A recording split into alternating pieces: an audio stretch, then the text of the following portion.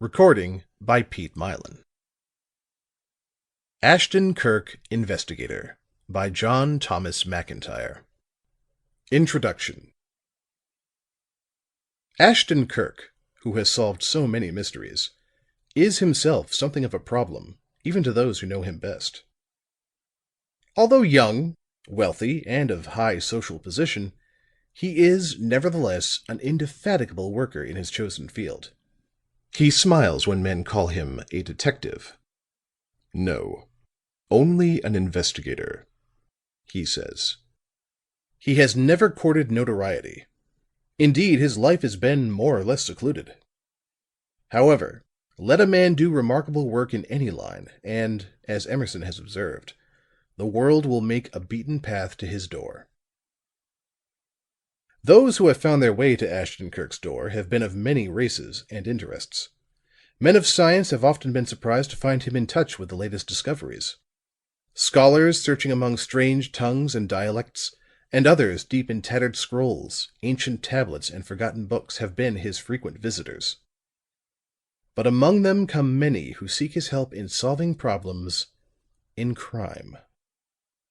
"I'm more curious than some other fellows, that's all," is the way he accounts for himself. "If a puzzle is put in front of me, I can't rest till I know the answer." At any rate, his natural bent has always been to make plain the mysterious. Each well-hidden step in the perpetration of a crime has always been for him an exciting lure, and to follow a thread snarled by circumstances or by another intelligence has been, he admits, his chief delight. There are many strange things to be written of this remarkable man, but this, the case of the numismatist Hume, has been selected as the first, because it is one of the simplest, and yet clearly illustrates Ashton Kirk's peculiar talents. It will also throw some light on the question, often asked, as to how his cases come to him. A second volume that shows the investigator deep in another mystery, even more intricate and puzzling than this, is entitled Ashton Kirk and the Scarlet Scapular. End of introduction.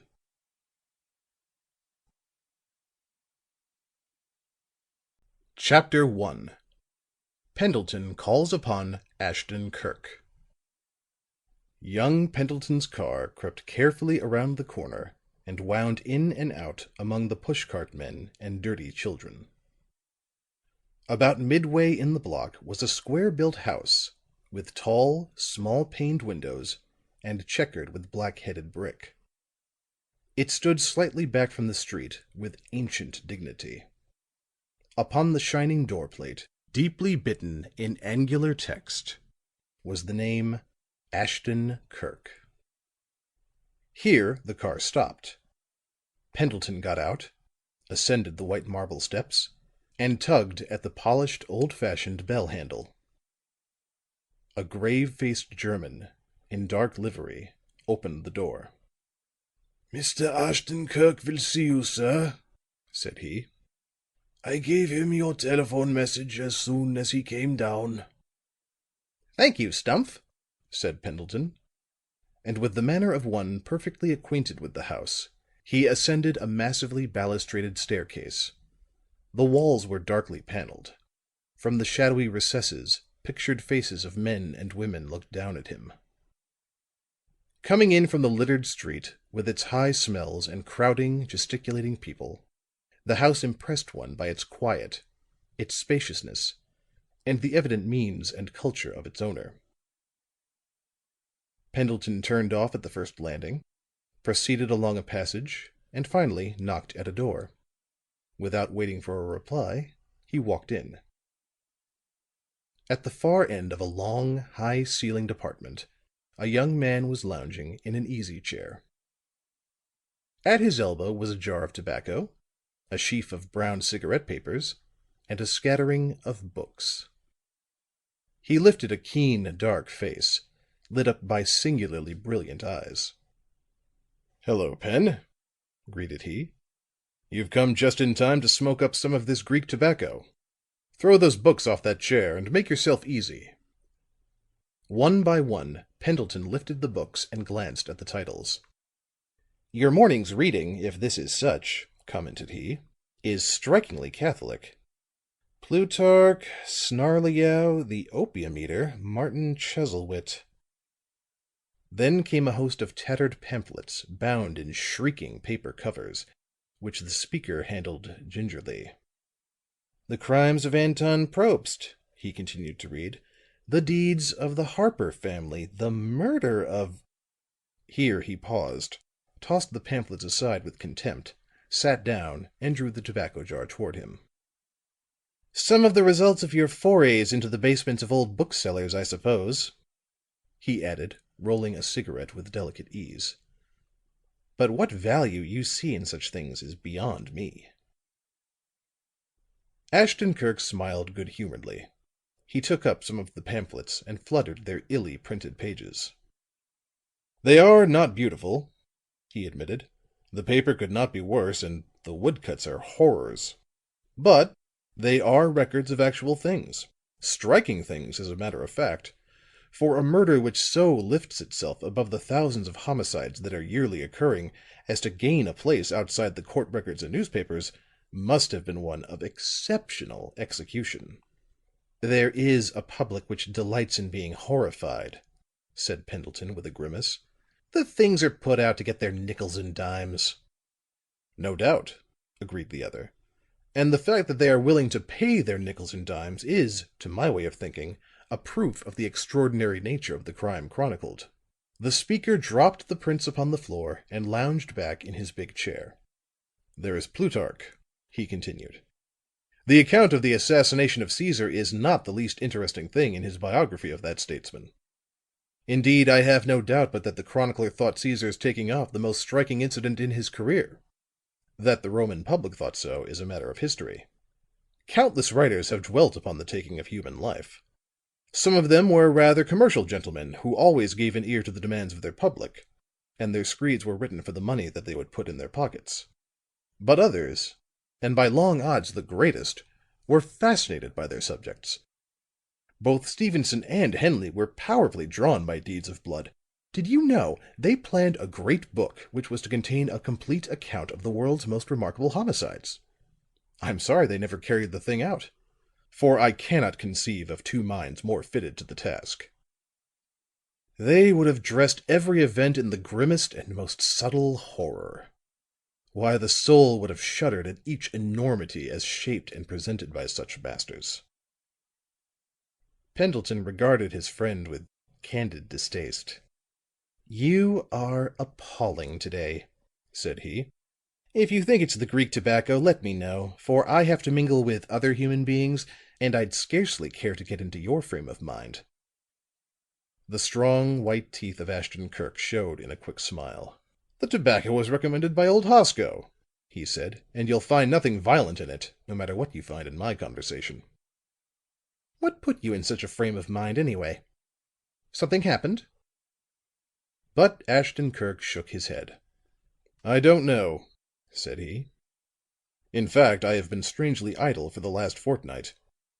The most exciting things that have happened above my personal horizon have been a queer little edition of Albertus Magnus, struck off in an obscure printing shop in Florence in the early part of the 16th century, and a splendid large paper Poe, to which I fortunately happened to be a subscriber.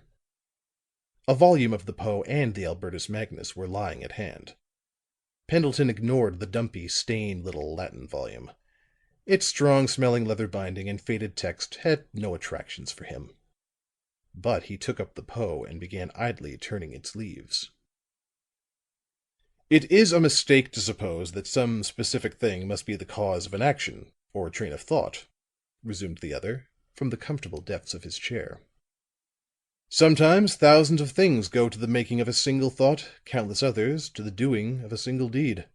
And yet again, a thing entirely unassociated with the result may be the beginning of the result, so to speak. For example, a volume of Henry James which I was reading last night might be the cause of my turning to the literature of assassination this morning. Your friendly visit may result in my coming in contact with a murder that will make any of these, with a nod toward the scattered volumes, seem tame. Pendleton threw away his cigarette and proceeded to roll another. "It is my earnest desire to remain upon friendly terms with you, Kirk," stated he, with a smile. "Therefore I will make no comment except to say that your last reflection was entirely uncalled for."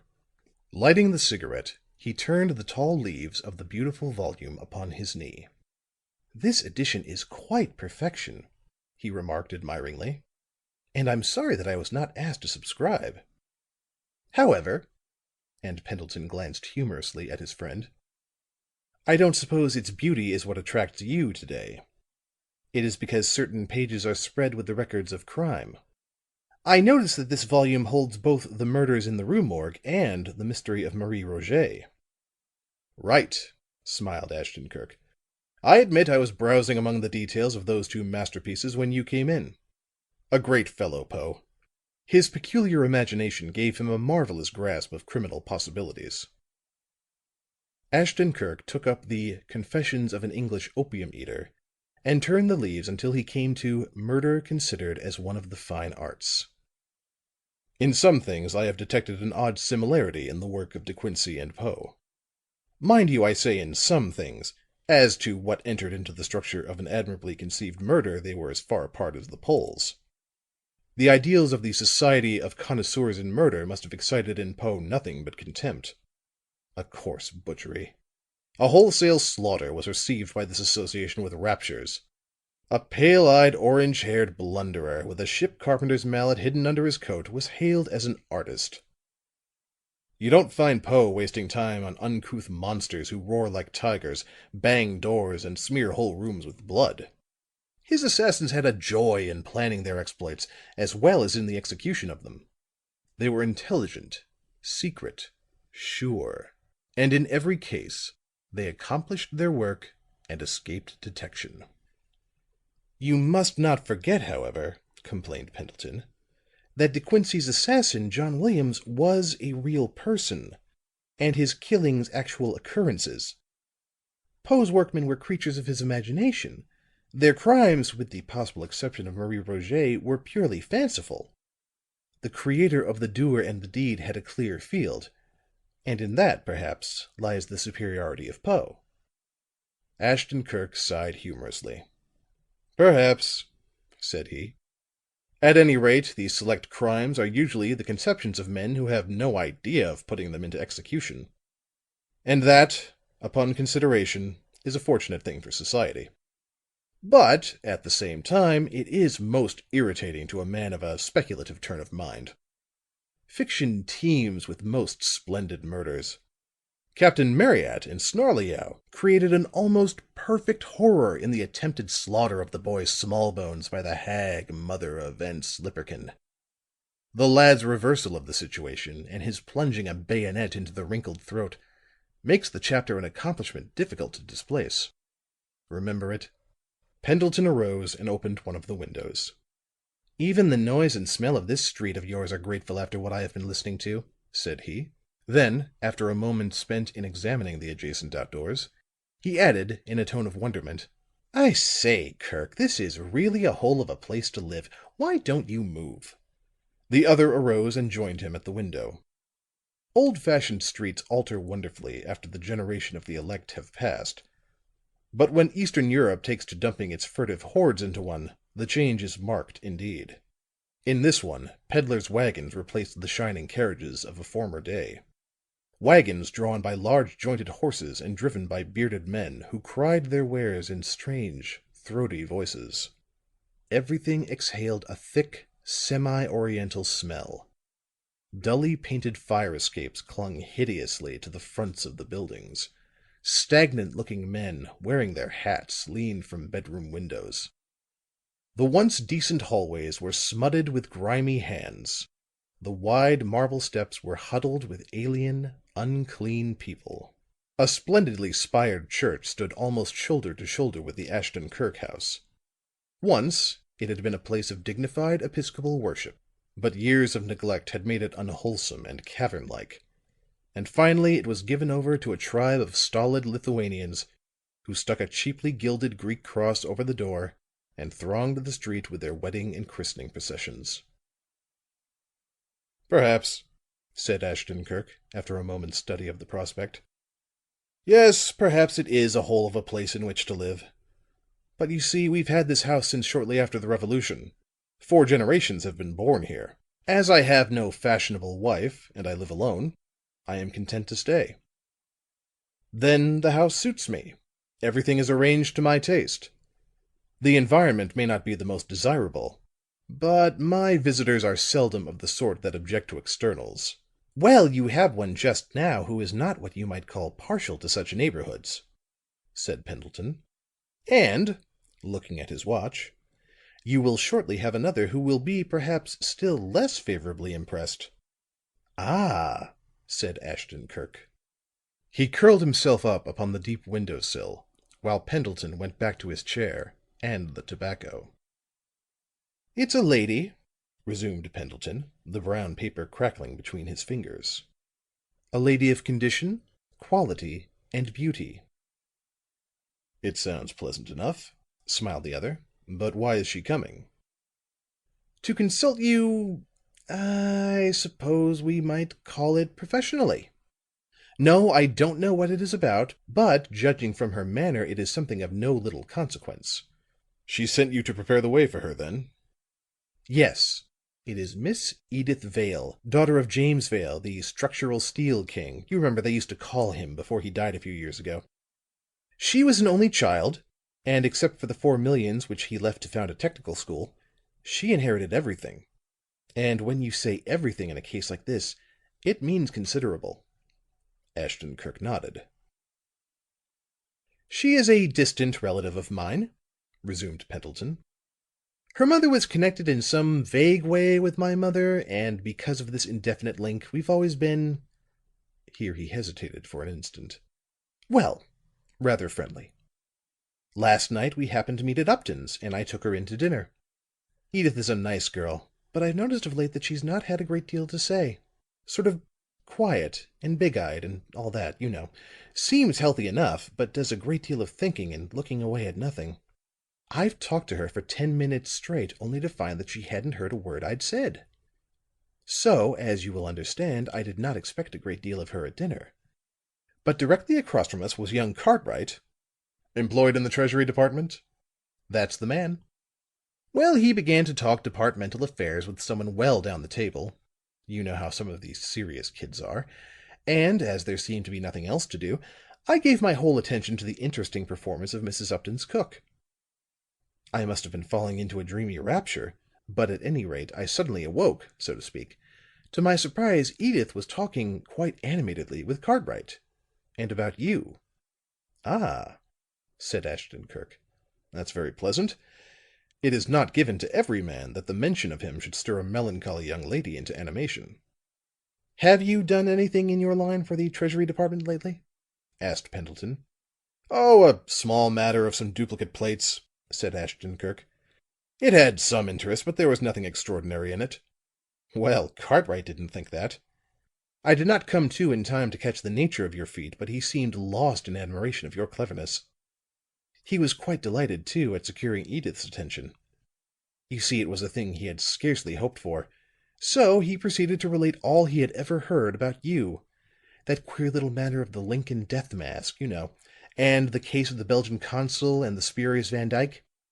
And he had even heard some of the things you did in the university during your senior year.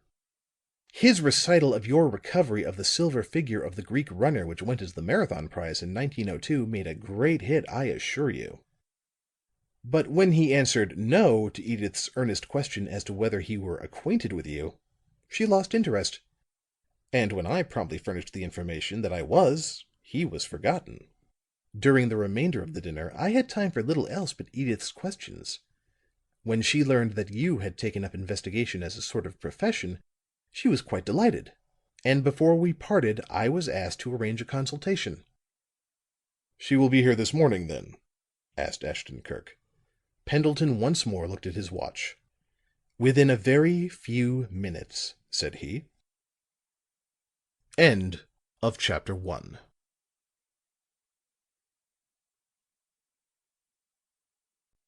Chapter 2. Miss Edyth Vale States Her Case. It was exactly 3 minutes later when the continuous tooting of a horn told of the approach of another motor car along the crowded street. Then the doorbell rang. Ashton Kirk arose and touched one of a series of buttons in the wall. Almost instantly a buzzer made sharp reply. He lifted a tube. "If it is Miss Edyth Vale," spoke he, "show her up." A little later a knock came upon the door.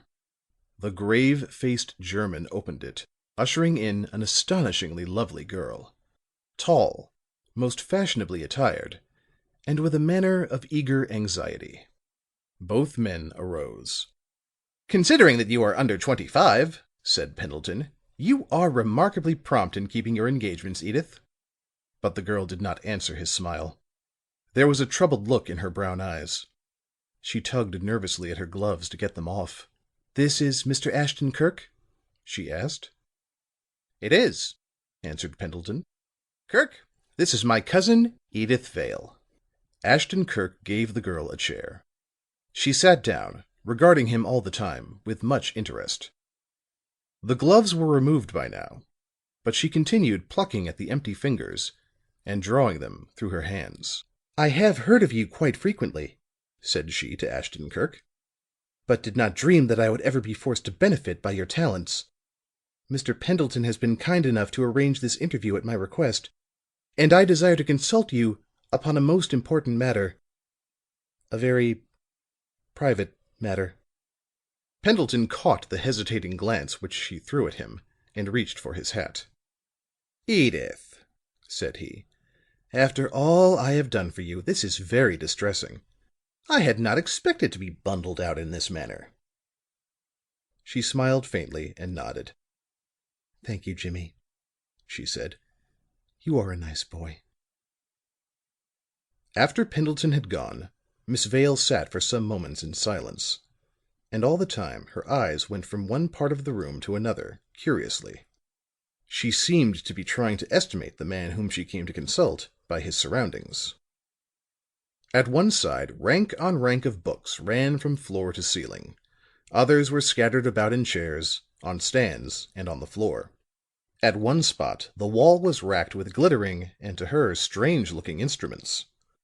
An open door gave a glimpse of a second apartment with bare, plastered wall, fitted with tables covered with sheet lead, and cluttered with tanks, grotesquely swelling retorts, burners, jars, and other things that make up a complete laboratory. But these told her nothing, except that the man was a student, and this she had heard before. So she gave her attention to Ashton Kirk himself. He stood by the open window, the morning light beating strongly upon his dark, keen face, apparently watching the uncouth surging in the street below. "He's very handsome and very wealthy," her friend Connie Bayless had informed her only that morning. "Comes of a very old family. Has the entree into the most exclusive houses, but practically ignores society." "Oh, yes. I know him," her uncle, an eminent attorney, had told her. "A very unusual young man. I might call him acutely intellectual, and he is an adept in many out-of-the-way branches of knowledge. He would make a wonderful lawyer, but has too much imagination. Thinks more of visionary probabilities than of tangible facts." "As an amateur actor," Pendleton had confided to her, "Kirk is without an equal. If he adopted the stage, he'd make a sensation. At college he was a most tremendous athlete, too. Football, cross-country running, wrestling, boxing, and I'm told that he still keeps in training. Clever chap." "I never saw a more splendid natural equipment for languages," said Professor Hutchinson. "The most sprawling dialect seemed a simple matter to him. Greek and the Oriental tongues were no more trouble in his case than the first reader is to an intelligent child." She had spoken with Mrs. Stokes Corbin over the telephone. Mrs. Stokes Corbin was related to Ashton Kirk, and her information was kindly but emphatic. "My dear," said the lady, "I do hope you haven't fallen in love with him. No? Well, that's fortunate. He's one of the dearest fellows in the world, but one of the most extraordinary. I can't fancy his marrying at all. His ways and moods and really preposterous habits would drive a wife mad. You can't imagine the extent of them. He spends days and nights in positively uncanny chemical experiments. Without a word to anyone, he plunges off on some mysterious errand to be gone for weeks. They do tell me that he is, to all intents and purposes, a policeman, but I really can't quite credit that, you know. He loves to do things that others have tried and failed. Even as a boy he was that way. It was quite discouraging to have a child straighten out little happenings that we had all given up in despair. Sometimes it was quite convenient, but I'm not sure that I ever liked it. A charming talker, my dear. He knows so much to talk about. But he's eccentric, and an eccentric young man is a frightful burden to those connected with him." All these things passed through the mind of Edyth Vale as she sat regarding the young man at the window. Finally he lifted his eyes and turned them upon her. Beautiful eyes, remarkable, full of perception, compelling. As he caught her intent, inquiring look, he smiled. She colored slightly, but met his glance bravely. "Last night I heard you spoken of," she said, "and it occurred to me that you could aid me." "I should be glad to," said he. "It sometimes happens that I can be of service to persons extraordinarily circumstanced. If you will let me hear your story, for," with a smile, "all who come to see me as you have done have a story, I shall be able to definitely say whether your case comes within my province." She hesitated a moment, her hands nervously engaged with the gloves. Then she said, frankly, "I suppose it is only sensible to speak quite candidly with you, Mr. Ashton-Kirk, as one does with a lawyer or a physician." He nodded. "Of course," said he. For another moment she seemed to be turning her thoughts over and seeking the best means of making a beginning. "It is very silly of me, I know," she said, "but I feel quite like the working girl who writes to the correspondence editor of an evening paper for advice in smoothing out her love affairs." She bent toward him, the laugh vanishing from her face, a troubled look taking its place, and continued, "I am to be married some day, and it is about that I wish to speak to you." "I realize the difficulties of the subject," spoke Ashton-Kirk quietly. "What I am going to tell you I have never mentioned to anyone before. It has been 3 years ago, 4 years at Christmas time, since I first met Allan Morris," she said. "Our engagement so quickly followed that my friends said it was a very clear case of love at first sight. Perhaps it was. However that might be, we were very happy for a time. But trouble was in store for us. I had always disbelieved in long engagements, had always been very outspoken against them, in fact. This is perhaps what made me so quickly notice an absence of haste on Mr. Morris's part as to the wedding. When the subject came up, as it naturally would, he seemed to avoid it. At first I was surprised, but finally I grew annoyed and spoke my mind very frankly. You see, he's not at all well off, and I am, well, I have a great deal. I thought this might have something to do with his apparent reluctance. But no, it was something else. As I just said, I spoke frankly, and he was equally candid, after a fashion. He said it was quite impossible for us to be married for some time. There was a something, he did not say what, which must first be settled. Naturally, I grew curious.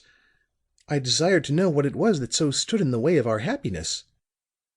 He replied that it was something that must not be spoken of, and was so very earnest in the matter that I did not mention it again for a long time. You may think, Mr. Ashton-Kirk, that my fiancé was no very ardent lover, but I was assured, and I do not lack perception, that he was passionately fond of me. And I still think so. But as time went by, things did not alter. Our wedding was a vague expectation even more than before Mr. Morris avoided mention of anything definite. I am not naturally patient, and my rearing as the only child of an enormously rich man has perhaps added to my impetuousness. In a burst of temper one day, I broke the engagement, gave him back his ring, and did a number of other rather silly things. But he was so tragic in his despair, so utterly broken-hearted and white, that I immediately relented, and we patched the matter up once more. That he loved me was plain, but that he could not marry me, for some mysterious reason, was even plainer. After this, I began to notice a change in him. He was rather silent and given to reverie. He seldom laughed. Sometimes he was haggard and so wrought up, apparently, that he could scarcely contain himself. He would pace the floor, evidently with little realization as to what he was doing. Once he was really dreadfully agitated. I calmed him as well as I could, and he sat for a long time, thinking deeply. As I watched him, he sprang to his feet and dashing his fist upon a table, cried out passionately, "The black-hearted rascal! He's mocking me!" Then, like a flash, he realized the strangeness of his conduct, and with anxious, alarmed face, asked my pardon. I felt that this was an opportunity to put an end to a situation that was growing intolerable. My persistent questioning gained me something, but on the whole, not a great deal. The thing that was troubling him was a business matter. In some way he was in the hands of someone. These are the indefinite threads that I gathered. A mocking, jeering, smiling someone whom he hated, but from whom he could not free himself. I began to tell him that there could be nothing strong enough in itself to prevent our happiness. But he stopped me in such a way that I did not feel inclined to continue. In an outburst filled with denunciations of his enemy and protestations of devotion to myself, I caught the name of Hume. He had dropped this inadvertently. I knew it instantly because of the swift look that he gave me. But I allowed no hint of what I thought to show in my face. He was more subdued during the remainder of his stay. The mentioning of the name had startled him, and he was doubtless afraid that his state of mind would lead him into further indiscretions. As you may suppose, the name, the first tangible thing that I had learned, was of much interest to me. If I could but find out who this person was, I could probably get to the bottom of the matter. At this point, Miss Vale paused, and Ashton Kirk noted her head lift proudly.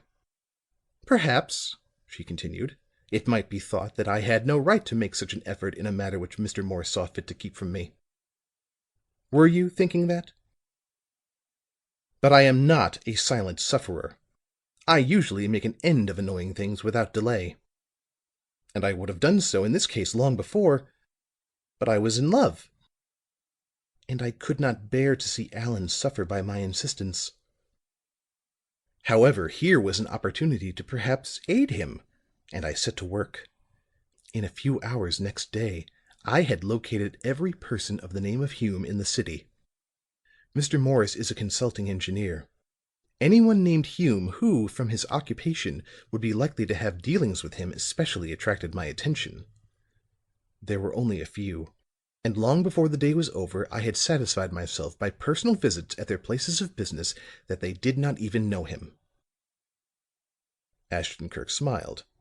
One of his well-kept hands patted applause upon the arm of his chair. "You are strong," said he. "I recognized your type when you came in. It is a pleasure to have one's judgment so thoroughly and satisfactorily proven."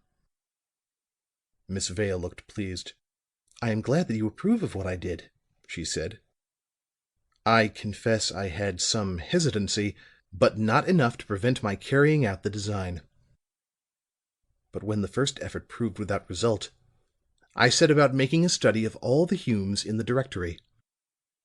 I had my secretary make me a typed list of them, with their addresses and occupations, and I pored over this for hours at a time. There was one that caught my eye after a while. Probably this was because of the unusualness of his business. The directory gave him as a numismatist, but I drove by his shop in my car, and the sign over the window said that he was also a dealer in curiosities of art. This gave me an idea. Mr. Morris is an ardent collector. His hobby is engraved gems, and for a man of his means, his possessions in this line are quite remarkable. It was easily within the range of possibility that he had had transactions with this particular Hume. At least that he was acquainted with him. The more I thought of this, the more curious I grew, and one afternoon I paid the place a visit. It is on the second floor. The entrance is through a side door and up a narrow, dusty stairway. Then I had to make my way along a dark, windowless passage to the office, or shop in the front. The shop was well lighted, and literally stuffed with what were well termed curiosities of art. I never before saw such queer carvings, such freakish pottery, such weird and utterly impossible bric-a-brac. At a table sat a flabby-looking man with a short, sandy beard. One glance told me that he was an habitual drunkard, for he had the sodden look that is unmistakable. But when he arose and bid me good evening, his manner struck me like a blow in the face. Allan Morris had spoken of a mocking person who jeered and smiled, and that described this man exactly. There was mockery in every glance of his dull eyes. Every twitch of his mouth was a fleer. With each gesture he seemed making game of one. Sneering incredulity was stamped all over him. Ashton Kirk leaned forward with keen interest. "My manner must have betrayed me," the girl went on, "for I saw an inquiring crease come into his forehead. When he asked the nature of my business, his voice was sharp and insolent.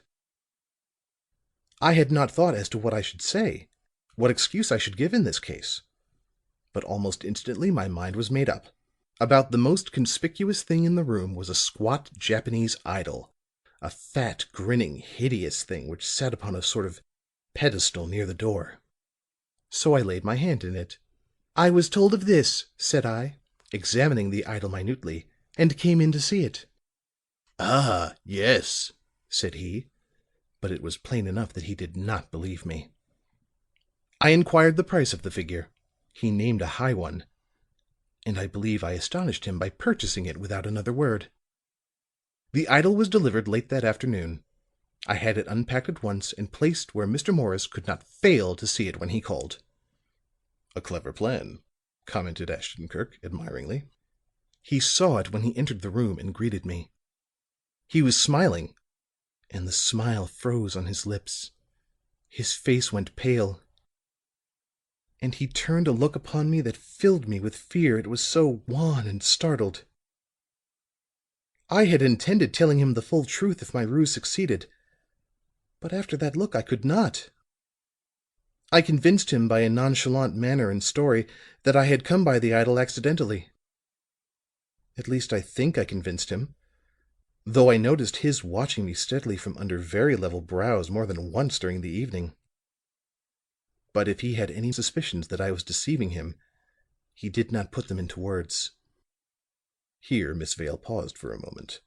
Then she resumed. "I tried, in various ways, to gain a knowledge of the relationship between my fiancée and this sneering shopkeeper, but they were all ineffectual. Mr. Ashton-Kirk, this occurred fully 3 months ago, and the situation remains the same as it was upon that night." Then, with a suddenness that startled the young man, she lifted 2 trembling hands to her face and began to sob gaspingly. When she took the hands away, there were no signs of tears, but her beautiful face was drawn with pain, and her voice shook as she said, "I don't think I can stand it much longer. I beg of you not to think lightly of my story, for the thing that stands between Allan Morris and myself is deadly. As I watch him, I can see that his heart is breaking, his health is failing, there is a look of fear in his eyes." She reached forward, and her hand rested upon the sleeve of Ashton-Kirk. "He is at the mercy of this mocking monster that I have described to you.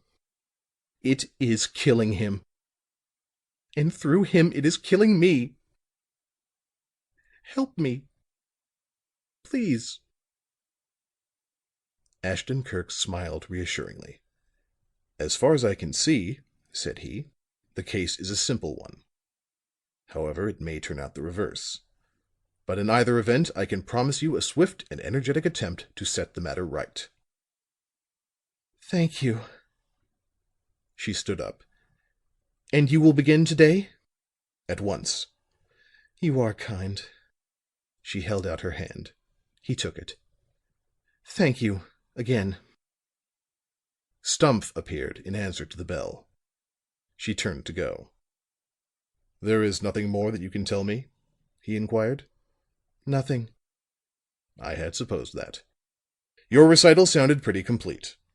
When the door closed upon her, he stood for a few moments in the middle of the floor, his head bent forward, his hands behind him. Then he turned and touched another of the system of bells. Immediately a brisk, boyish-looking young man presented himself.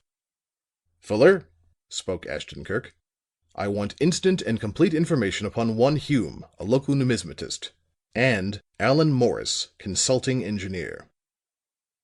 "Very well, sir." And Fuller turned at once and left the room. End of chapter 2.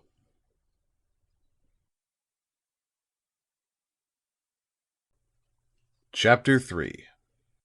The Portraits of General Wayne.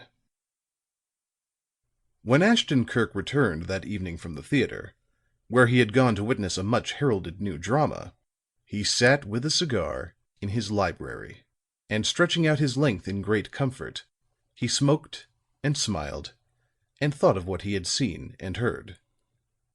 "The drama as a medium of expression is necessarily limited," the young man was saying to himself.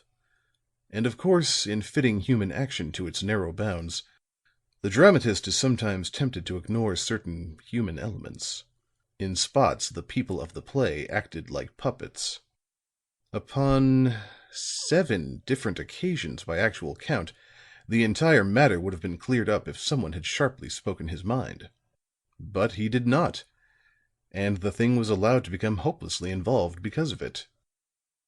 He knocked the ashes from his cigar, and a smile came to his lips.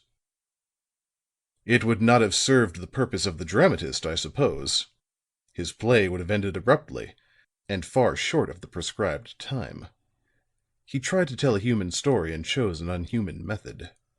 There was another pause. The smile now disappeared, and a thoughtful look came into his face. "And yet," he mused, "is the playwright really so far wrong? Is his stage story very far removed from actuality, after all? In Miss Edyth Vale we have a girl of most unusual character, of splendid education, apparently. And yet, in the building of her own drama, she has outstripped the inventor of stage plays in the matter of hesitancy. Her natural inclination urged her to make a firm stand, but other feelings proved the stronger, and she held her tongue much after the fashion of the girl in the play." He was puffing at a second cigar when there came a knock on the door, and Fuller entered. "Well," said Ashton Kirk. "I thought you'd perhaps like to look over this data before morning," said the young man, as he laid a number of typed sheets and a photograph at Ashton Kirk's elbow. "As you required instant action, I got Burgess on the Hume end of it before noon. After luncheon, I took up Morris myself." "Thank you," said the other. "Morris," with a nod toward the photograph, "is rather uneventful personally, and it was no very difficult matter to get the facts concerning him. But Burgess had a much more interesting time. Hume seems to have lots of color as a character. Not that there was a great deal shown, the time was too short, but the indications are promising." When Fuller had gone, Ashton Kirk took up the sheets and began to read them carefully. They were brief, pointed, and evidently the work of men who were familiar enough with their business to eliminate all non-essentials. The first one read: "Allan Barnett Morris, consulting engineer. Specialty, marine construction. Lives at the Crompton Apartments. Born October 15th, 1879. Graduate of Cornell, class of 1900. Special honors. Brilliant student.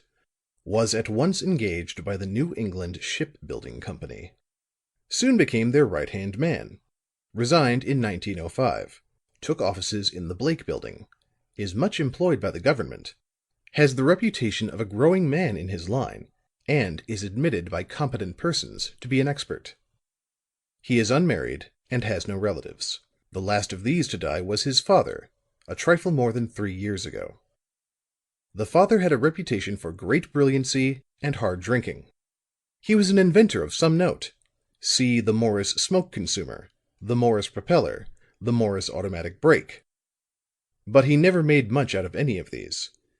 The appetite for liquor forced him to surrender for very little interests that made fortunes for other men. Young Morris is clear of the drink habit and is a hard and persistent worker. He is a member of the university and the Brookdale Field Clubs, goes into society, and is reported to be the accepted suitor of Miss Edyth Vale, daughter of the late James Vale, manufacturer of structural steel. "A clean bill of health, as far as it goes," commented Ashton Kirk. "However, surface inquiries tell very little sometimes." He turned to the remaining pages. David Purtell Hume, numismatist, philatelist, dealer in objects of art and curiosities. Resides at his place of business, second floor of 478 Christie Place. Hume located in this city in 1899. Where he came from is not definitely known, but there is some slight cause for supposing that he is an American who had been living abroad. However, an examination of the steamship passenger lists for 1898 to 99 failed to show his name. Is well known in his line, and is reputed to be wealthy. Is much disliked by his neighbors and others in the same trade.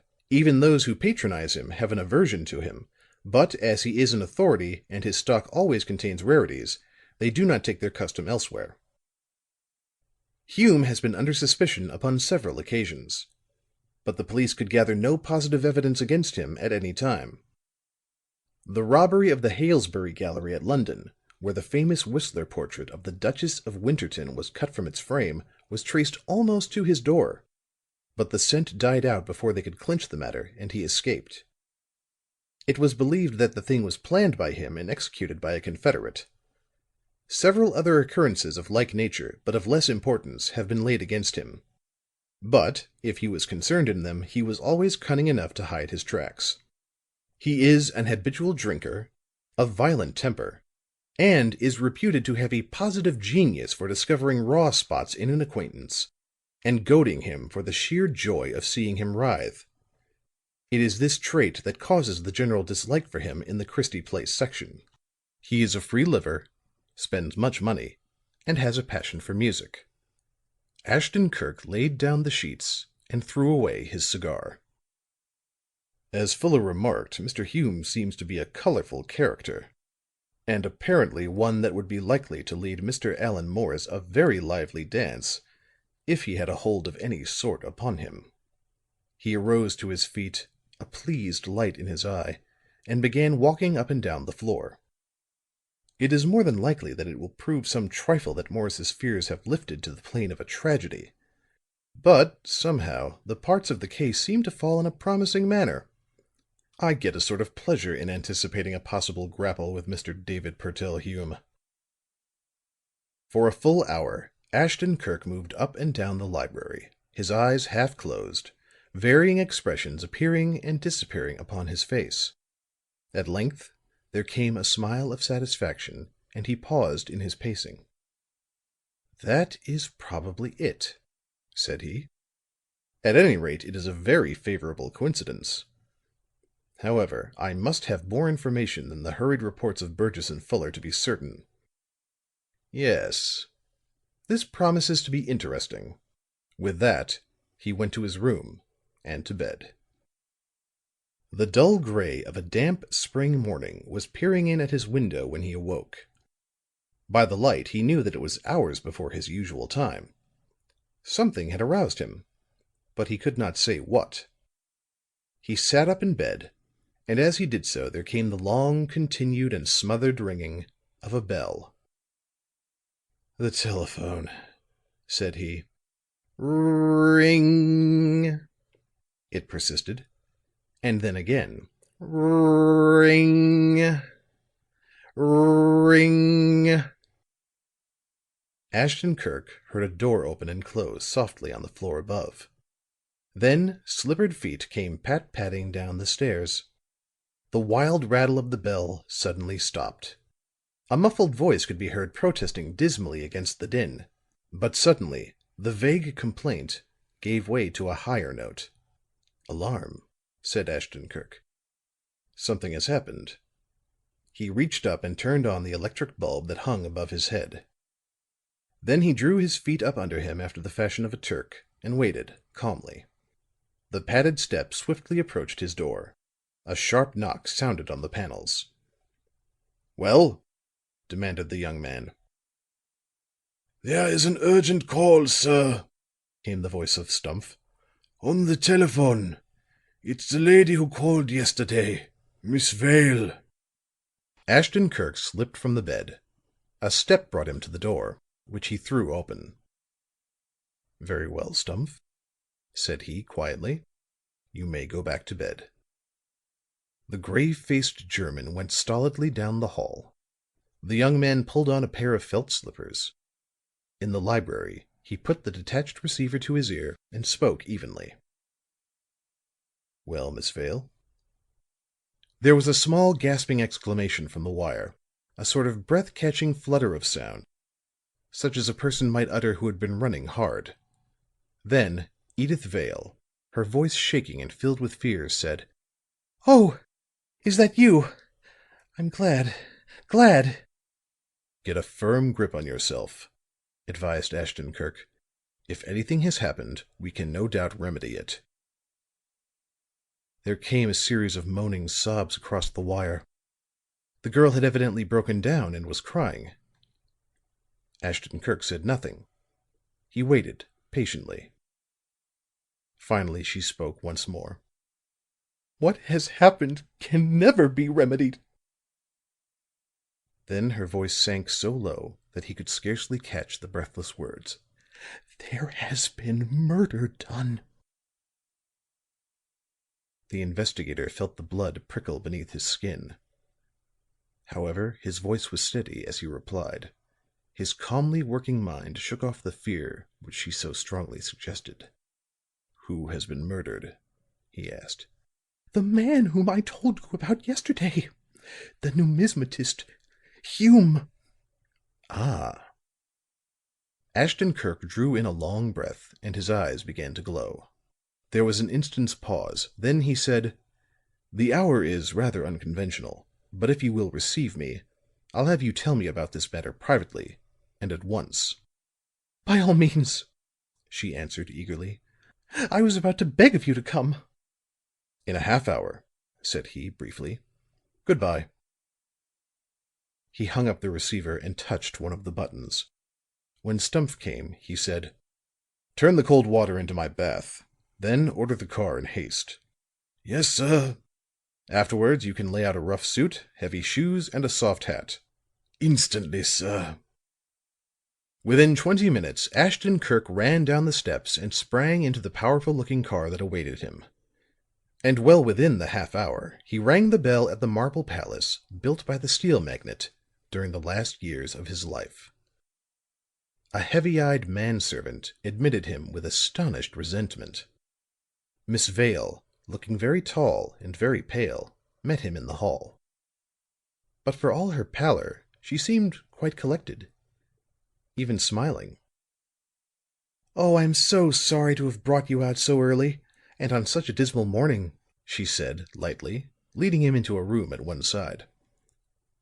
"I'm sure it is very damp."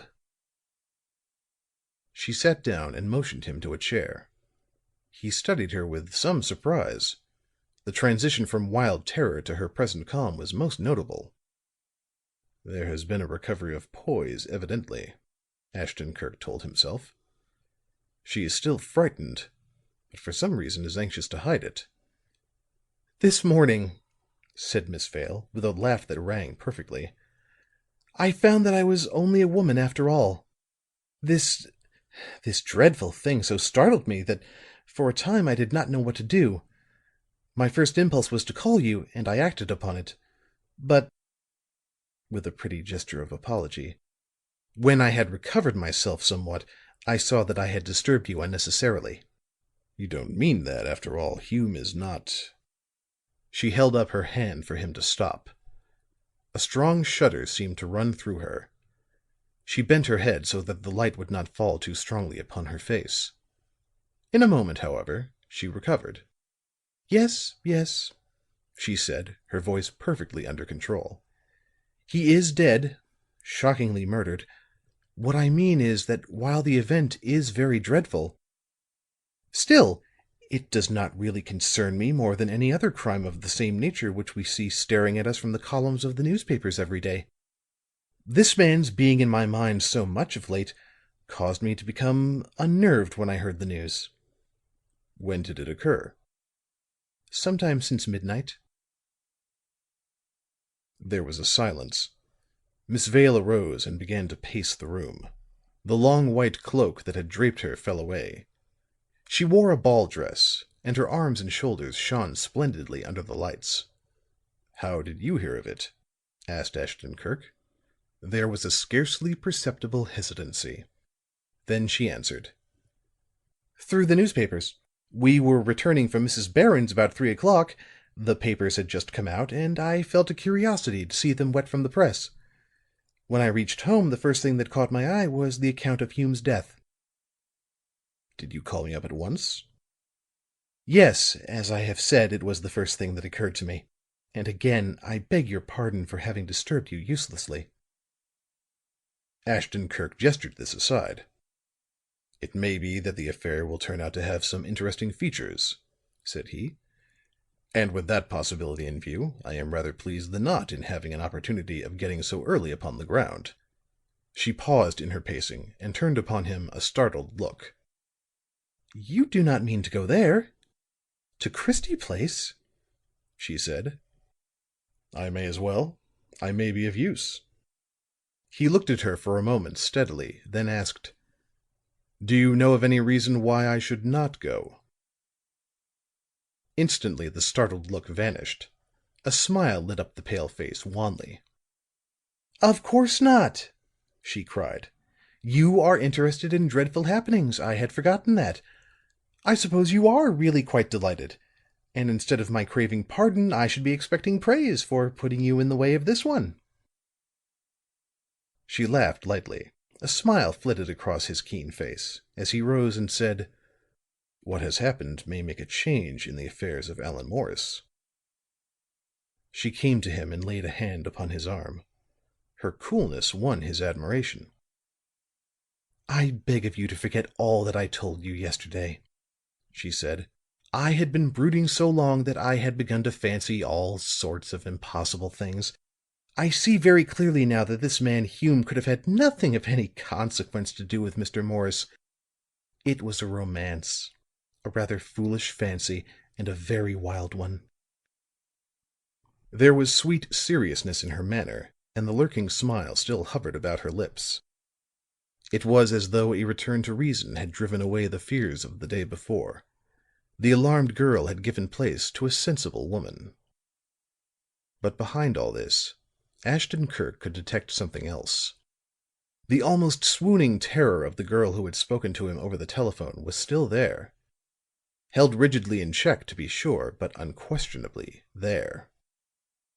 While her lips smiled, the eyes sometimes betrayed her, and there was a tenseness about her that almost screamed. Her good-bye was soft and kindly spoken. She held out her hand, frankly, and thanked him for his interest. There was nothing hurried in her manner. It was all smoothly and leisurely done. And yet, he felt that if she had followed the impulse that filled her, she should have taken him by the shoulder and bundled him from the room in order that she might be alone. "Alone, to think," he said as he got into his car at the curb. "But to think about what?" Aloud, he said to the driver, "Christie Place." By this time the early workers were beginning to thicken in the street. Street cars were more frequent. The dull night hum of the city was growing in volume.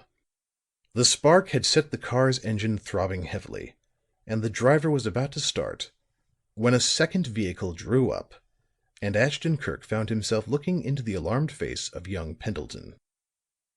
"Heavens, Kirk!" cried the newcomer as he leaped out. "Has anything serious happened?" "To whom?" asked the investigator, quietly, his eyes fixed upon the young man's face. "To Edyth, of course. Has anything been seen of her?" "I have just left her. She seemed a bit agitated, but perfectly well." A look of relief crossed Pendleton's face. "Oh," said he. "All right. I was beginning to think that something was up. You see," and here he lowered his voice, "I danced with her about midnight at Mrs. Barron's. About 2:00, her aunt, Mrs. Page, came to me in great distress and said she was strangely missing. She had slipped away somewhere without a word." Ashton Kirk looked at him keenly. "Of course it was up to me to find her," said Pendleton, "but my efforts were without result. Her car was gone, and the man said Miss Vale had called it about 1:00; also that she had driven away in it alone. At this news Mrs. Page grew quite ill, and I brought her home here in my car. Then I departed upon a vague sort of search. As the matter was to be kept perfectly quiet, and I was to ask no questions of anybody, you can imagine how much chance I had of doing anything. But if she's at home, it's all right. At sight of you, I thought it had proved to be something alarming and that they had sent for you." "I was sent for," said Ashton Kirk, dryly, "but not to hunt for Miss Vale. Now jump in here and come along. I've got a little matter that may be of interest." "I haven't had breakfast," said Pendleton. "But there's always something piquant to your little affairs. I'll go you." He dismissed his own car and climbed into that of his friend. As they whirled up the street, Ashton Kirk suddenly directed his driver to stop. Then he called to a man with a great bundle of newspapers who stood, calling them monotonously upon a corner. Again the car started, with the investigator deep in the sheaf of papers which he had purchased. Page after page failed to reveal anything to his practiced glance. At length he swept them to the floor of the car. A smile was upon his lips, the smile of a man who had received a nod of approval from circumstances. "The first edition of the morning dailies lacks interest," he said. "A crime of some moment can be committed between midnight and dawn, and not a line appear in type concerning it until the later issues." Pendleton looked at him with mock disapproval. "One would suppose," said he, "that you had expected to find some such criminal narrative in those." And he indicated the discarded newspapers. "There were reasons why I should," answered Ashton Kirk, "and very good reasons, too. But," and he laughed a little, "for all that, I had an indefinite sort of feeling that I should not find it. This may sound a trifle queer, but nevertheless it is true." "The account was to have been of a murder," accused Pendleton. "I can see it in your face, so don't take the trouble to deny it. I had hoped that your plunge into what you styled the literature of assassination would not last, that a good night's rest would turn your thoughts into another groove." "Perhaps it would have been so," said Ashton Kirk, "but things have happened in the meantime." "And you don't appear at all put out that they have done so. That is possibly the most distressing feature of the business. If anything, you seem rather pleased. Of course, an odd murder or so is to be expected in the ordinary course of events, but one hardly counts upon one's intimates being concerned in them. It is disconcerting." He crossed his legs and pursed up his lips. "If you don't mind," added he, "now that I have expressed myself, I'll listen to the details of whatever you have in view." "There is not a great deal to tell," said Ashton Kirk. "A man has been murdered in Christie Place. It happens that I have an interest in the matter. Otherwise I would not think of dipping into it." Pendleton looked at him reproachfully. "After all, then," exclaimed he, "you are but a dilettante. Assassination in the abstract is well enough, but you have a disposition to shirk practical examples. I have been deceived." Christie Place was some distance west, and ran off from a much frequented street. It was notable for the wilderness of signboards that flared from each side. The buildings were apparently let out in floors, and each lessee endeavored to outdo his neighbor in proclaiming his business to the passing public. The lower floors were, for the most part, occupied by small grocers, dealers in notions, barbers, confectioners, and such like. "What a crowded, narrow little place," commented Pendleton, as the car turned into the street. The air in the street seemed to be heavy. About midway in the block, a small group stood about a doorway. From a window above swung a sign bearing the name of Hume. The car stopped here. Ashton Kirk and his friend got out. The group at the doorway parted, and a big man stepped forward. "Why, hello," said he, cordially. "You're the last person I was looking for. How did you hear about this?" "Good morning, Osborne," said Ashton-Kirk, shaking the big man's hand. "I'm glad to find you in charge. I got it in an unusual sort of way and came down to have a look." Osborne, though in plain clothes, was emphatically a policeman. His square face, his big frame, his dogged expression somehow conveyed the impression as plainly as words. "It must have been unusual," said he, "because even the reporters haven't got it yet. Headquarters is keeping it quiet until the chief gets in." Ashton-Kirk looked vastly pleased. "Excellent," said he to Pendleton. "We'll have a look at the place before it has lost the atmosphere of the crime." Then to Osborne, "May we go up?" "Sure," answered the other readily. "Only don't pull things around any. That young fellow that they've elected coroner is awful touchy about such things. He wants to be first always." "Nothing of importance shall be disturbed," promised Ashton-Kirk. Then, motioning Pendleton to follow, he ascended the flight that led to the second floor. It was narrow and dusty, as Miss Vale had said. The walls were smutted, the handrail felt greasy, the air was stale. A passage, dim and windowless, ran the depth of the building. From the front there came a patch of daylight through a ground glass door. Upon this latter could be easily read the words: David P. Hume, numismatist, philatelist, art curiosities. A policeman stood at the head of the stairs smoking a cigar in an informal way. "All right," said he. "If Osborne let you come up, I've got nothing to say. He's the boss." "Have you looked over the place?" "Just a glance. The floor has been fitted up as an apartment. Hume occupied all the rooms. The body," pointing to the front room, "is in there." "Thanks." Ashton-Kirk turned the knob of the door nearest, the one with the lettering upon it. The room was without windows. The investigator closed the door and lighted the gas. "Just a moment," said he. The door leading to the front room stood wide. He disappeared through this for a moment. When he returned, his face wore a tightened expression. His eyes were swift and eager. "This is a sort of storeroom, I should say," spoke Pendleton. Pictures hung about upon the walls and stood packed in corners. Statues of bronze, marble and plaster were on every side. Brass bas-reliefs, rugs of Eastern design and great price, antique armor, coin cabinets, ponderous stamp albums, Japanese paintings and carvings, and a host of queer and valuable objects fairly crammed every inch of space. "I had heard that Hume was wealthy," commented Ashton-Kirk, "and this seems to prove it. This room contains value enough to satisfy a fairly reasonable person." The two young men passed through into what appeared to be a kitchen. There was an ill-kept range upon one side cluttered with cooking things. A bare oaken table of the Jacobean period held the remains of a meal. A massive Dutch sideboard, covered with beautiful carvings, stood facing them. Every inch of available space upon it was crowded with bottles, decanters and glasses. "The gentleman was not averse to an occasional nip, at any rate," said Pendleton. "And his taste was rather educated, too," examining the sideboard's contents carefully. "The best was none too good for him." Beyond this again was a bedroom. The bed was a huge Flemish affair, and also elaborately carved.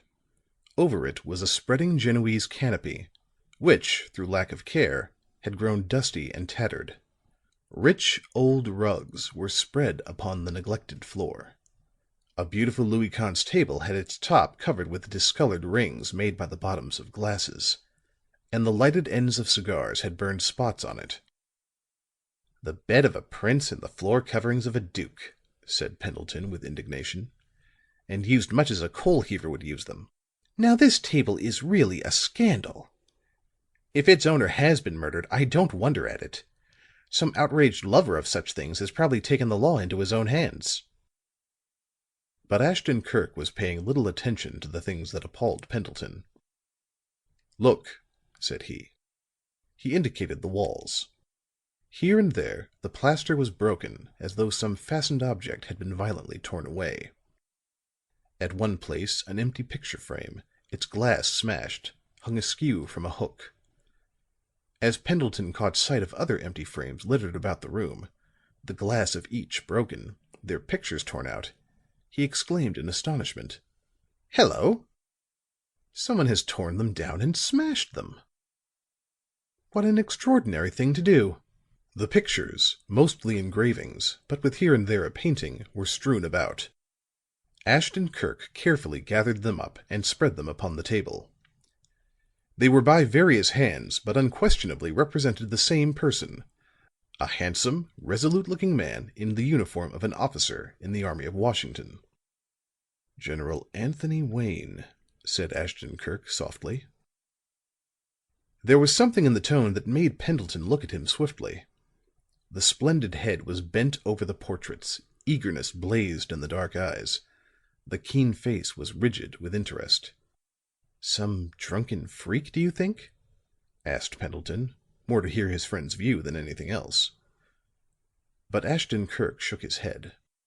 "On the contrary, the thing seems full of a vague meaning," said he. "There were 17 pictures upon the walls of this room.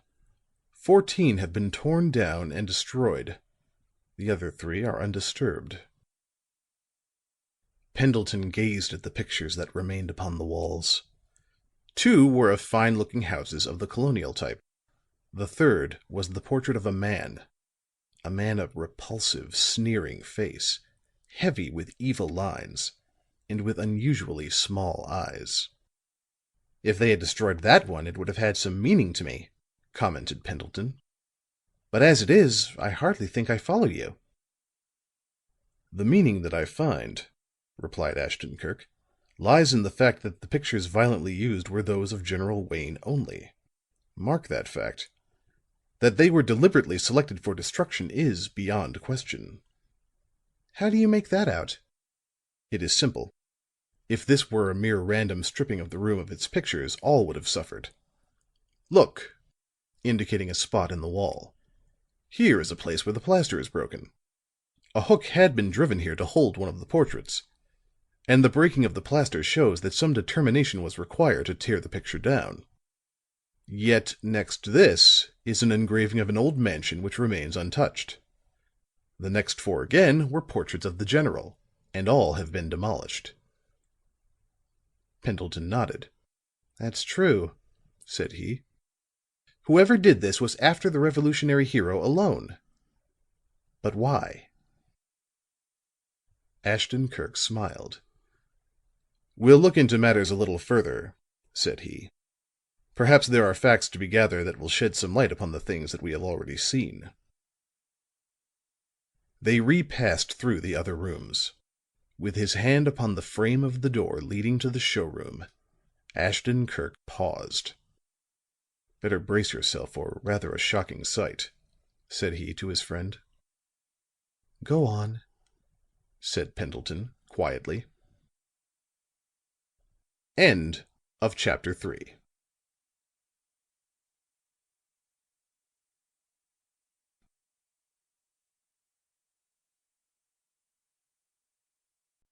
Chapter 4.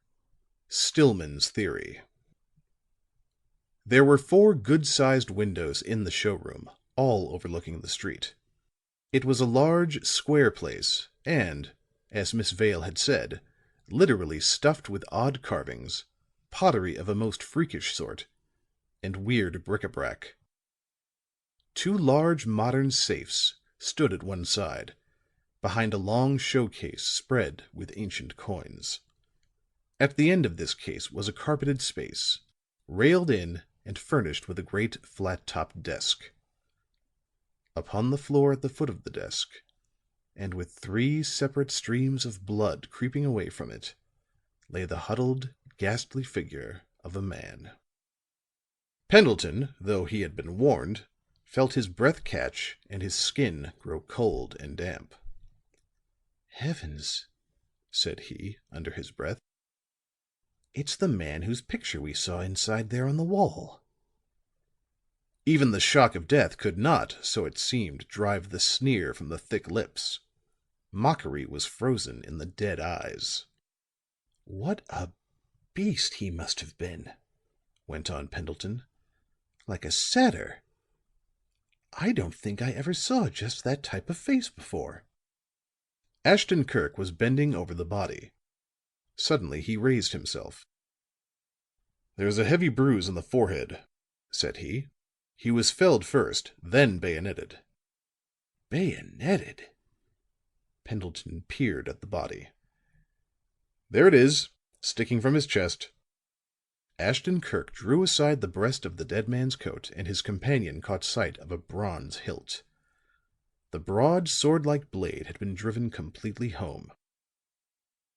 "If we attempted to move the body," said the investigator, "I should not be surprised if we found it pinned to the floor. It took brawn to give that stroke.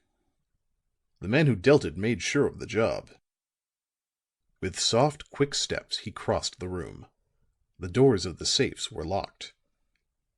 "If the purpose was robbery," said Ashton Kirk, "the criminal evidently knew where to look for the most portable and valuable articles. There seems to be no indication of anything having been tampered—" He stopped short, his eyes upon a huge vellum-covered tome which lay open upon the floor. He whistled softly between his teeth. "General Wayne once more," he said. The volume, as far as Pendleton could see, was a sort of scrapbook in which had been fastened a great number of prints. Upon the 2 pages that they could see, 6 prints had been affixed by the corners. Of these, 4 had been torn out and lay upon the floor. "Gambetta and John Bright have been spared," said Ashton Kirk, pointing at the book. "But," and he gathered up the fragments of the mishandled prints, "upon Mad Anthony they laid violent hands 4 separate times." Pendleton wrinkled his brow. "Now what the deuce can it mean?" he asked, vexedly.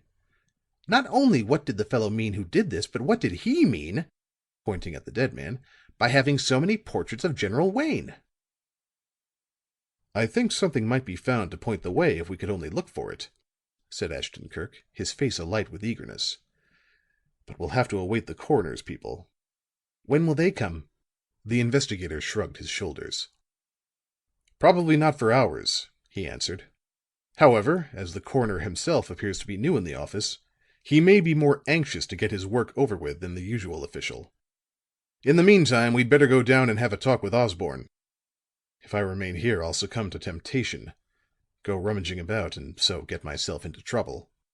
He turned the knob of the door with the ground glass panel, but it was fast. They passed into the storeroom and so out into the hall. "Any sign of the people from the coroner's office?" asked Ashton Kirk of the policeman who stood there. "Someone just drove up a minute ago," answered the man. "I hear him down there talking to Osborne now." Ashton Kirk was about to go down when there came a tramping on the stairs. The big figure of the headquarters detective was first. After him came a nervous, important-looking young man and a stolid-faced old one.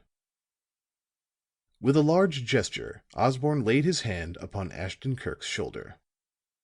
"Mr. Stillman," said he to the nervous-looking young man, "this is Mr. Ashton Kirk. I guess you've heard of him."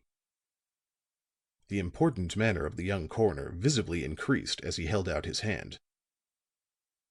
"I have heard of you frequently, sir," he stated, firmly, "and I am quite delighted to meet you. More especially, sir, at a time like this." "A very nasty-looking affair," returned the investigator. "Osborne has been good enough to let me glance about," in explanation. "I trust," said Stillman, "that you have disturbed nothing." "Except for gathering up a few scattered pictures in the bedroom, we have done nothing but look," assured Ashton Kirk.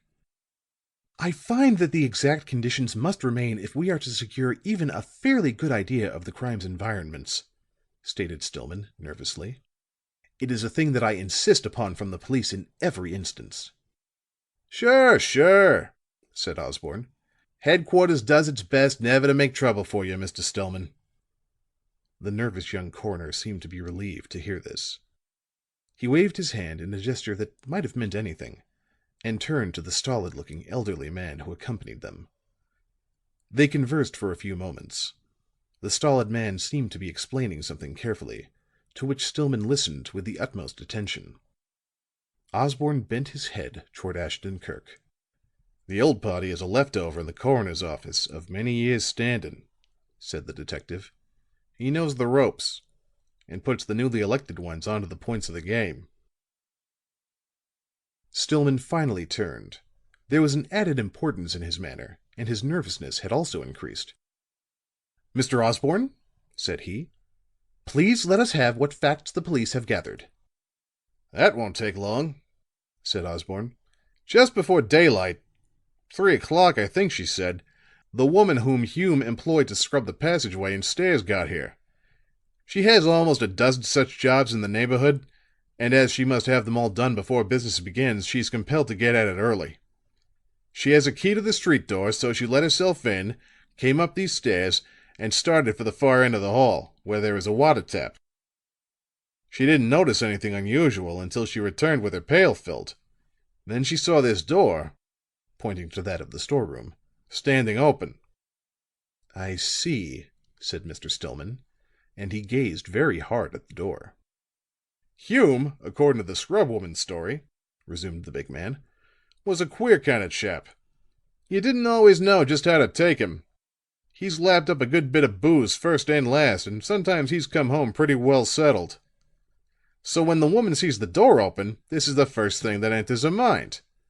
But to make sure, she goes into the room and calls him by name. The room's dark, and there's just a touch of daylight coming in through the open door leading into the front room. So, as there was no answer, she takes a peep in there, and sees him on the floor." "And is that all she can tell?" "Yes. Except that she bolted down the stairs in a hurry, met Paulson here," with a nod to the policeman, who had now discarded his cigar, "and told him what she had seen." "What is her name and address?" Osborne consulted a notebook. "Mrs. Dwyer, 71 Cormant Street," read he.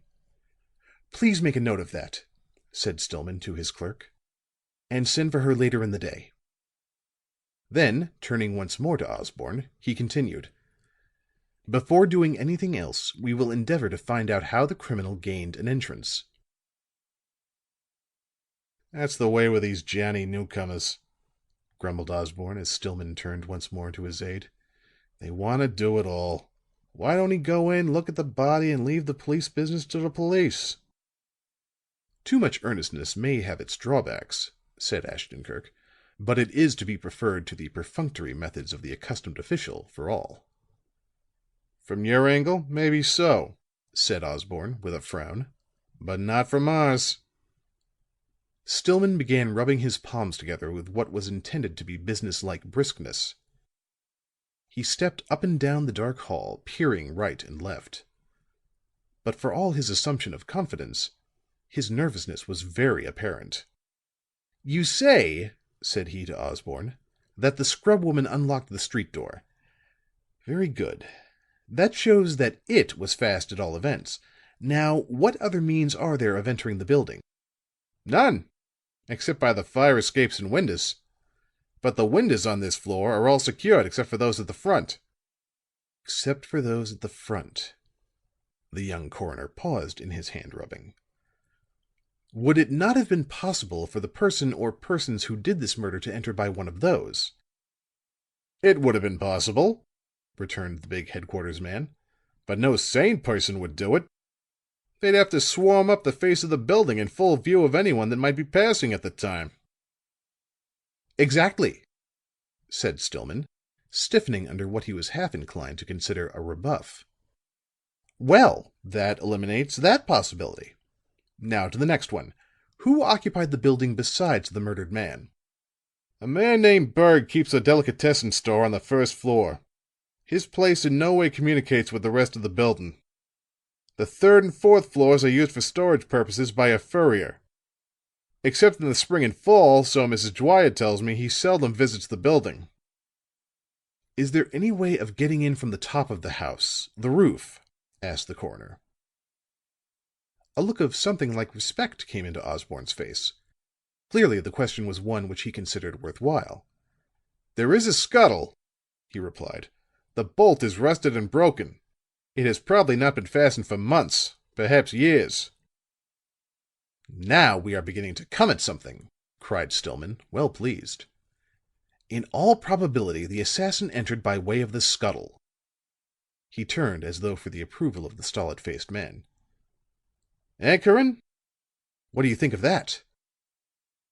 "It looks very like it, Mr. Stillman." "At all events," spoke the coroner, "we will now examine the rooms." He advanced and tried the door of the showroom. "Ah, locked," said he. He turned and entered the storeroom, the others following. The gas was still burning. The coroner stuck a pair of big lensed eyeglasses upon his rather high nose and gazed about him intently. "There seems to be nothing of an informing nature here," said he, after a time. "Where is the body?" Osborne led the way into the front room. After a glance at the ghastly huddled figure upon the carpet near the desk, the coroner took a careful survey of the apartment. "Did Mr. Hume employ any person to assist him?" he asked. "The scrub woman told me that there was a young man here always when she came during the business day for her wages. A sort of clerk, she thought."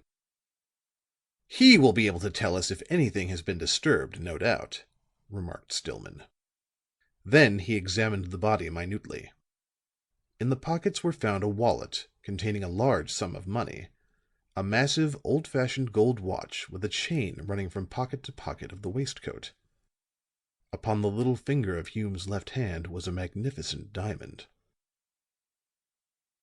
"Worth 2,000 if it's worth a cent," appraised Osborne. "If the criminal had meant robbery, these things would unquestionably have been taken," commented the young coroner. "Eh, Curran?"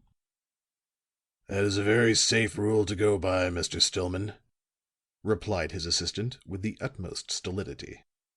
Through his big lenses the coroner gazed curiously at the bronze haft protruding from the dead man's chest.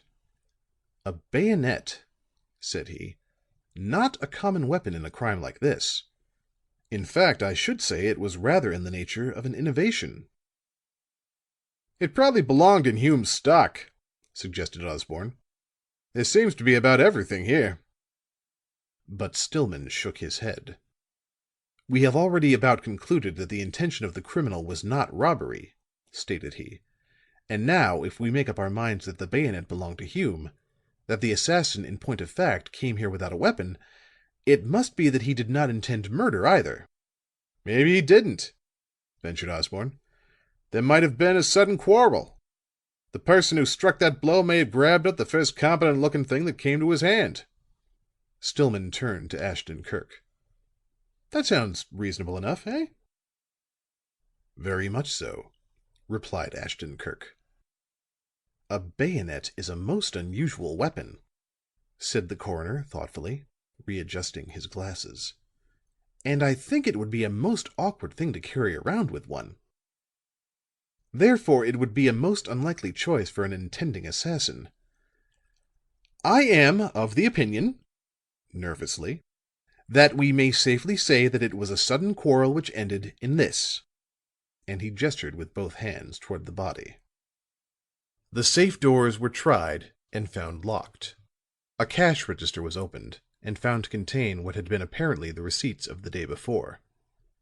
An examination of the cabinets and cases disclosed hundreds of ancient coins, and other articles the value of which must have been heavy. But their orderly array had not been disturbed. A long curtain of faded green material hung from the wall at one side, as though to screen something from the sunlight and dust. "What have we here?" said the coroner. He stepped across the store and whisked the curtain aside. A large gilt frame was disclosed, and from it hung the slashed remains of a canvas. "Hello!" exclaimed Osborne with interest. "This begins to look like one of the old affairs that they say Hume's been mixed up in. Somebody's tried to cut that picture from the frame." They examined it carefully. A keen knife had been run around the top and both sides, close to the frame. The painting hung down, its gray back displayed forlornly. Stillman regarded it with great satisfaction. "Here," said he, "we at least have a possible motive." Ashton Kirk took a twisted walking stick from a rack, and with the end of it raised the slashed canvas so that its subject could be seen. It was a heroic equestrian figure of an officer of the American Revolution. His sword was drawn. His face shone with the light of battle. Pendleton was just about to cry out, "General Wayne!" when the stick fell from his friend's hand, the canvas dropping to its former position. While the others were trying to get it into place once more, Ashton Kirk whispered to Pendleton, "Say nothing. This is their turn. Let them work in their own way. I will begin where they have finished." After a little time spent in a gratified inspection of the painting, Stillman said, "But, gentlemen, let us have a look at the other rooms. There may be something more." They repassed through the storeroom and into the living room. Nothing here took the coroner's attention, and they entered the bedroom. Both these last had doors leading into the hall. Upon their being tried, they were found to be locked. The smashed pictures upon the bedroom floor at once took the eye of Stillman. He regarded the broken places in the plaster and prodded the slivers of wood and glass with the toe of his shoe with much complacency. "This completes the story," declared he. "It is now plain from end to end. The criminal entered the building from the roof, made his way downstairs, and gained admittance through the door which the scrub woman found unlocked. His purpose was to steal the painting in the front room. In a struggle with Hume, who unexpectedly came upon him, the intruder killed him. Not knowing the exact location of the picture he wanted, he first looked for it here. The light probably being bad, he tore down every picture he could reach in order to get a better view of it. When at last he had found the desired work, he set about cutting it from its frame. But before he had finished, something alarmed him, and he fled without the prize." The stolid man listened to this with marked approval. Even Osborne reluctantly whispered to Pendleton, "He's doped it out. I didn't think it was in him." After a little more, the coroner said to his clerk, "I think that is about all. Curran, see to it that the postmortem is not delayed. Put a couple of our men on the case, have them make extensive inquiries in the neighborhood. Any persons who appear to possess information may be brought to my office at 3:00. Especially I desire to see this Mrs. Dwyer, Berg, who keeps the store on the ground floor, and the young man who was employed by Hume. I'll impanel a jury later." He took off his eyeglasses, placed them in a case, and in turn carefully slipped this into his pocket. "At 3:00, he repeated. "If I should not be intruding," said Ashton Kirk, "I should like to be present." Stillman smiled with the air of a man triumphant, but who still desired to show charity. "I shall be pleased to see you, sir," he said, "then or at any other time." End of chapter 4.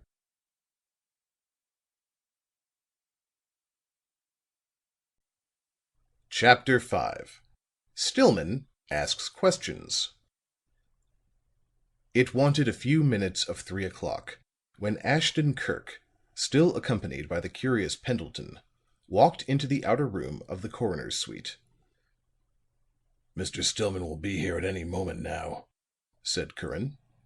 Then, lowering his voice and making a short little gesture from the elbow, he added, "These people are the ones he wanted to see." As he and Pendleton sat down, Ashton Kirk looked at the persons referred to. The first was a thin, wiry little woman, unmistakably Irish, cleanly dressed, and with sharp, inquisitive eyes. Engaged in a low-pitched conversation with her was a thick-necked German, heavy of paunch and with a fat, red face. The third was a spectacled young Jew, poring over a huge volume which he seemed to have brought with him. He had a tremendous head of curling black hair. His clothing was shabby. There was a rapt expression upon his face. Plainly, nothing existed for him at that moment outside the pages of his book. After a brief space, the coroner came in. "Ah, how do you do, gentlemen?" greeted he. He was good-natured and strove to be easy, but his natural nervousness clung to him. "I am glad to see you." He looked at Curran and nodded at the three inquiringly. "Yes, sir," replied the clerk. "These are the parties." "Then we will get down to business." He opened a door and entered an inner room. "Will you come in?" he asked of Ashton Kirk and Pendleton. They followed him at once, and Curran, addressing the little Irishwoman, said, "Now, Mrs. Dwyer, this way, please." She arose briskly and also entered the inner room. Stillman seated himself at a desk and carefully perched his glasses upon his nose. "I perhaps take more trouble than is customary in these cases," he said to Ashton Kirk. "It is usual to hear statements, I believe, only when they are proffered as testimony at the inquest. But it seems to me that the office should be carried on in a more thorough way. Preparation, I think, is necessary to get at the facts." Then he faced the woman who had taken a chair beside the desk. "Your full name, please," said he. "Honora Dwyer. I am a widow with 4 children. I live at 71 Cormant Street, and me husband has been dead these 3 years," declared she in a breath. Stillman smiled. "You don't believe in keeping anything back, Mrs. Dwyer, I can see that," said he. "And a very good trait it is." He leaned back in his swivel chair and looked at her through the glasses. "You are the person who discovered the body of Mr. Hume, are you not?" "Yes, sir, I were," replied Mrs. Dwyer. "And God spare me such another sight." "Tell us about it," said the coroner. "I work as scrubwoman for a good many in Christie Place in the immediate neighborhood," said Mrs. Dwyer genteelly. "But I always gets to Mr. Hume's first." "You are quite sure you found the street door locked?" "Yes, sir." "And you noticed nothing unusual about the place?" "Only the open door to the storeroom, sir. Mr. Hume is always particular about closing up, sir. For a man who is in the habit of taking a sup of drink, sir, I'll say he was very particular." "When you noticed the door being open, you went in at once, I suppose?" "No, sir, I did not. After I got me water, I set down on the top step to get me breath. When I saw the door standing open, thinks I to myself, thinks I, Mr. Hume is up early this morning. But everything was quiet as the grave," in a hushed, dramatic tone. "Sorra the sound did I hear. So I gets up and goes in. And in the front room I sees him lying. Mr. Hume was never a handsome man, sir, and he'd gained nothing in looks by the end he'd met with. God save us, how I ever got out into the street I'll never know." She rocked to and fro and fanned herself with her apron. "It must have been a very severe shock, Mrs. Dwyer," agreed the coroner. "Now," after a pause, "do you know anything, however slight, mind you, that would seem to point to who did this thing?" Mrs. Dwyer shook her head. "Me acquaintance with Mr. Hume was a business one only, sir," she said. "I never set foot into his place further than the hall except on the days when I went to get me pay. And this morning save us from harm." "You know nothing of his friends, then? Of his habits?"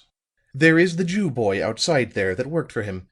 He's a nice, good-mannered little felly, and is the only person I ever see in the office when I went there, barring the boss himself.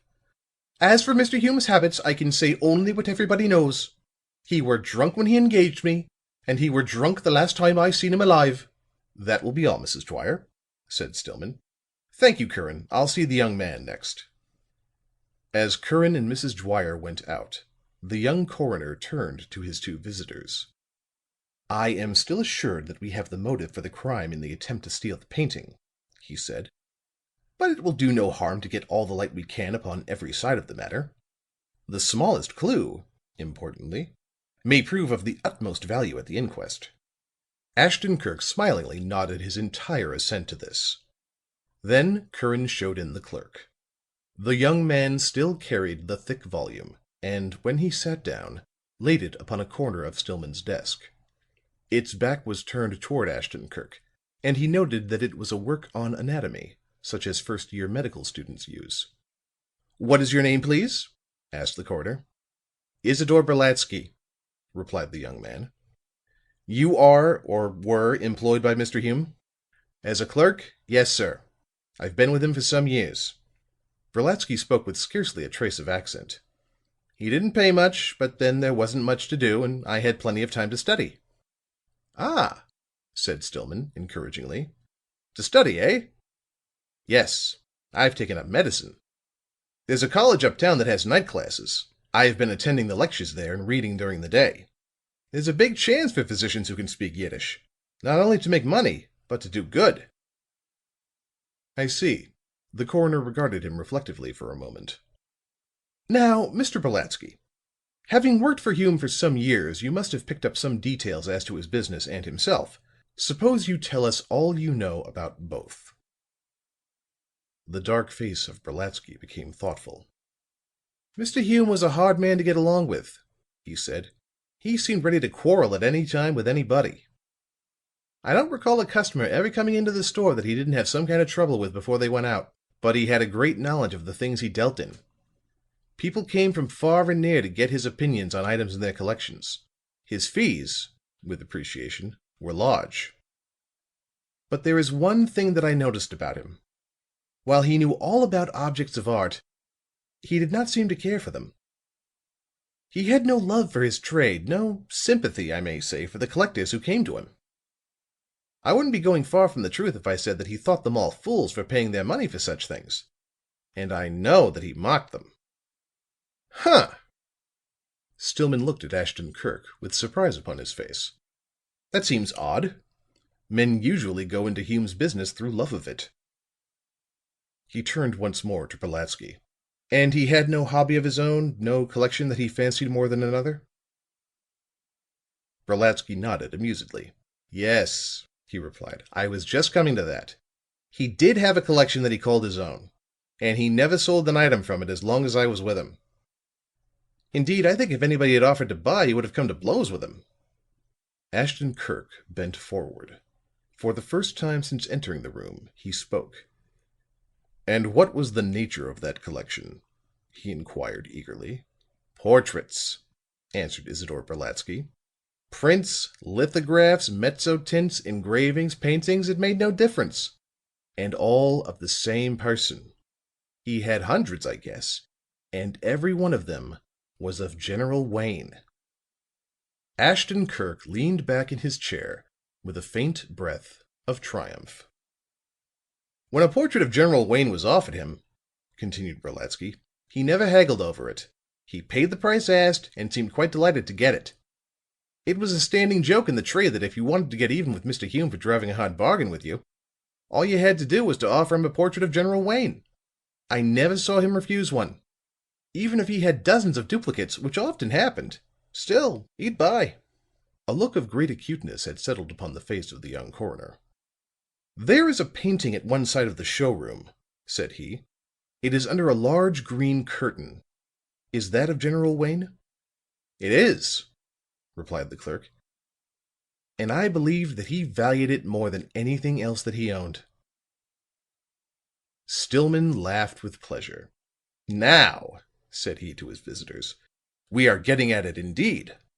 Someone probably knew of the value he attached to this painting and planned to steal it, perhaps for a ransom. Hume had been suspected of doing this sort of thing himself before now. He was supposed to have engaged someone to do the actual work, I believe, as in the case of the Whistler portrait of the Duchess of Winterton. Suppose this someone," and Stillman rapped his knuckles upon the edge of the desk excitedly, took the notion to go into the picture-stealing business of his own account.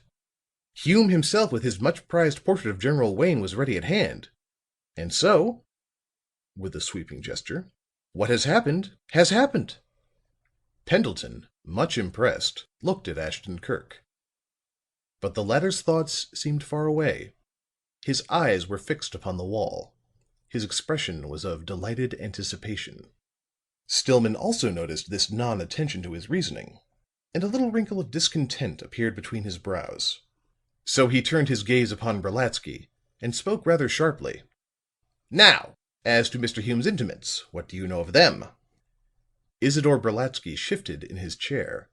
His long fingers began to drum upon his knees. "I have known of the matter of the Whistler portrait," said he, "but I never knew anything more about it than what I read in the newspapers. It happened before my time." "I'm not accusing you," said Stillman. "I'm asking you about Hume's friends." The clerk considered. "There was no one that I ever saw or heard of that you could call his friend exactly," said he at length. "He made game of people too much to have any, I guess." "Had he no associates, no one with whom he spent his time?" Brolatsky shook his head. "Perhaps so, but then I was only in Christie Place during business hours. I have heard that he frequently went out at night, but where I do not know." "Was there no one who came to visit him while you were there during the day? No one whom he spoke of in an intimate way?" Again the clerk shook his head. Stillman began to appear nonplussed. He looked at the other, pondering and frowning through his glasses. "Who came most frequently to the store?" he inquired finally. "Why, I think Antonio Spatola," said Brolatsky. "Was he a customer?" The clerk smiled. "Oh, no. He's a street musician. You may have seen him often about the city. He plays the violin and carries some trained cockatoos upon a perch." "What was the nature of his business at Hume's?" "If there was anything that Mr. Hume liked better than strong drink," said the clerk, "it was music. Antonio Spatola would come and play to him for hours at a time." "A lover of music who could stand the playing of a street musician for hours!" cried Stillman. "That's astonishing." "But," protested Brolatsky, "Spatola is a splendid musician. He's studied his instrument under the greatest masters in Paris, Rome and other European cities. He has played in the finest orchestras. But he can never keep a position because of his temper.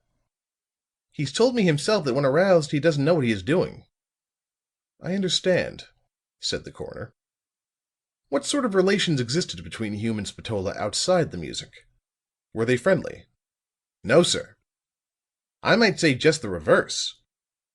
For hours sometimes Mr. Hume would lie back in his chair with his eyes closed, listening to the violin. Then perhaps he'd get up suddenly, throw Antonio $1 or so, and tell him to get out. Or maybe he'd begin to jeer at him. Antonio had an ambition to become a concert violinist. Old Bull and Kubelik had made great successes, he said, and so why not he? This was usually the point Mr. Hume would take up in mocking him. He'd call him a curbstone fiddler, and say that he ought to be playing at barn dances and Italian christenings instead of aspiring to the platform. Spatola would get frantic with rage and fairly scream his resentment at these times. Often Mr. Hume would have him bring his trained cockatoos, and while he was making them go through their tricks, Mr. Hume would call him a mountebank, a sideshow fakir, and other things, and tell him that he ought to stick to that as a business, for he could make a living at it, where he would starve as a violinist. I've often seen Antonio go out trembling and white at the lips with rage. Several times he's tried to injure Mr. Hume. Once he took out a knife." "Ha!" said the coroner. "That was the time Mr. Hume called him Mad Anthony. I also remember that Mr. Hume pulled aside the curtain and showed him the large painting of General Wayne, laughing and telling him that that was another Mad Anthony. He was so successful that day in arousing Spatola that always after that, when he was drunk, he'd call the Italian Mad Anthony, and it never failed to infuriate him." "Do you know where this man Spatola lives?" "In Christie Place, sir. Just about half a dozen doors from the store. I believe he rents a garret there or something." Stillman seemed struck by this. "In view of the fact that the building was entered by way of the scuttle," said he to Ashton Kirk, "I consider that a most interesting piece of information." "It may indeed prove so," was the non-committal reply. Once more the discontented crease showed itself upon the coroner's forehead. And again as he turned to Brolatsky, his voice rose sharply. "Next to Antonio Spatola, who came most to Hume's place while you were there?" "The next most frequent caller," returned the clerk, "was Mr. Allan Morris." Ashton Kirk, glancing at Pendleton, saw him start. "And who," queried the coroner, "is Mr. Allan Morris?" "At first I took him to be a customer," replied Brolatsky. "And perhaps he was. He talked a great deal at times about engraved gems and would look at lists and works upon the subject. But somehow I got the notion that that was not just what he came for." "What caused you to think that?" asked the coroner. "His manner, partly. And then the fact that there seemed something between Mr. Hume and him. Something that I never understood. Mr. Morris was another one that the boss used to make game of. Not so much as he would Spatola, but still a good bit. Mr. Morris always took it with a show of good temper, but underneath I could see that he too was sometimes furious." "About what did Hume deride him?" "That's what I could never quite make out. It always seemed as though it was something that Mr. Morris wanted. At first I got the notion that it was something that he wanted to buy and which Mr. Hume refused to sell. But later I changed my mind. There seemed to be more to it than appeared on the top. Both were very secretive about it." "I understand." Stillman's face wore a puzzled expression. It was as though this latter development worried him. But in a few moments he went on. "Do you know where this man Morris is to be found?" "Oh, yes, he's quite well known. Has an office in the Blake Building, and is employed just now, so I've heard, by the Navy Department." "You have visited Christie Place today?"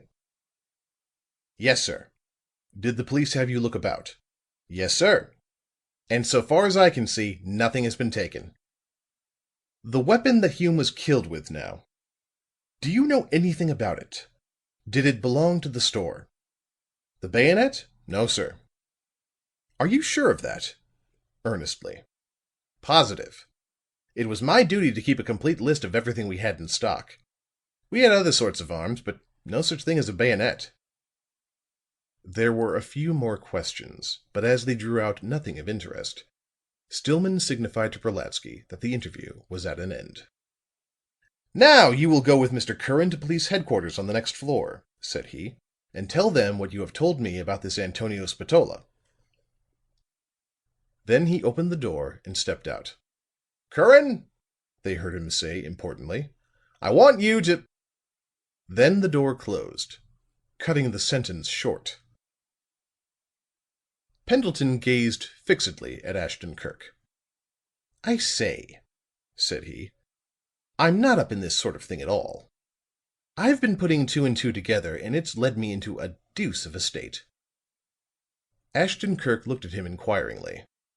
There was expectancy in the investigator's eyes, but he said nothing. "Perhaps you'll think that I'm all kinds of a fool," continued Pendleton, "and maybe I am.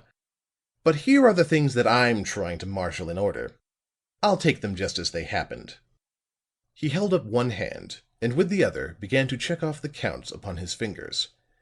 "Yesterday you have a visit of a professional nature, from Edyth Vale. Last night she strangely disappears for a time. At a most unconventional hour this morning I find you at her door. Then I learn that you are on your way to look into the details of a murder that you have just heard of, somehow. Now I hear that Allan Morris, Edyth's fiancé, has been, in rather an odd way, upon familiar terms with the murdered man." He paused as he checked this last count, still regarding his friend fixedly. "I don't claim," he went on after a moment, "that these things have anything to do with each other. But somehow they've got together in my mind, and I can't—" Here the door reopened, and Stillman entered, followed by the big German. "Just take a chair, Mr. Berg," said the coroner, seating himself at the desk and affixing his eyeglasses. The German lowered his form into the chair indicated, and folded his fat hands across his monstrous paunch. "Your name in full is what?" asked Stillman with formality. Franz Berg. I sell me delicatessen at 478 Christie Place. I have been there for 15 years. "You were acquainted with the murdered man?" The delicatessen dealer unfolded his hands and waved them significantly.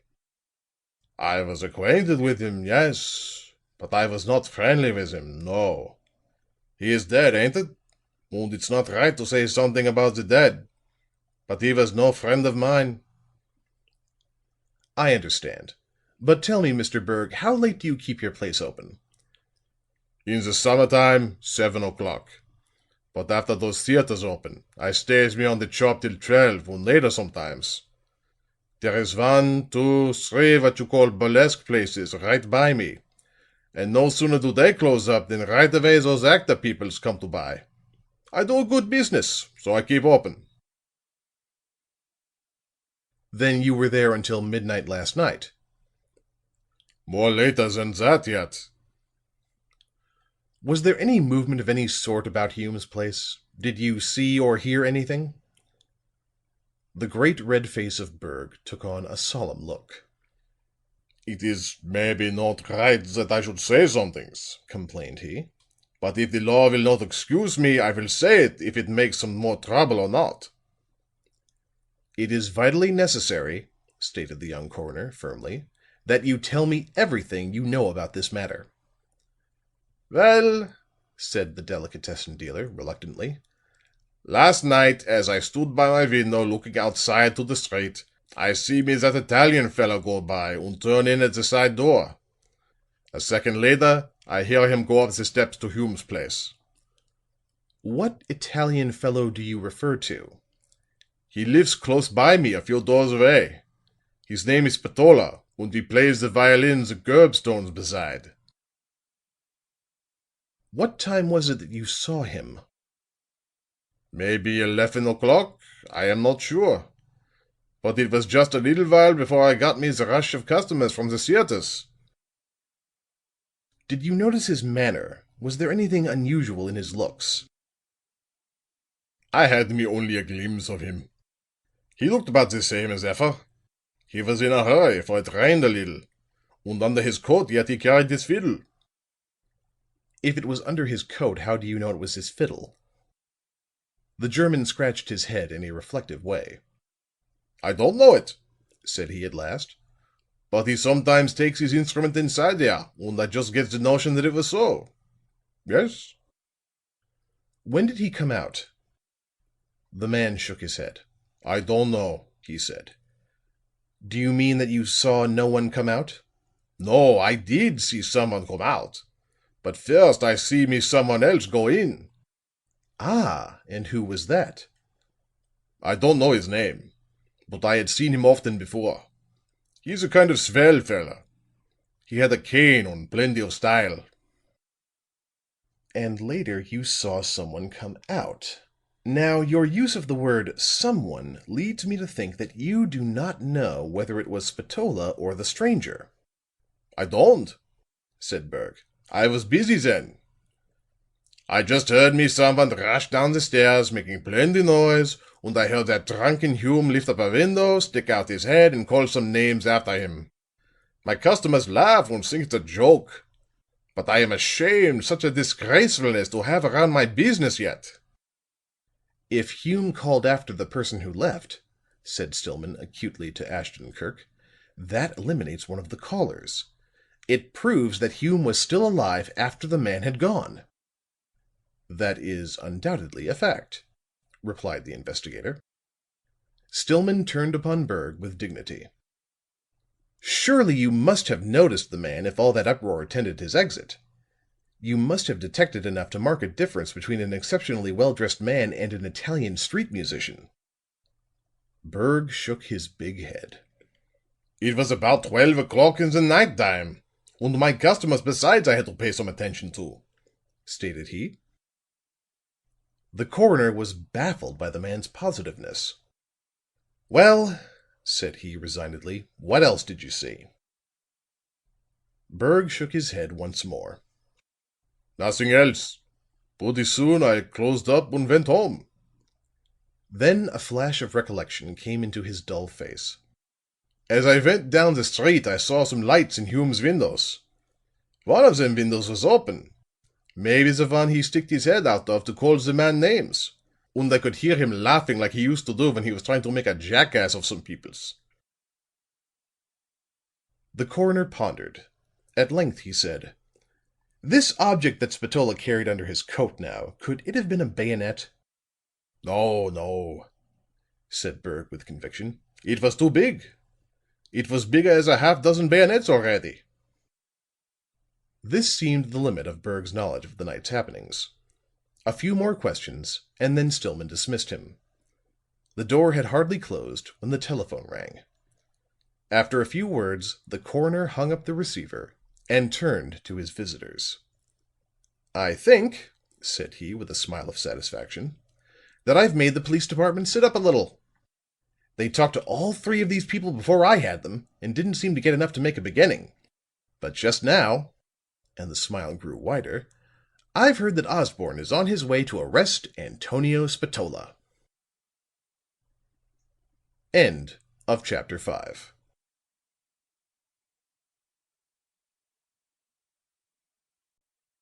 Chapter 6. Ashton Kirk looks about. Berg was standing in the corridor waiting for the elevator when Ashton Kirk and Pendleton came out.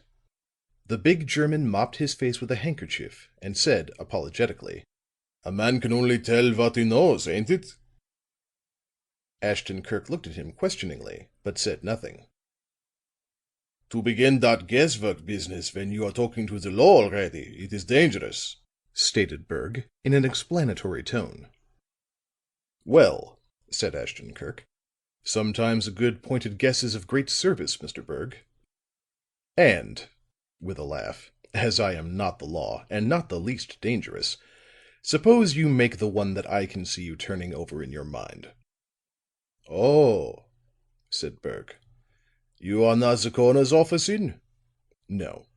Merely interested in this case, that's all." The delicatessen dealer looked relieved. "I don't want to get people in trouble," said he, guardedly. "But this is what I guess.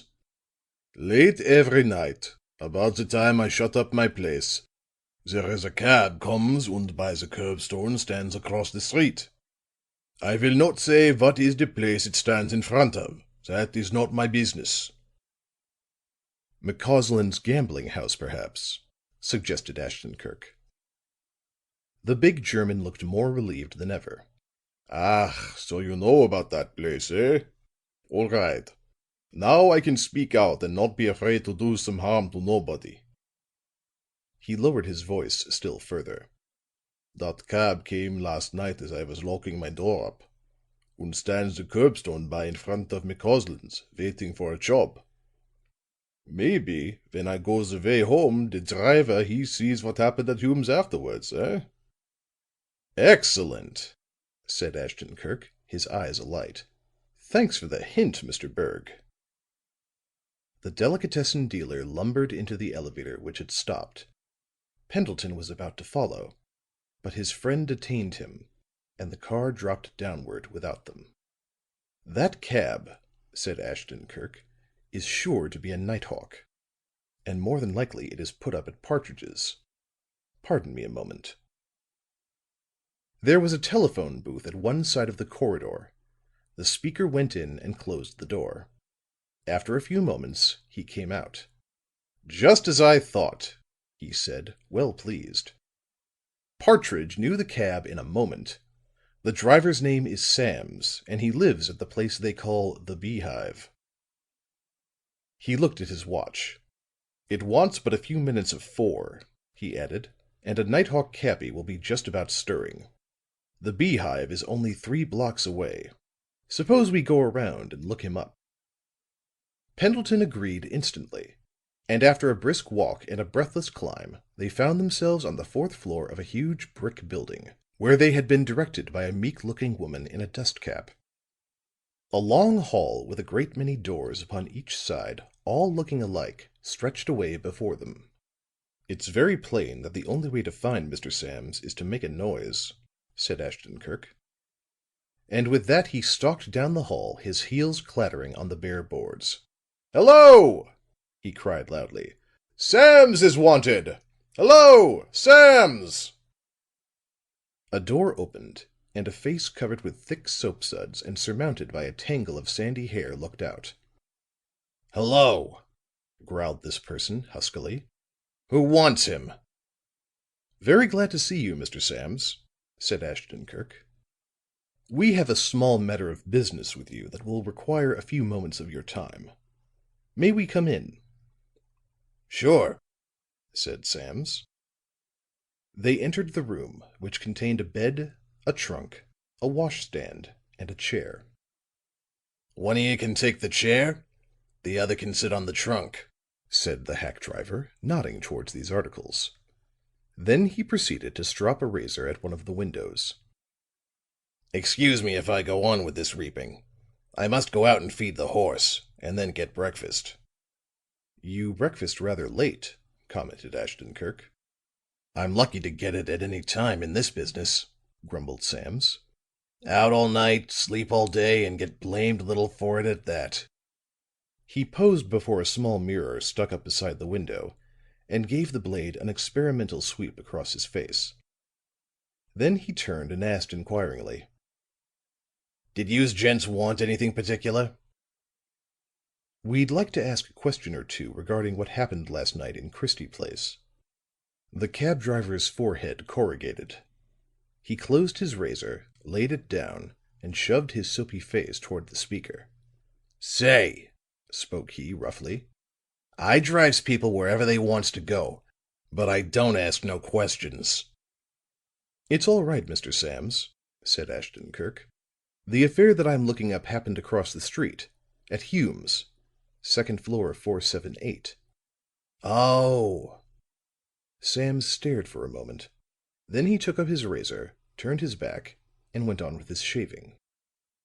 But there was expectancy in his attitude, and Ashton Kirk smiled confidently. "While you were drawn up in Christie Place waiting for a fare," he asked, "did you hear or see anything at 478?" "I saw a light on the second floor. Something I never saw before at that hour. And I saw the Dutchman that keeps the store underneath shutting up. And I heard somebody laughing upstairs," as a second thought.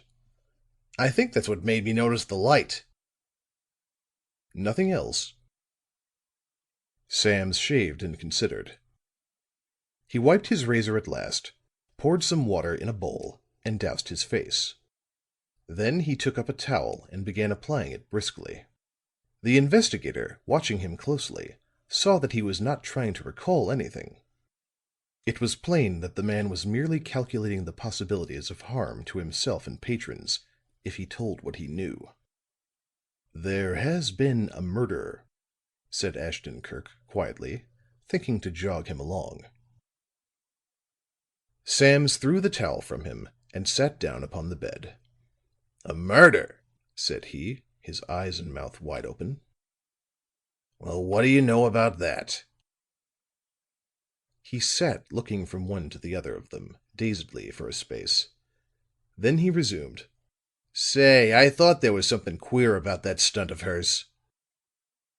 "Tell us about it," suggested Ashton Kirk, crossing his legs and clasping one knee with his hands. The cabbie considered once more. "There's lots of things that a guy like me sees that look off color," he said at length. "But we can't always pass any remarks about them. It would be bad for business, you see. But this murder thing's a different proposition, and here's where I tell it all.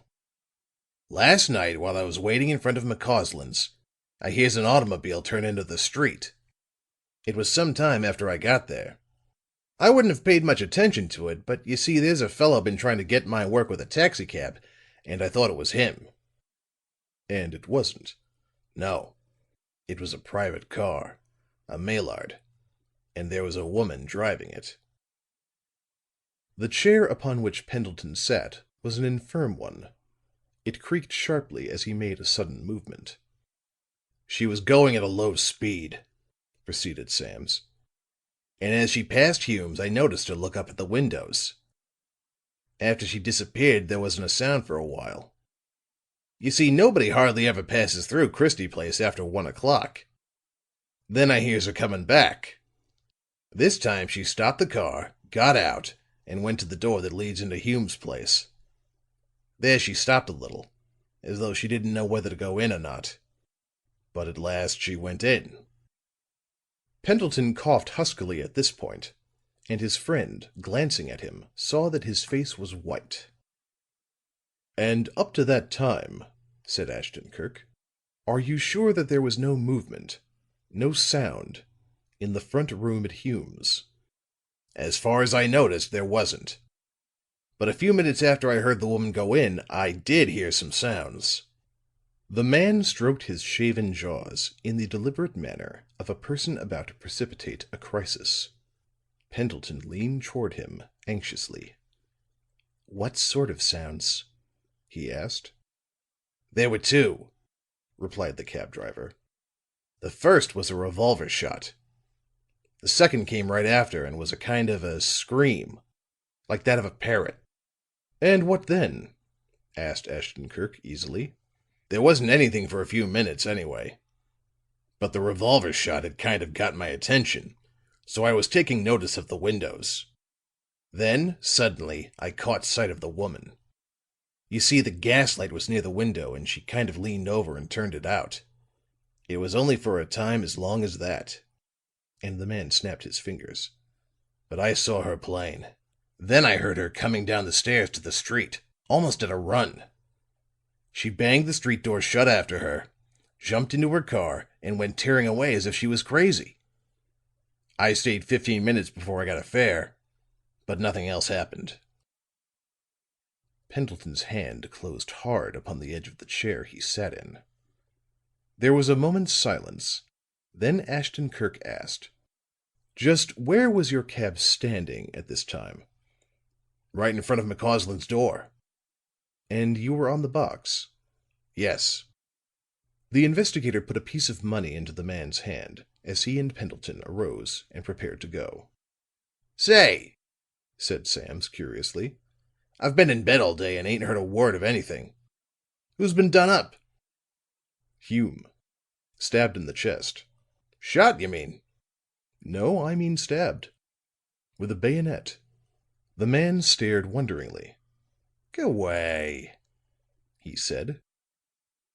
They bid him good day and tramped down the 3 long flights to the street. Pendleton was silent and walked with his head held down. "We have more than an hour of good daylight left," said his friend as they reached the street. "And as I must have a good unrestricted look at Hume's apartments before everything is hopelessly changed about, suppose we go there now. We can get a taxi in the next street." "Just a moment," said Pendleton. "Before we take another step in the matter, Kirk, I must ask a question." Ashton Kirk put his hand upon his friend's shoulder. "Don't," said he. "I know just what the question would be, and at the present time I can't answer it. At this moment, except for some few theories that I have yet to verify, I am as much puzzled as yourself. But," and there was a tremble in the speaker's voice, "you must answer me, old chap. And you must answer now." The catch in his voice, the expression upon the young man's face caused Ashton Kirk to grasp an astonishing fact. The hand that he had laid upon Pendleton's shoulder tightened as he answered, "Yes, Edyth Vale is concerned. As a rule, I do not speak of my clients to others, but in view of what you have already heard and seen, it would be a waste of words to deny it. But see here, there are lots of things we don't know yet about this business. It may look very different in a few hours. Come." Pendleton gazed with sober eyes into the speaker's face for a moment. Then he said, "Let us get the cab. If you are to go over Hume's rooms before dark, you haven't any too much time." At the next corner they signaled a taxicab, and in a short time they were set down in Christie Place. Paulson, the policeman, was standing guard. "How are you?" he greeted them affably. "Been here all day?" asked Ashton Kirk. "Oh, no. Just come on. I'm the third shift since I saw you last." "Nobody has been permitted to go upstairs, I presume?" "Only the coroner's man who came for the body." "And they touched nothing but the body. Our orders were strong on that. Has anything been heard as the result of the post-mortem?" "It showed that Hume was in bad shape from too much drink. Then he had a hard knock on the head and the wound in his chest." "But there was no sign of a bullet wound." "No," said Paulson, surprised. "Nothing like that." "Just a moment," said the investigator to Pendleton. He crossed the street, walked along for a few paces, then paused at the curb and looked back toward Hume's doorway. Then he returned with quick steps and an alert look in his eyes. "Now we'll go upstairs," he said. But before doing so, he stopped and examined the lock of the street door closely. Then he mounted the stairs slowly, his glances seeming to take in everything. At the top he paused, his head bent, apparently in deep thought. Then he lifted it suddenly and laughed exultantly. "That's it," he said. "I'm quite sure that is it." "I wouldn't doubt your word for an instant," said Pendleton in something like his old voice. "Whatever it is, I'm quite sure it is, if you say so." The policeman on guard in the hall examined them carefully. "All right," said he, after they had explained and he had verified it by calling to his mate at the street door. "Go right to work, gents. I'm here to see that nobody gets in from above by way of the scuttle, and I guess I won't be in the way." There were 3 gas branches at intervals along the length of the dim hall, each with a cluster of 4 jets. Ashton Kirk lighted all 3 of these and began making a careful examination of the passage. Along toward the rear was a stairway leading to the floor above. Next this was a small room in which there was a water tap. At the extreme end of the hall was a window with a green shade drawn to the bottom. Ashton Kirk regarded this for a moment intently. Then he reached up and turned off the gas at the branch nearest the window. Daylight could now be seen through the blind. The investigator pointed and said, "This shows us something. About 6 inches of the bottom of the blind is a decidedly lighter color than the remainder. This is caused by exposure to the light, and indicates that this blind has seldom been drawn in daylight as it is now." He drew back the blind and looked at the side nearest the window. At the top of the faded space was a heavy, dark line. "I'll modify that last statement," said he with satisfaction. "I'll go as far as to say now that the blind has never been drawn since it was put up. This thick line marks the part that lay across the top of the roller, and the dust seems never to have been disturbed." The gas was lighted once more. "Hume did not draw that curtain," said Ashton Kirk decidedly. "He was too careless a man, apparently, to think of such a thing. The intruders, whoever they were, did it. They had a light, perhaps, and did not want to be—" He paused abruptly here, and Pendleton heard him draw his breath sharply between his teeth. His eyes were fixed upon the lowermost step of the flight that led to the floor above. One of the gas branches hung here; its full glare was thrown downward. Following the fixed gaze of his friend, Pendleton saw 2 partly burned matches, the stump of a candle, and some traces of tallow which had fallen from the ladder upon the step. To Pendleton's amazement, his friend dropped to his knees before these as a heathen would before an idol. With the utmost attention he examined them and the step upon which they lay. Then he arose, enthusiasm upon his face. "Beautiful!" he cried. "I do not recall ever having seen anything just like it." He slapped Pendleton upon the back with a heavy hand. "Pen, that stump of candle sheds more light than the finest arc lamp ever manufactured." "I'm watching and I'm listening," spoke Pendleton. "Also I'm agitating my small portion of gray matter. But inspiration, it seems, is not for me. So I'll have to ask you what these things tell you." "Well, they give me a fairly good view of the man who, while he may not actually have murdered Hume, had much to do with his taking off." He bent over the lower step once more, then looked up with a smile upon his face. "What would you say," asked he, "if I told you that I draw from these things that the gentleman was short, well dressed, near-sighted, and knew something of the modern German dramatists?" "I should say," replied Pendleton, "that you ought to have your brain looked at. It sounds wrong to me." Ashton Kirk laughed and started up the stairs toward the third floor. "I'll return in a moment," he said. "Don't trouble to come up." He was gone but a very little while, and when he returned his face wore a satisfied look. "The bolt of the scuttle is broken, just as Osborne said," he reported, "and anyone who could gain the roof would have little difficulty in effecting an entrance."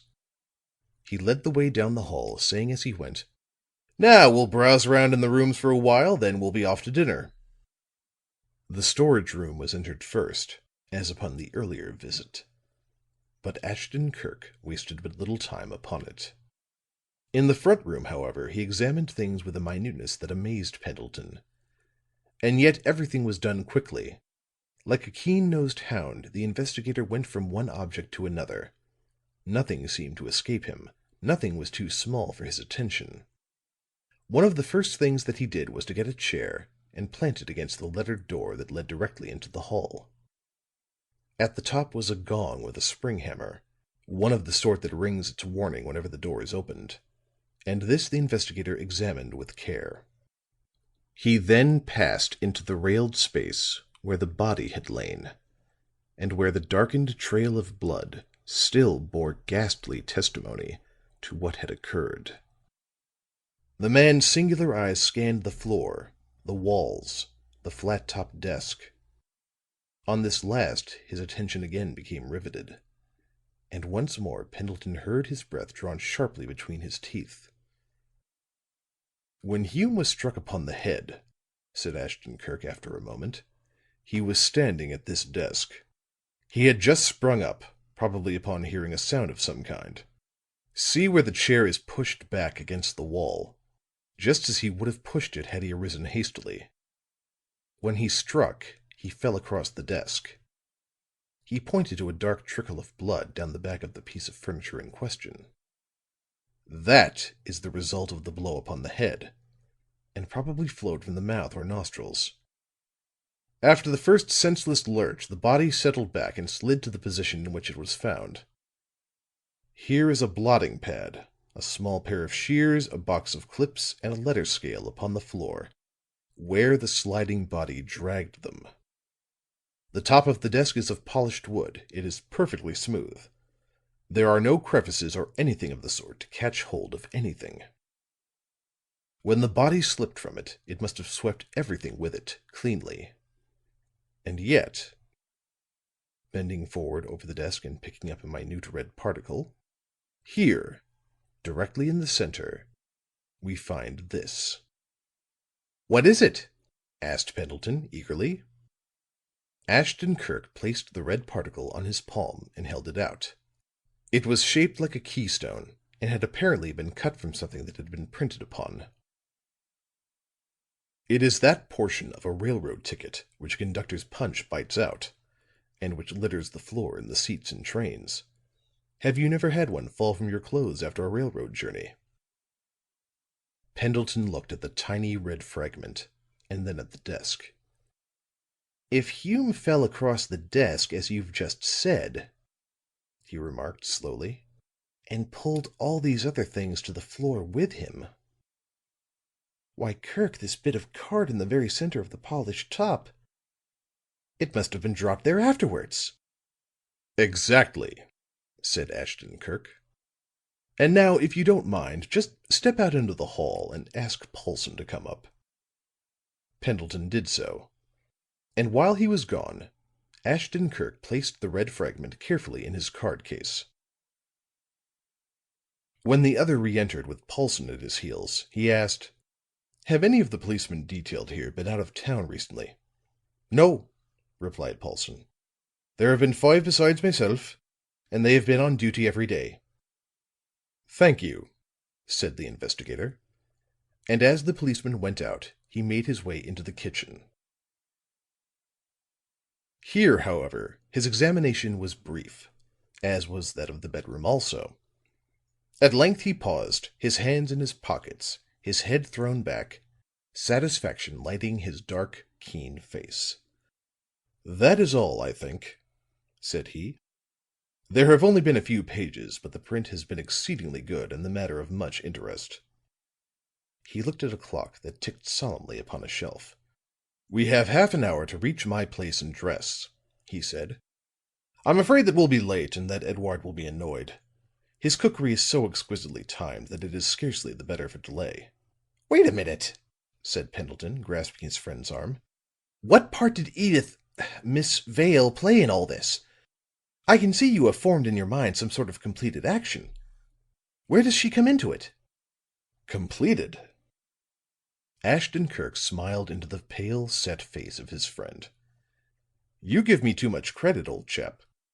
I have some undoubted scenes from the drama, but most of the remainder are merely detached lines and bits of stage business. As to Miss Vale," here the smile vanished, "I have been unable to make up my mind just how far she is concerned, if at all. However, perhaps 24 hours will make it all clear enough. In the meantime, I will say this to you. Don't jump to harsh conclusions, Pen. You know this young lady well. How far do you suppose she would go to the perpetrating of a downright crime?" "Not a step," answered Pendleton, promptly. "Then," said Ashton Kirk, "until we know positively that she has done so, stick to that." End of chapter 6.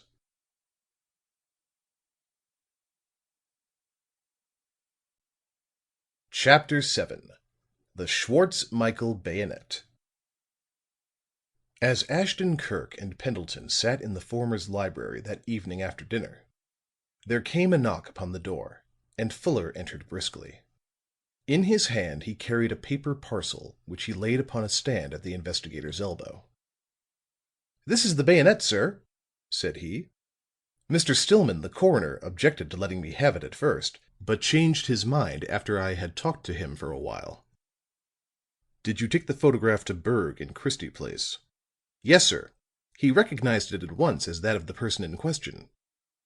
"And you made inquiries upon the other point?" "I did. Neither Mr. Stillman nor any of the men who removed the body of Hume had been out of town within a week. I also questioned Mr. Osborne. His answer was the same. Brolatsky's reply was similar, and he also said that Hume had not ridden on a railroad in years." "That will be all, Fuller. Thank you." The brisk young man had reached the door when the investigator added, "One moment." He scribbled something upon a pad, tore off the leaf, and handed it to his aide. "Look these things up at once."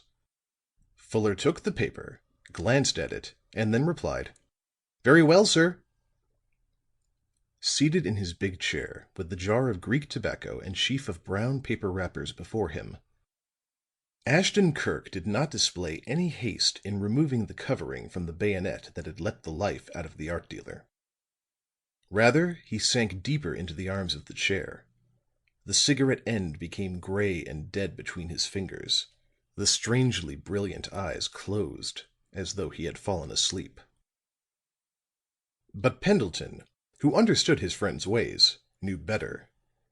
The keen, swift-moving mind was but arranging the developments of the day, weighing them, giving to each its proper value. A little later and the eyes would unclose, more than likely alight with some new idea, some fresh purpose drawn from his reflections. And as Pendleton waited, he too fell into a musing state, and also began marshaling the facts as he saw them. Ashton Kirk, during dinner, had told him those regarding the visit of Edyth Vale the day before. "Pen, you know I don't usually do this," the investigator had informed him. "But as you know so much already, and your feelings in the matter being what they are, I think it best that you should know more." And now Pendleton, as he rolled and consumed cigarette after cigarette, went over the facts as they had been laid before him. And Morris, said he to himself, as he reached the end of his friend's recital. Now what sort of a mess has Allan Morris got himself into? And after he had got into it, why in heaven's name didn't he keep quiet about it? What good could come from Edyth's knowing it? Then the fact that Morris had apparently tried to keep his secret from Miss Vale presented itself, but Pendleton dismissed it with contempt. Tried, he said to himself. Of course. But how? By marching up and down the floor, by a great parade of tragic despair, by sighs and the wringing of his hands. I've always suspected Morris of being a bit theatrical, and now I am sure of it. He roused himself for a moment, lighted a fresh cigarette, and settled back once more. I'm not Kirk by any means, he reflected, and this sort of thing is altogether out of my line. But it seems clear that Edyth, after leaving here yesterday, received some unexpected news. When she was here consulting Kirk, she was, to all appearances, in a quandary, helpless. She did not know how to proceed. She understood nothing. But her darting off alone that way after midnight proves that some sort of a crisis had come up. She had heard something, more than likely through Morris. He probably, with great contempt, became hysterical again, couldn't contain himself, and blabbed everything. Whatever it was. Then he burst aloud, angrily. She went to Hume's last night because she had reason to think Morris would be there. And if the truth were known, Morris was there. My dear fellow, said the voice of Ashton Kirk, the truth, upon that particular point at least, is known. Allan Morris was at Hume's last night. He was the man whom Berg saw enter after the musician. How do you know? Asked Pendleton, astonished. Fuller, with a report which he recently made upon Morris, handed me a photograph of that gentleman. While we were at dinner, Berg identified the portrait as being that of Hume's secret visitor. I was right, then. Edyth did go there expecting to meet him. To protect him, perhaps. If you knew her as well as I do, Kirk, you'd realize that it's just the sort of thing she'd do. But, positively, she did not find him there. What makes you think that? There was still one of Hume's visitors left when she got there. It may have been Morris. It was Spatola, answered Pendleton with conviction. The scream of the cockatoo which came from Hume's rooms when the pistol was discharged proves it. When Spatola went in, Berg said he was carrying something under his coat. Berlatsky told the coroner this morning that the Italian sometimes brought his trained birds with him when he called at Hume's. That's what he had last night. But Ashton Kirk shook his head. At this time, he said, it will scarcely do to be positive on some things. Indications are plenty, but they must be worked out. I have some theories of my own upon the very point that you have just covered, but I will not venture a decided statement until I have proven them to the limit. It's the only safe way. Pendleton discontentedly hitched forward in his chair. I thought, said he, that you worked entirely by putting this and that together. That is precisely what I do, returned Ashton Kirk. But I have found, through experience, that there must be no loose ends left to hang. Such things are treacherous. You never know when they'll trip you up and upset all your calculations.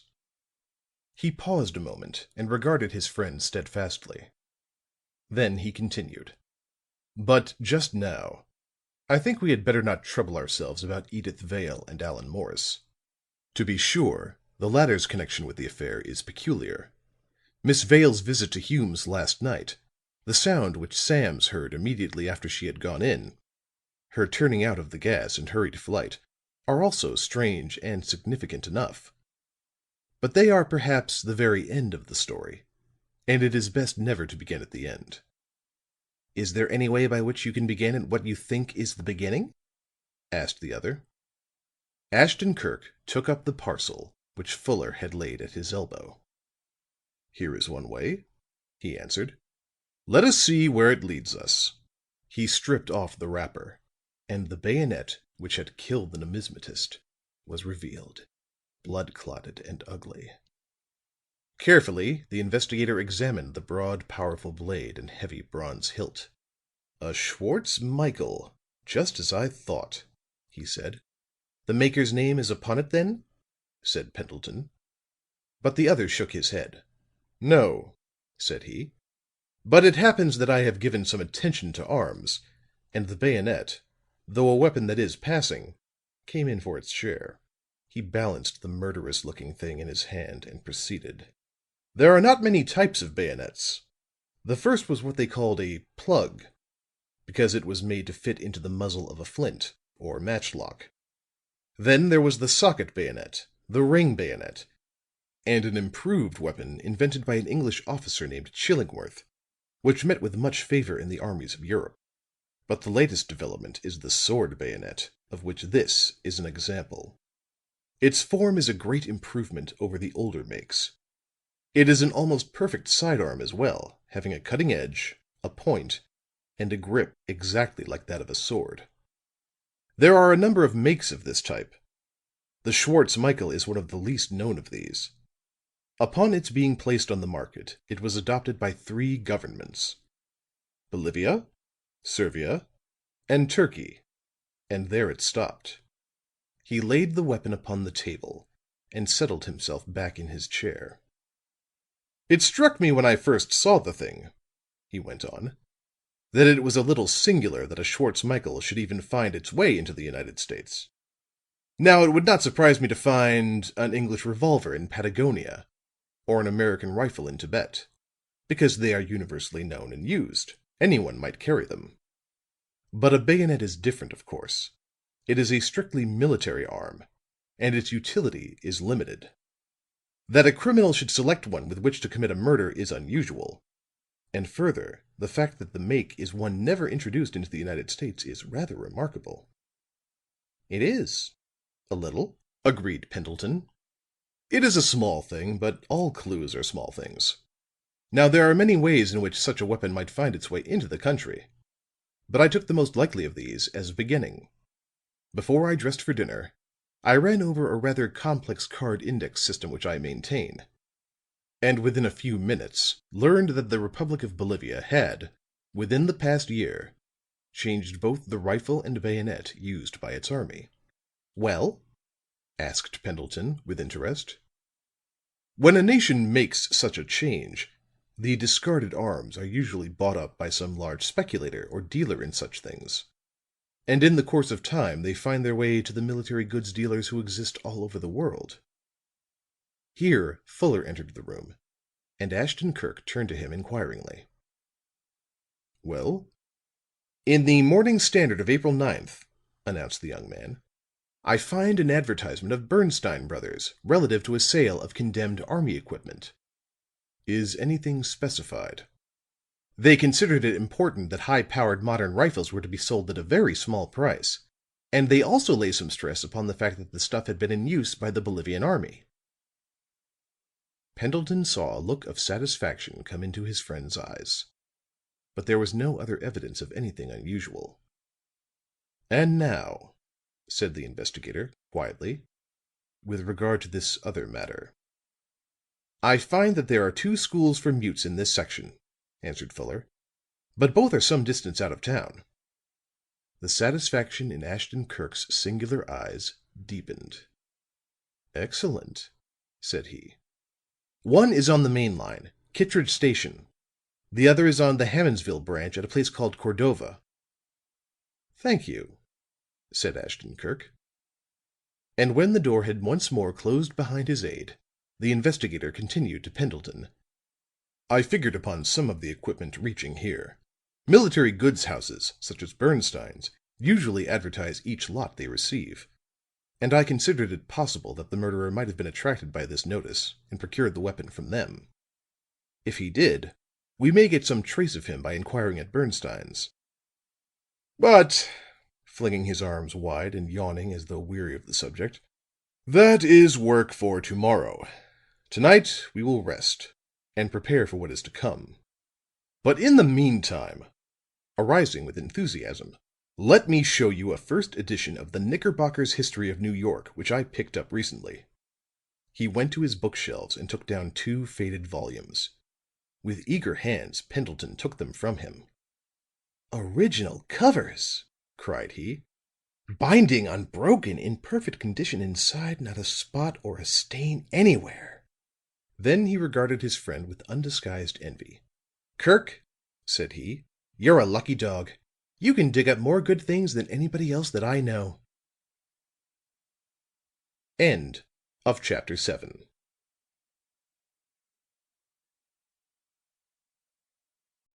Chapter 8. The newspapers begin to play their part. Next morning, Ashton Kirk lounged in a comfortable window seat, almost knee-deep in newspapers. The published accounts of the assassination were, in some instances, very sensational. Drawings by special artists of persons concerned were much in evidence, also half-tones of the exterior of 478 Christie Place. The names of Osborne and Stillman figured largely in the types. But what interested the investigator most was a portrait of the musician, the violinist Antonio Spatola, and the story of his arrest. The pictured face was that of a young man with a great head of curling hair. The features were regular, the expression eager and appealing. "I would have pronounced him a musician even if I had not heard that he was one," said Ashton Kirk. "The head and face formations have all the qualities." Then he ran over the story of Spatola's arrest and the causes that led up to it. At the finish he smiled. "They have tried and convicted him on the first page. If there was any way for them to do it, they'd execute him in the evening editions and print his dying words in the sporting extra. But," and he nodded his head appreciatively, "Osborne has a good case against him at that." Both the clerk, Isidore Brolatsky, and Berg seemed to have talked freely to the newspaper men. The character of Hume was treated in a highly colored manner. The visits of the Italian musician to the numismatist, his ambition to shine as another Kubelik, his ungovernable temper, the high words that followed Hume's frequent sneers at his ambition, and the fact that he once drew a knife upon his tormentor, were presented in full. But what appealed to the space writers most was Brolatsky's story of how Hume had once called Spatola Mad Anthony, and afterward showed him the portrait of General Wayne. "This apparently drove him frantic," wrote one reporter.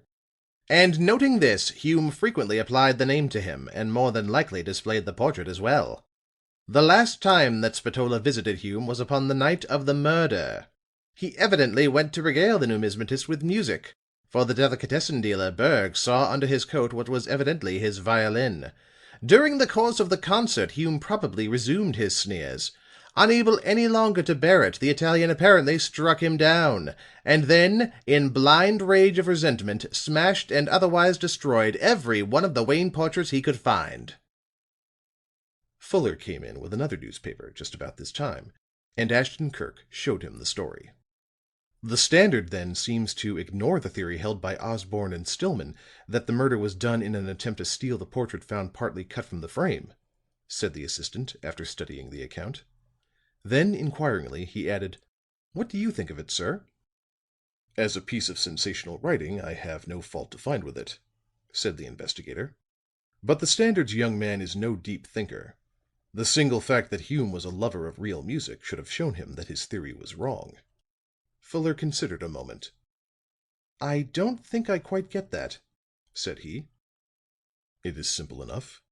Hume, being sensitive to harmony, asked Spatola very frequently to play for him, and according to Brolatsky, paid him rather well for each performance. To furnish good music, Spatola must have not only talent, but also a violin that was at least fairly good." "Yes, sir, I see that." "Having a violin that was at least fairly good, Spatola, being a poor man, would take care of it. He would carry it in a case. He would especially do so in wet or damp weather. And it rained on the night of the murder.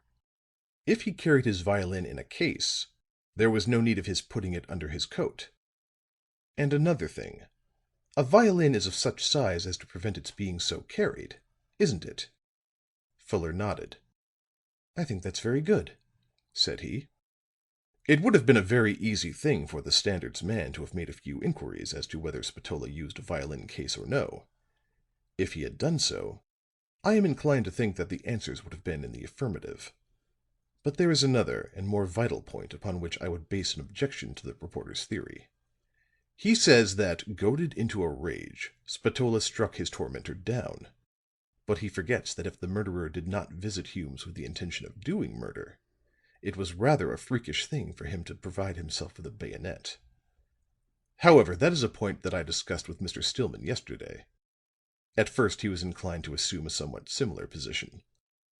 "But the broken and cut portraits?" questioned Fuller. Ashton Kirk smiled a little. "Probably I shall be able to properly account for them when I return from a little trip that I am about to take today," said he.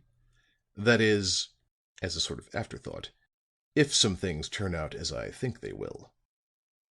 Fuller unfolded the newspaper that he had brought in. "It is a late edition of the Star," he said.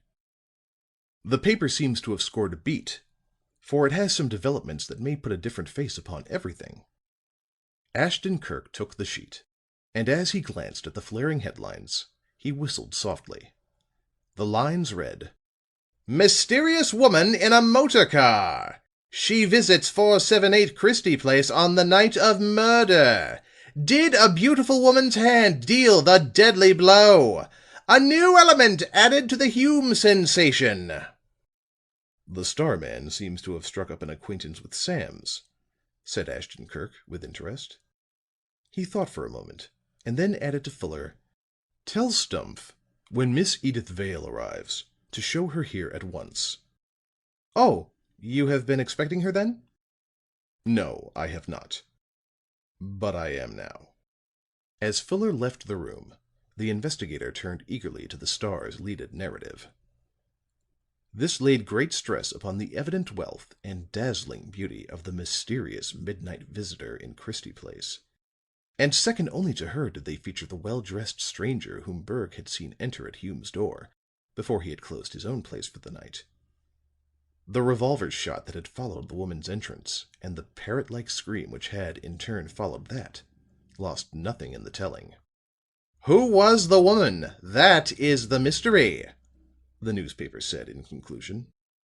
"The hack driver caught but a glimpse of her, and in the excitement of the moment failed to take the number of the car. But that the latter was a Maillard he is positive. There are several headquarters men following up the clue as this goes to press, and startling developments are expected at any moment. As to the second man whom the fancy grocer, Berg, saw go into Hume's, there is a well-founded belief that he is very well known in select circles, and had called at Hume's frequently upon a matter concerning which both he and Hume were always very secretive. The Star called up both his apartments and his office, but he has not been seen at either place on the day after the murder. The clubs of which he is a member were resorted to, but with no more success. As this gentleman is known to be engaged to the beautiful heiress of a huge fortune, the Star's well-known special writer, Nancy Prindeville, was detailed to get her statement. But a manservant stated that his mistress had given positive orders that she could not be seen." The investigator threw down the paper. "Well," said he to himself, with a shrug, "that makes it a little annoying for the young lady. The fact that they refer to Morris when they speak of a young man well known in select circles will be plain to everyone, for the facts of Morris's visits have been rather well exploited in all the other papers. And as newspaper men are not without daring in their conjectures, I wonder how long it will be before one of them openly associates the beautiful unknown with Allan Morris's betrothed. I would, I think, offer even money that the thing is hinted at before night." He sat for some time in the midst of the scattered sheets, thinking deeply. Then he pressed the bell call, and Fuller presented himself. "I want you to take up the investigation of Hume and Allan Morris where you left off the other day. Put Burgess, O'Neill, and any others that you desire on the matter. I want complete information, and I want it quickly." "Yes, sir," answered Fuller. "Follow up anything that promises results concerning Morris's father. Especially find out if he ever knew Hume. Get every fact that can be gathered about the latter. You, or rather Burgess, hinted in the preliminary report that it was thought that he had at one time lived abroad. If it is possible, establish that fact. In any event, go into his history as deeply as you can." "Very well," said Fuller, with the easy manner of a person accustomed to carrying out difficult orders. As the young man went out at one door, Stumph knocked upon another. Then Miss Edyth Vale, very pale but entirely composed, was shown into the room. End of chapter 8.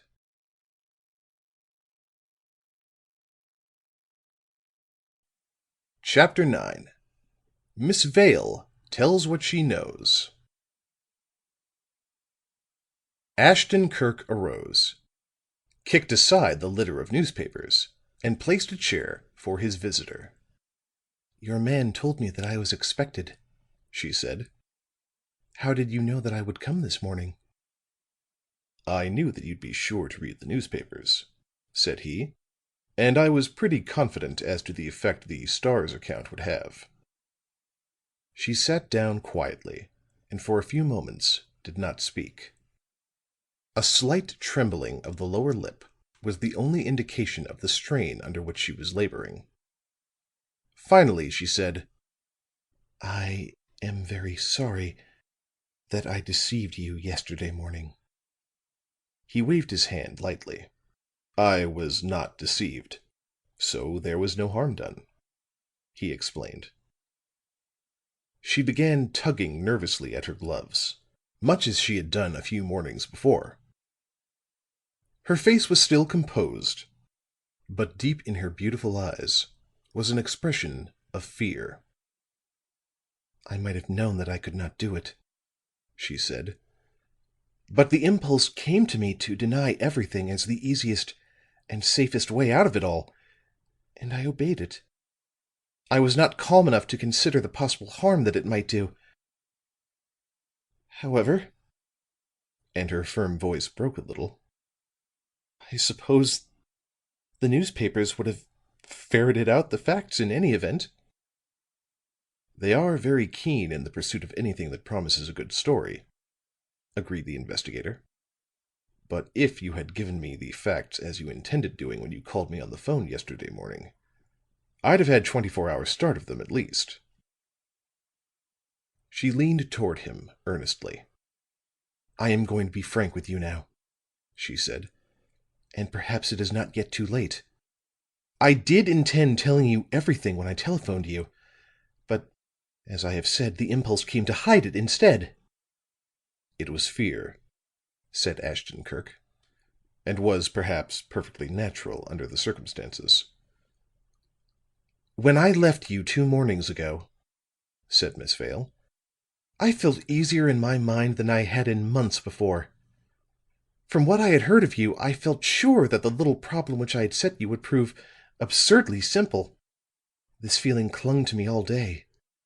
I was light and happy, and astonished my aunt, Mrs. Page, by consenting to go with her to Mrs. Barron's that night, a thing that I had been refusing to do for a long time. Late in the afternoon, Allan, Mr. Morris, came. As soon as I saw him, I knew that something had happened, or was about to happen. There was no color in his face. His eyes had a feverish glitter. His voice was high-pitched and excited. But I did not let him see that I noticed this. I talked to him quietly about a score of things, and by a most circuitous route approached the matter that interested me most, our marriage.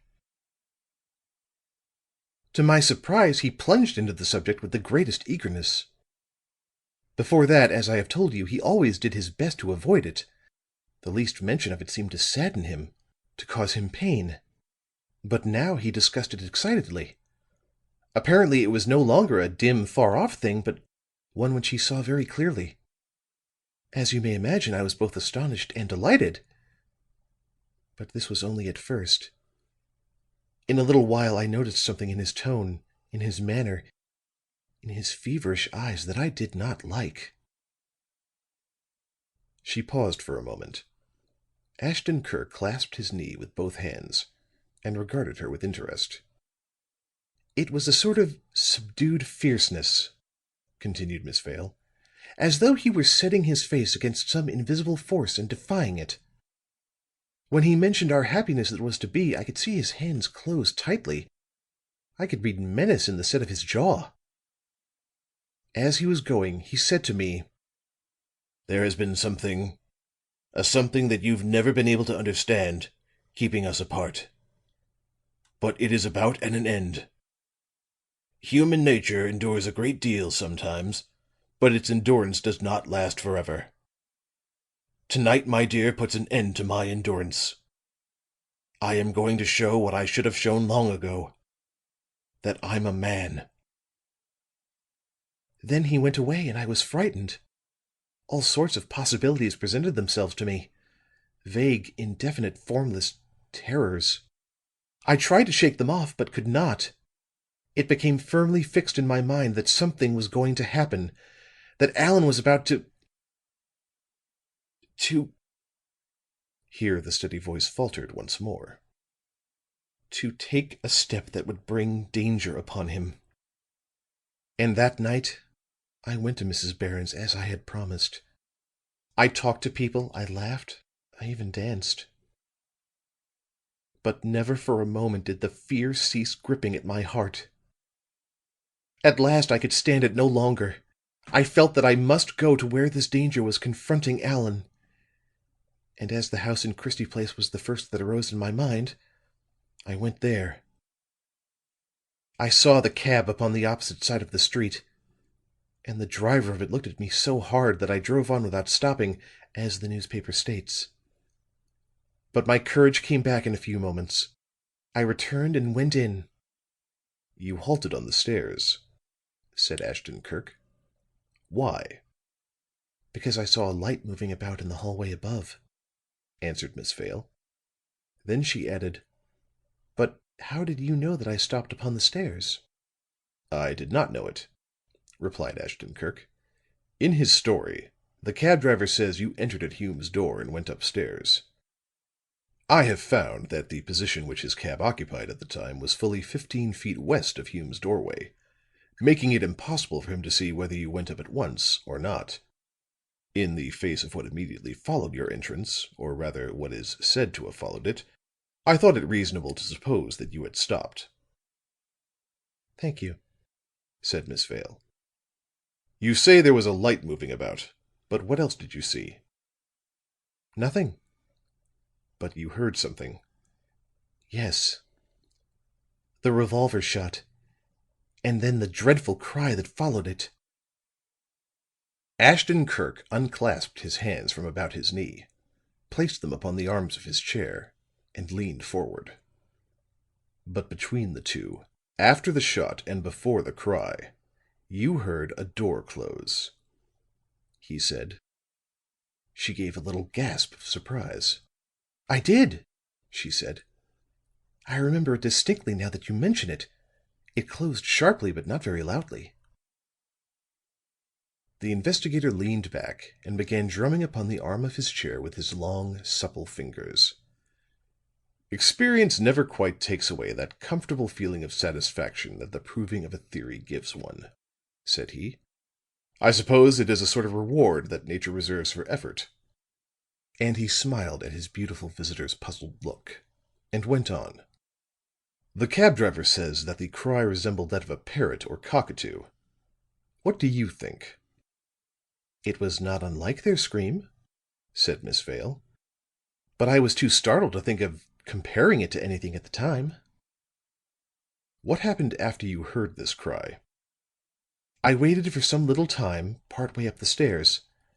Then the light which I had seen glancing over the walls and across the ceiling seemed to halt and die down. After this there was a pause, a stoppage of everything, and fear took possession of me. Suppose Allan had really intended visiting the place? Suppose he had preceded me? Suppose something dreadful had just happened, something in which he had had a part? Filled with thoughts like these, I ascended the remaining stairs. There was a light shining through the lettered glass of the door at the front, but the hall was deserted. The far end was thick with shadows. I tried the door where the light was, but it was fast. The door nearest the stairs was open. I entered by that, and passed into the front room through a communicating doorway. Then I saw the body, turned out the light, ran stumbling through the rooms and down the stairs." "Why did you turn out the light?" asked the investigator. "I don't know. Partly, I suppose, to shut the awful thing upon the floor from my sight, and partly—" She stopped, but Ashton Kirk completed the sentence for her. "And partly with the confused idea that you might hide the deed from public gaze, and in that way save Allan Morris from the consequences of his crime," said he. At this she sprang up, her hands outstretched appealingly, the fear now plain in her face. "No, no!" she cried. "He is not guilty! He did not do it!" "My dear young lady," said Ashton Kirk soothingly, "control yourself. Don't forget that before this thing is ended you will probably need all the self-command you can summon." Then, as she resumed her seat, he added, "I did not say that he was guilty. I was merely telling you of the formless thought that you had in mind when you turned out the light." She sat staring at him, the horror of it all still in her eyes. Then she nodded her head slowly and said in a husky voice, "Yes, that is what I thought. And that is why I called you on the telephone. I thought you would pity me and show me some way of covering it all up. But after I had your promise to come, I was seized with the fear that you might betray him. That is, I suppose, the real reason why I tried to deceive you. In my terror, I myself thought Allan guilty. But of course, now that I have had time to calmly think it over, I know he was not. That he couldn't be. No one who knows him will believe he did it." "What reason had you for thinking that he might be guilty?" "His manner during the afternoon before the murder. He seemed so fiercely resolved, so different from his usual self." "I understand. And what makes you think now that he is innocent?" "I believe it because I understand his nature," said Miss Vale, earnestly. "He might be finally aroused. Under provocation, he might even be violent. But he could never do a thing like this. It is too utterly horrible." "You have judged that it was probably he who was seen to go into Hume's before the murder?" "Yes." "Hume was alive when Berg closed up his shop. He was dead when you entered his showroom a half hour or so later. Therefore, he must have met his death while the cab driver Sams sat on his box across the street. Now, while Morris was seen to go in, it is not at all positive that he was the man who came out. We are not sure that he was not present when the crime was committed." Miss Vale reared her head proudly. "Is it possible," she said, "that you are trying to fix this deed upon Allan Morris?" "I am trying to find the real truth," answered Ashton-Kirk gravely. "The police," said Miss Vale, "according to the newspapers, thought that the criminal gained admission by way of the roof. This may or may not be so, but I think it is pretty evident that he made his way out in that manner. I was on the stairs while he was in the hall. He fled, but as he did not pass me, he must have gone upwards. If Allan Morris had done this murder, he would not have thought of this. Not knowing the section, he would have been ignorant as to where the roof would lead. But if Spatola were the man who remained, it would have been different. Do the papers not say that he lives in a garret or loft in the same block? How easy it would have been for him to pass out upon the roof of 478 after the crime, and then over the housetops of the block until he came to a scuttle which perhaps led into his very attic." "That," said Ashton-Kirk, "is very well conceived. But it has one weakness. You are not sure that the murderer did ascend to the roof after the crime. He may have been lurking in the shadows which you say were lying so thickly at the end of the hall. He may have been watching you as you discovered the body, while you ran down the hall once more and down the stairs. To be sure, you slammed the door behind you and so locked it. But like all spring or latch locks, it could be readily opened from the inside. No one else came out while the cab driver waited, but that was only for another 15 minutes, according to his own statement. The murderer could easily have waited until he had gone and then slipped out, also locking the door after him. Miss Vale sat staring at the speaker dumbly for a space. Then she asked in a dry, expressionless way, "And do you really think this is what happened?" Ashton Kirk shook his head. "No," said he. "I merely mentioned it to show you that it is difficult to be sure of anything in a matter like this, until," with a smile, "you are sure. It is one of the things that may have happened, but it is also open to question. A criminal whose crime has been discovered does not ordinarily linger upon the scene. You had just fled with the terror of the thing fresh upon you. How did he know but that you might scream it out to everyone you met?"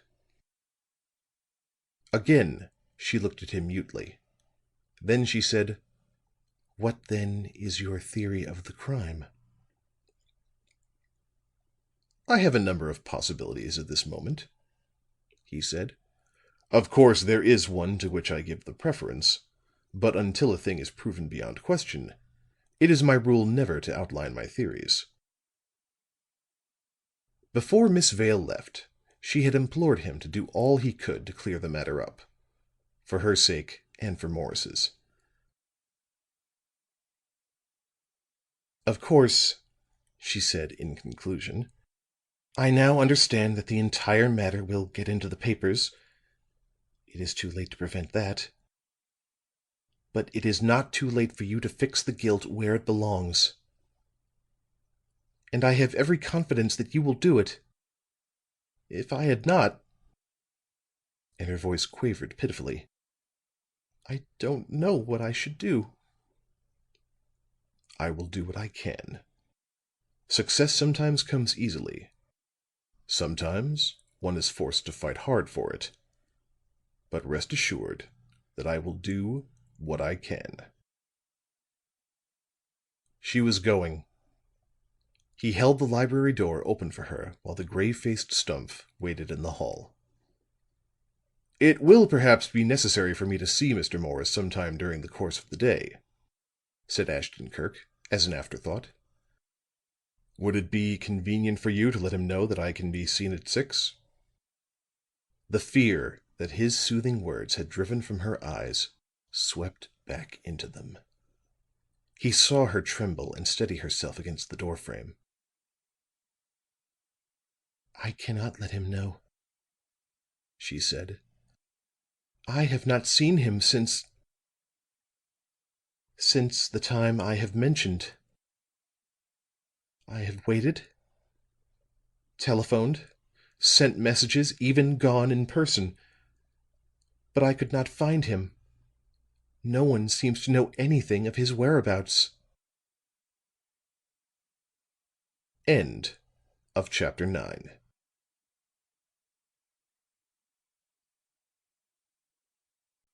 Chapter 10. Ashton Kirk Asks Questions. For some time after Miss Vale had gone, Ashton Kirk stood at one of the windows and looked down at the sordid, surging, dirty crowd in the street. The worn horses went dispiritedly up and down. The throaty-voiced men clamored strangely through their beards. Children played in the black ooze of the gutters. Women bundled in immense knitted garments and with their heads wrapped in shawls, haggled over scatterings of faded, weak-looking vegetables. The vendors grew frantic and eloquent in their combats with these experienced purchasers. Their gestures were high, sharp, and loaded with protest. Then Pendleton came. He was burdened with newspapers and wore an excited look. "I brought these, thinking that perhaps you had not seen them," he exclaimed, throwing the dailies among the others upon the floor. "But I note that your morning's reading has been very complete. Now tell me, Kirk, what the mischief do you think of all this?" "I suppose you refer to the published reports of the Hume case?" "Of course! As far as I am concerned, there is not just now any other thing of consequence on earth." Then he struck the table with his fist. "And it's all the fault of that cur, Allan Morris. Every bit of it. There is not a space writer or amateur detective on a single paper in the city that hasn't his nose to the ground at this minute hunting the trail. They are all at it. I stopped at the Vale's on my way here, but they told me she was not at home. From the top step to the curb on my way out, I was stopped 4 times by stony-faced young men, all anxious to make good with their city editors. Was I a friend of the family? Did Miss Vale seem at all upset by the matter? Where was Allan Morris? What brought him so frequently, as Brolatsky said, to see Hume? I believe they'd have come over the back of my car even after I started, if I had given but an encouraging look." "The evening papers will be a trial to Miss Vale for the next few days." "Well, don't neglect the morning issues, if you are going to mention any. In tomorrow's Star there will be a portrait of Edyth 4 columns wide and 8 inches high. I'll expect such expressions as 'beautiful society girl,' 'a recent debutante,' 'heiress to the vast fortune of the late structural steel king,' 'charming manner and brilliant mind.' And at those odd times when they are not praising her gowns, her wealth, or her good looks, they'll be rather worse than insinuating that she knows all about the crime, if she didn't commit it herself." He paced up and down the floor, his huge motoring coat flapping distressfully about his legs. His face was flushed. "If I had Morris here," he threatened, "I'd show him a few things, the pup." Then, suddenly, he stopped his tramping and faced his friend. "But now that it is as it is," he demanded, "what are we going to do about it?" "There are quite a number of very sensible things for us to do," replied Ashton Kirk, good humoredly. "And the first of them is to keep our tempers. The second, to keep cool."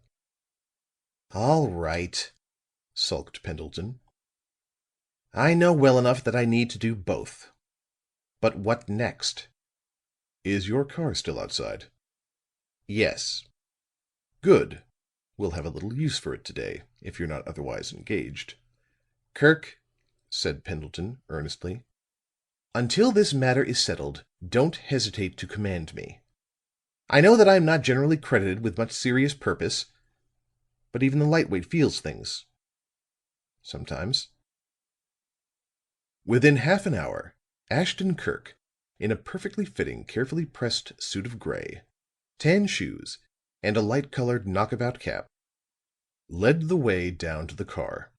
As they got in, he said: "We'd better go to Bernstine's first. It's the nearest, and on our way to the station." A 20 minutes' run through a baffling maze of vehicles brought them to the curb before a store with a very conspicuous modern front of plate glass and metal. Inside they inquired for one of the Messrs. Bernstine, and upon one of the gentlemen presenting himself, Ashton Kirk handed him his card. Mr. Bernstine was stout, bald, and affable. "I have heard of you, sir," said he, "and I am delighted to be of service." "Within the last few weeks," said Ashton Kirk, "you have had a sale of rifles and other things condemned by the military authorities of Bolivia." Mr. Bernstine wrinkled his smooth forehead in reflection. "Bolivia," said he. "Now let me see." He pondered heavily for a few moments and then sighed. "You see," he explained, "we sell so many lots from so many different places that we can hardly keep the run of them. But our books will show," proudly. "Everything we do is in our books." He looked down the long, table-crowded store and called loudly, "Sime!" Sime instantly put in an appearance. He was small, sandy-haired and freckled. He wore an alert expression and carried a marking pencil behind his ear. "This is our shipping and receiving clerk," said Mr. Bernstine. "He's up to everything around the place." Then he lowered his voice and jerked his fat thumb toward the newcomer secretly, addressing Pendleton. "Clever, just full of it." Sime listened to Ashton Kirk's question attentively. "Yes," he said in answer. "We had some of that stuff lately. Sold well, too, considering the time of the year." He pulled open a drawer and took out a fat, canvas-covered book. "2 gross rifles, 100 gross cartridges." He closed the book, tossed it into the drawer, and then slid the drawer shut. "There were a few bayonets, too. About half a dozen." With his round, fat countenance shining with admiration, Mr. Bernstine once more caught Pendleton's eye. "Just full of it," he murmured sotto voce. "As full as he can be." "The bayonets," said Ashton-Kirk, "are what we are after. They were all sold, I suppose?" "Yes," replied Sime. "I remember when the last one went, saying to one of our men that we were lucky. You see, bayonets don't sell very well except to military companies, and they're not organizing every day." "Do you know who bought them?" Sime took the marking pencil from behind his ear and proceeded to scratch his head with its point. Mr. Bernstine watched him anxiously. But when the shipping clerk pulled open the drawer once more, the employer's face lighted up. "Ah," said he to Pendleton, "the books. Now we'll have it." "They were all taken away by the people who bought them," announced Sime, after a great flipping of ink-spattered pages. "All except one." "And that one?" "It went by our boy. It was sold to Mr. Cartwright, the artist, and was sent to his studio up here in Fifth Street. But there was another. The last one that we had," suddenly. "And now that I get to thinking of it, I remember we had some trouble about it. The man that bought it was a Dago." Pendleton darted a swift look at Ashton-Kirk. But the investigator's expression never changed. He looked steadily at the clerk. "When he asked for the bayonet," proceeded Sime, "I knew we had one left, but I could not just lay my hands on it. He paid for it, and I said we'd send it to him. He started to give me his address, and then changed his mind and said he'd come back again." "And he did?" "Yes, the same afternoon. I had found the thing by that time, and he took it with him." "You don't recall the address?" To his employer's evident mortification, Sime shook his head. "Look in the books," suggested Mr. Bernstine with confidence. "Look in the books." "It ain't there," answered Sime. "He said he'd come back, so I didn't put it down." "Was it Christie Place?" Sime pointed at Ashton-Kirk with his pencil. "You've got it," said he. "That was it, sure enough." "And you think the man was an Italian?" "Well, he talked and looked like one. Rather well educated, too, I think." Ashton-Kirk thanked the clerk and the now beaming Mr. Bernstine, and with Pendleton left the place. "Well," said Pendleton as they climbed into the car, "this about fixes the thing, doesn't it? The musician, Antonio Spatola, is the guilty man, beyond a doubt." The investigator settled back after giving the chauffeur his next stop. "Beyond a doubt," said he, "is rather an extreme expression. The fact that the bayonet was purchased by an Italian who gave his address as Christie Place is not enough to convict Spatola. All sorts of people live in that street, and there are perhaps other Italians among them." Pendleton called out to the chauffeur to stop. "We'll settle that at once," said he. "Spatola's picture is in the papers. We'll ask the clerk if it is that of the man to whom he sold the weapon." But Ashton-Kirk restrained him. "I thought of the published portraits while Sime was speaking," said he, "and I also thought that it was very fortunate that neither he nor his employer were readers of the newspapers." "How do you know that they are not?" "If they had read today's issues, they would have at once connected the Italian who purchased the bayonet with the one who is said to have used it, wouldn't they? Especially as both Italians lived on the same street. Bernstine and Sime said nothing because they suspect nothing. And, as I have said, this is fortunate because, suspecting nothing, they will continue," with a smile, "to say nothing. If the police or reporters got this, they'd swoop down on the trail and perhaps spoil everything." "But Bernstine or his clerk will hear of the matter sooner or later," complained Pendleton. "And the police and reporters will then get in on the thing anyhow." "But there will be a delay," said his friend. "And that may be what we need just now. Perhaps a few hours will mean success. You can never tell. The best that we could get by explaining matters to Sime would be a positive identification of Spatola, or the reverse. And we can get that from him at any time. So you see, we lose nothing by waiting." "I guess that's so," Pendleton acknowledged. And again the car started forward. At the huge entrance to a railroad station, they drew up once more.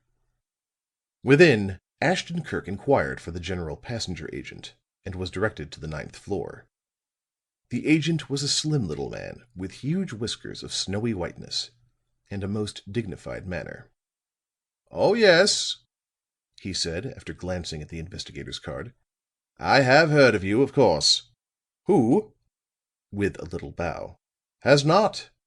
Indeed, if I remember aright, this road had the honor to employ you a few years ago in a matter necessitating some little delicacy of handling. Am I not right?"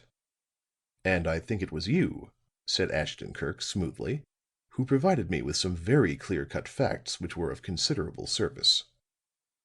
The little general passenger agent looked pleased and smoothed his beautiful whiskers softly. "I was most happy," said he. "Just now," said Ashton Kirk, "I am engaged in a matter of some consequence, and once more you can be of assistance to me." "Sit down," invited the other readily. "Sit down and command me." Both Pendleton and the investigator sat down. The latter said to the passenger agent, "I understand that every railroad has a system by which it can tell which conductor has punched a ticket." "Oh, yes, a very simple one. You see, the hole left by each punch is different. One will cut a perfectly round hole, another will be square, still another will be a triangle, and so on indefinitely."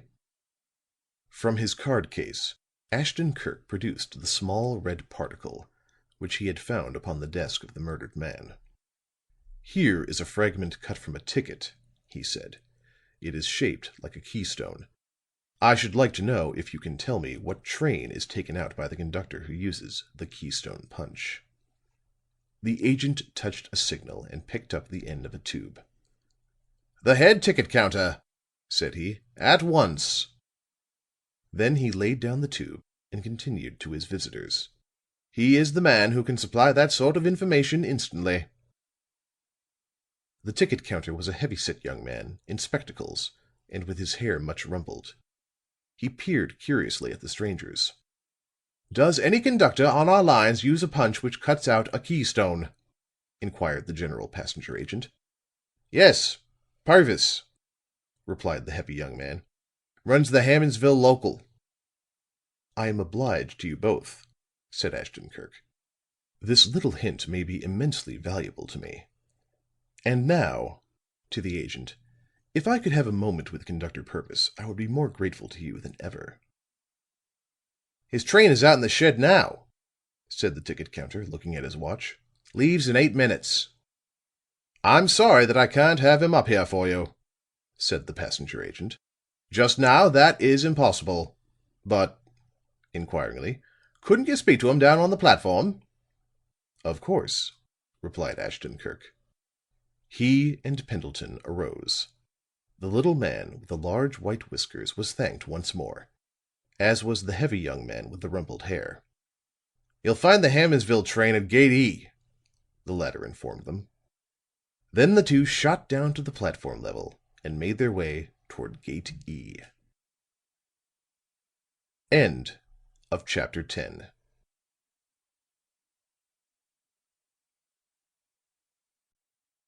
Chapter 11.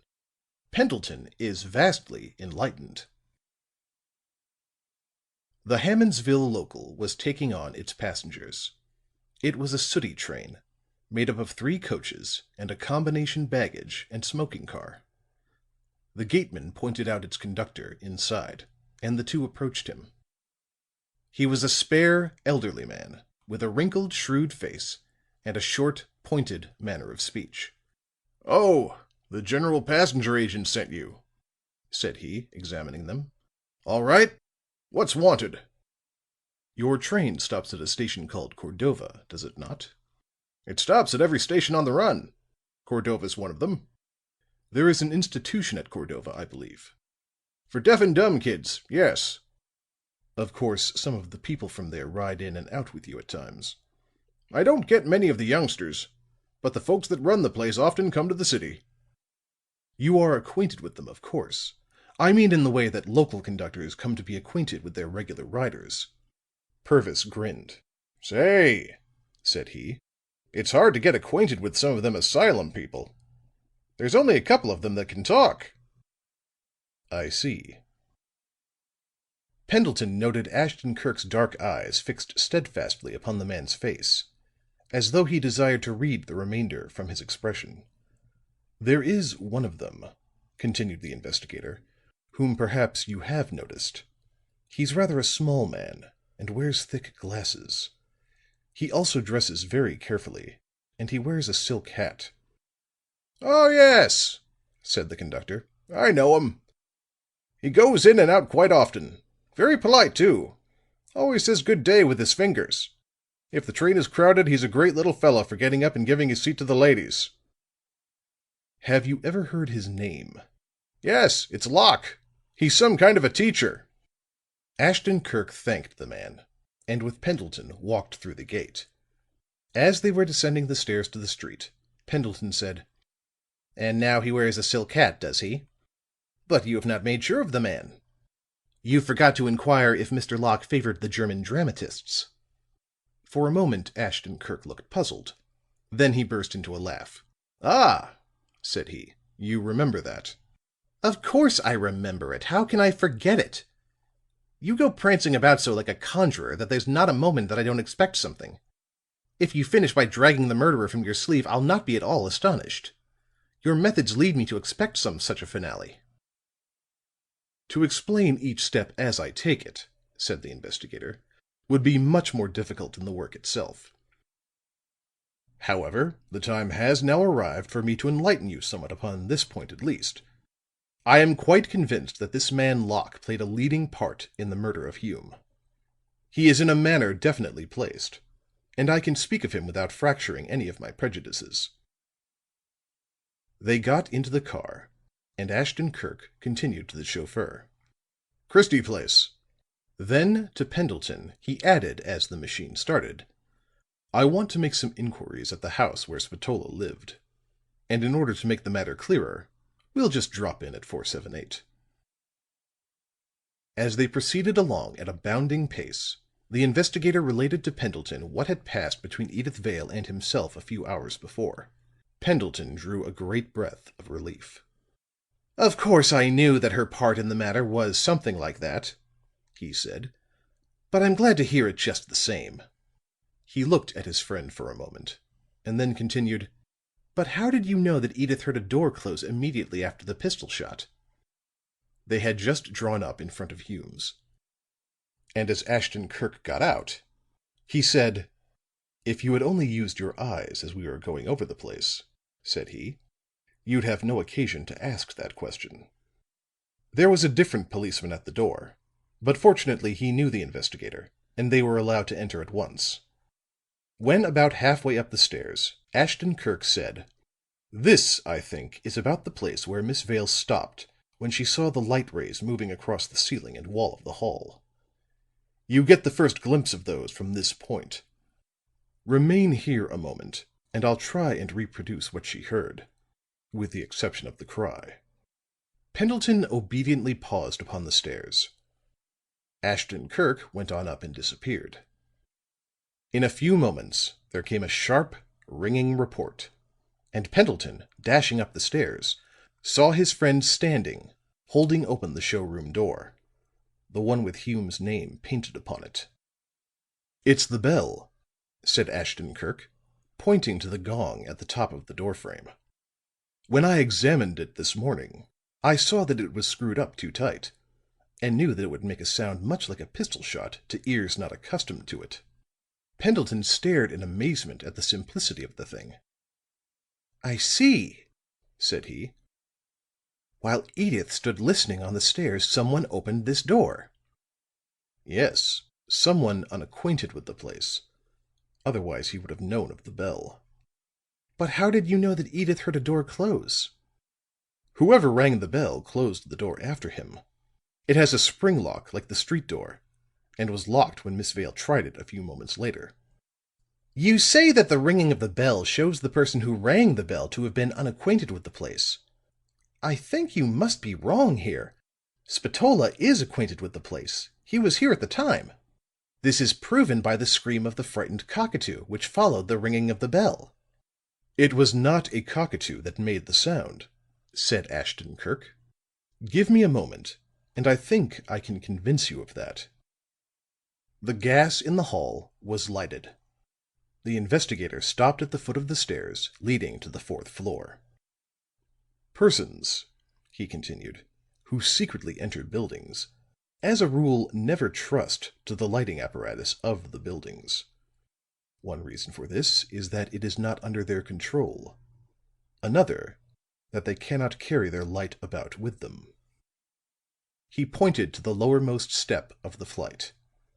There, as before, were the stump of candle, the burnt matches, the traces of tallow upon the wood. "There were 2 or more men concerned in this crime," proceeded Ashton Kirk, "and that is the method of lighting that they chose. A candle." "2 men? How do you know that?" asked Pendleton. "You shall see in a moment," replied the investigator. Then he continued, "And the candle was used not only for illumination. It served another purpose, and so supplied me with the first definite information that my searching had given me up to that time." Pendleton looked at the discouraged little candle end, with its long black wick, the 2 charred splinters of pine wood, and the eccentric trail of tallow droppings. Then he shook his head. "How you could get enlightenment from those things is beyond me," he said. "But tell me what they indicated." "The candle and the matchsticks count for little," said Ashton Kirk. "It is the tracings of melted tallow that possess the secret. Look closely at them. At first glance they may seem the random drippings of a carelessly held light. But a little study will show you a clearly defined system contained in them." "Well, you might say there were 3 lines of it," said Pendleton, after a moment's inspection. "Right," said Ashton Kirk. "3 lines there are, and each follows a row of tack heads. These latter were apparently once driven in to hold down a step protector of some sort, which has since become worn out and been removed." The speaker took a pad of paper and a pencil from his pocket. Across the pad he drew 3 lines, one under the other. Then, with another glance at the candle droppings upon the step, he made a copy of them. Pendleton bent over the result under the flare of the gaslight, and as he looked, his eyes widened. "Why," cried he, "they look like a stenographer's word signs." "Good!" said Ashton Kirk. "And that, my dear fellow, is exactly what they are. There, scrawled erratically in dripping tallow, is a 3-word sentence in Ben Pitman's phonetic characters. It is roughly done, and may have occupied some minutes, but it is well done and in excellent German. I'll write it out for you." Then he wrote on the pad in big, plain Roman letters, "Hinter Wayne's Bildnis." "There it is," said the investigator, "done into the German language line for line. Brush up your knowledge now. Let me see you turn it into English." Pendleton, whose German was rusty from long disuse, pondered over the 3 words. Suddenly a light shot across his face. Then his eyes were in a blaze. "Behind Wayne's portrait!" He fairly shouted the words. Astonishment filled him. He was trembling with excitement. "By heaven!" he gasped. "You have it, Kirk! Now I understand the smashing of the portraits of General Wayne. There was something of value hidden behind one of them, between the picture and the back. But what?" "It was nothing of any great bulk. The hiding place indicated points that out, surely," said Ashton Kirk, composedly. A document of some sort, perhaps." Pendleton stood for a moment, lost in the wonder of the revelation. Then his mind began to work once more. "But I can't understand the writing of the thing upon the step," said he. "It was the fact that it was written that proved to me that there were at least two men concerned. One knew the hiding place of the coveted object, and this is how he conveyed the information to his companion," pointing at the step. "But," protested Pendleton, "why did he not put it into words? Surely it would have been much easier." "Not for this particular person. As it happens, he was a mute." Again Pendleton's eyes opened widely. Then recollection came to him, and he said, "It was Locke, the man concerning whom you were making inquiries of the railroad conductor." Ashton Kirk nodded and replied, "And it was he who shrieked when the door of the showroom opened. The outcry of a deaf mute, if you have ever heard one, has the same squawking, senseless sound as that of a psittaceous bird, like the parrot or cockatoo." "But," said Pendleton, "the fact that the man who scrawled these signs upon the step was a deaf mute scarcely justifies the eccentricity of the thing. Why did he not use a pencil, as you have done?" "I can't say exactly, of course. But did it never happen that you were without a pencil at a time when you needed one rather urgently?" "This thing has sort of knocked me off my balance, I suppose," said Pendleton, rather bewildered. "Don't expect too much of me, Kirk." He stuffed his hands in his pockets dejectedly, and continued. "You now tell me that this man was a mute. Yesterday you said he was small, that he was nearsighted, that he was well dressed and knew something of the modern German dramatists. You also told the conductor that he wore thick glasses and a silk hat. Now, I suppose I'm all kinds of an idiot for not understanding how you know these things about a man you never saw, but I confess it candidly, I don't understand." "It all belongs to my method of work," said Ashton Kirk. "It's simple enough when you go about it the right way. I have already given you my reasons for thinking the man who did this," pointing to the step, "to be a mute. I judged that he was of small stature because he chose the bottom step upon which to trace his word signs. Even an ordinary sized man would have selected one higher up." "All right," said Pendleton. "That looks good to me so far." "The deductions that he was well dressed and also nearsighted were from the one source. His hat fell off while he was tracing the signs. That showed me that he was forced to stoop very close to his work in order to see what he was about. You see that, don't you?" "How did you know his hat fell off?" asked Pendleton, incredulously. "Mrs. Dwyer is evidently paid to clean only the hall and lower stairway," replied Ashton Kirk, composedly. "And that she sticks closely to that arrangement is shown by the condition of this upper flight. The dust upon the step is rather thick. If you will notice," and he indicated a place upon the second step, "here is a spot where a round, flat object rested. That this object was a silk hat is positive. You can see the sharp impress of the nap in the dust. Here is the curl in the exact center of the crown as seen in silk hats only. And men who wear silk hats are usually well-dressed men." "But how can you be at all sure that the hat fell off? Isn't it possible that he took it off and laid it there?"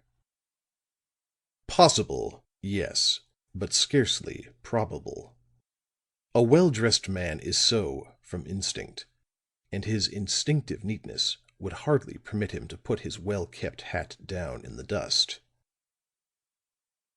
"Go on," said Pendleton. "The stairs have been used since the hat fell there, but the dust has not been disturbed. There is a handrail on the other side of the flight, and consequently all went up and down on that side." "I can understand the thick glasses," said Pendleton. "His being nearsighted suggested those. But what made you think he cared for the modern German dramatists?" That was a hazard merely, and the investigator laughed. He knew German and was apparently a man of intelligence. No man who combines these two things can fail of admiration for Hauptmann, Sudermann and their brothers of the pen. And then a mute who knew shorthand well enough to have such ready recourse to it struck me as being unusual. They all know the digital sign language, but German and phonography classed him as one above the ordinary. This knowledge brought the suggestion of an institution. Then came the suggestion that he might be an instructor in such an institution. The fragment from the railroad ticket hinted that the institution might be out of town. Fuller's research placed 2 such institutions. The ticket counter at the railroad office narrowed it down to 1. The conductor of the train all but put his hand on the man. There was a short silence. Then Pendleton drew a long breath. "Well, Kirk," said he, "I don't mind admitting that you have me winging. I'll tell you now it's clever. But if I can think of a stronger word later, I'll work it in instead. We have a pretty positive line on one of the criminals, and we will now turn to the other," said the investigator briskly. "It was this other who committed the murder. The infirmities of Locke, the mute, made it impossible for him to venture into the rooms. The risks for a deaf and short-sighted man would be too great. Danger might creep upon him, and he neither hear nor see it. For some reason which I have not yet discovered, but it may have been distrust, he had not informed his confederate as to the whereabouts of the object of their entrance. When they got as far as this hall, he concluded to do so. But as neither man had a pencil, he conveyed the information as shown. Then the confederate entered Hume's apartments by the door which Mrs. Dwyer found open. This, by an oversight, may have been left unlocked, or the criminal may have had a key. However, that does not affect the case one way or another. It is my opinion that Hume was seated at his desk at this time, and heard the intruder enter the storage room. Then, pushing back his chair as we saw it, he arose. The criminal, however, sprang upon and struck him so expertly that he collapsed without a sound. Then the bayonet came into play.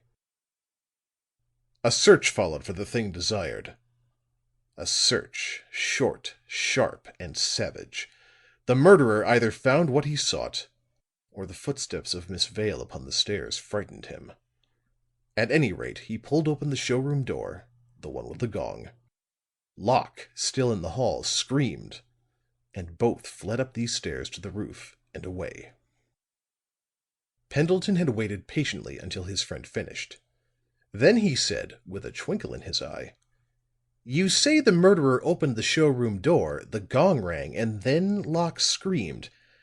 Now, old chap, that's not possible. If Locke is deaf, he couldn't hear the gong, and so there would be no occasion for him to cry out." "I think if you'll go back over what I've really said," spoke Ashton Kirk, "you will find that I have made no mention of Locke crying out because of the gong.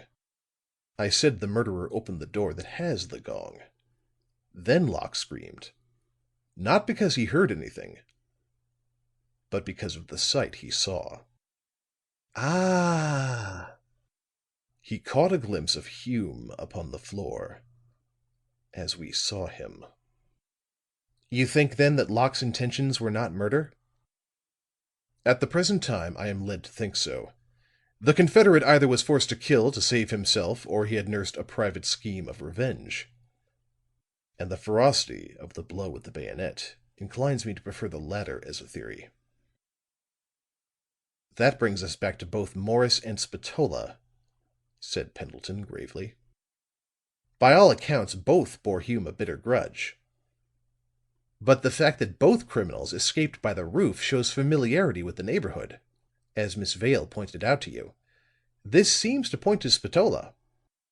"So does the purchase of the bayonet, and in the same indefinite fashion," said Ashton Kirk. "But come. We motored to Christie Place more to inquire about this same Italian than anything else. So let's set about it." They thanked the policeman in charge and left the building. As they proceeded down the street toward the house in which the newspapers had informed them Spatola lived, the investigator paused suddenly. "I think," said he, "it would be best for us to first see Spatola himself and ask a few questions. This might give us the proper point of view for the remainder." And so they once more got into the car, and away they sped toward the place where the violinist was confined. End of chapter 11.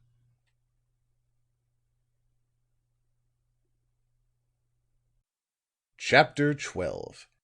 Antonio Spatola appears.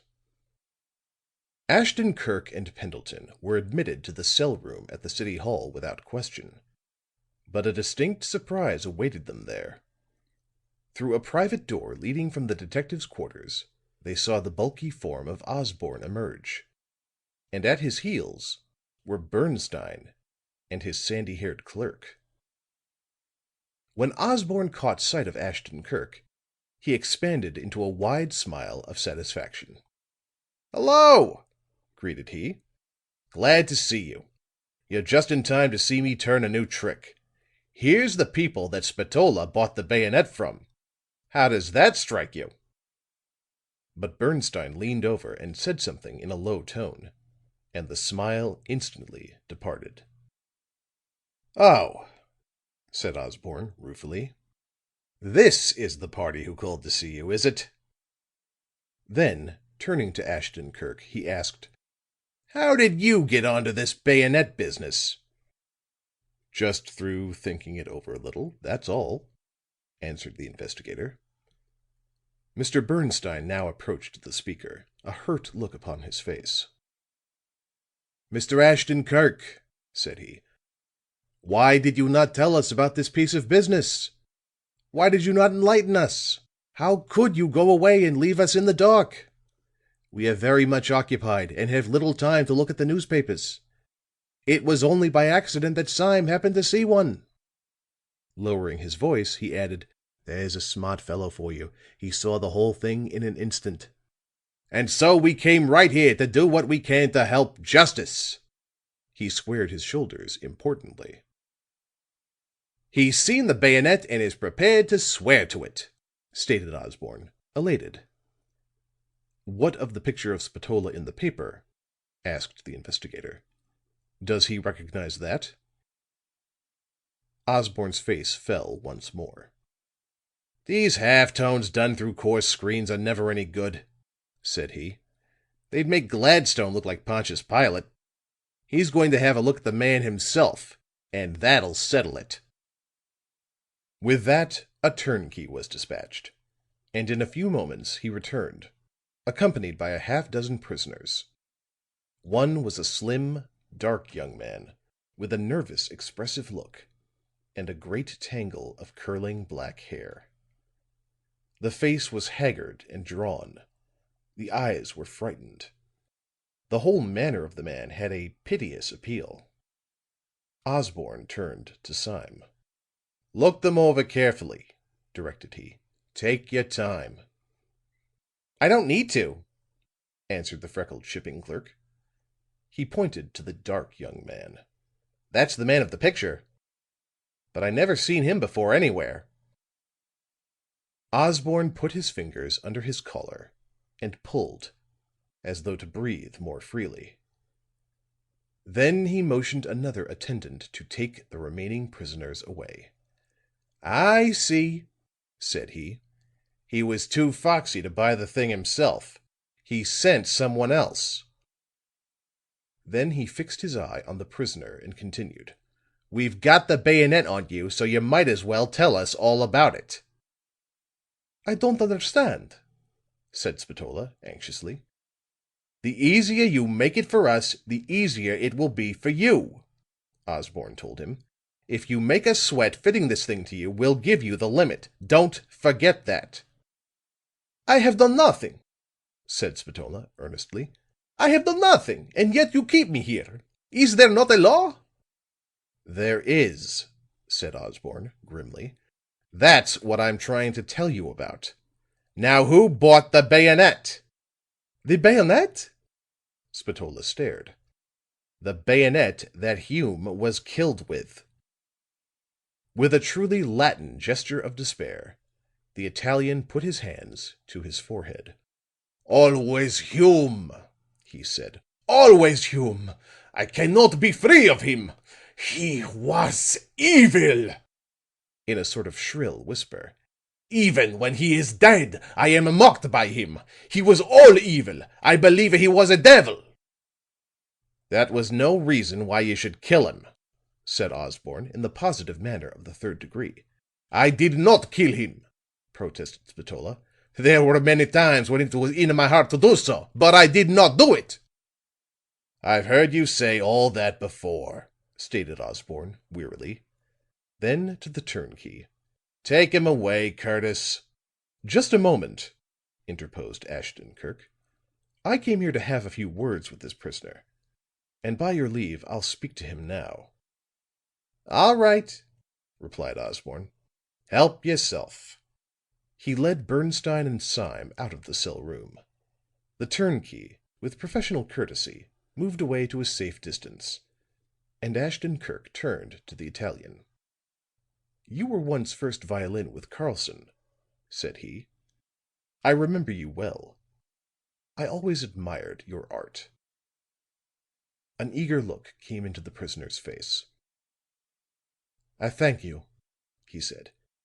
"It is not many who will remember in me a man who once did worthy things.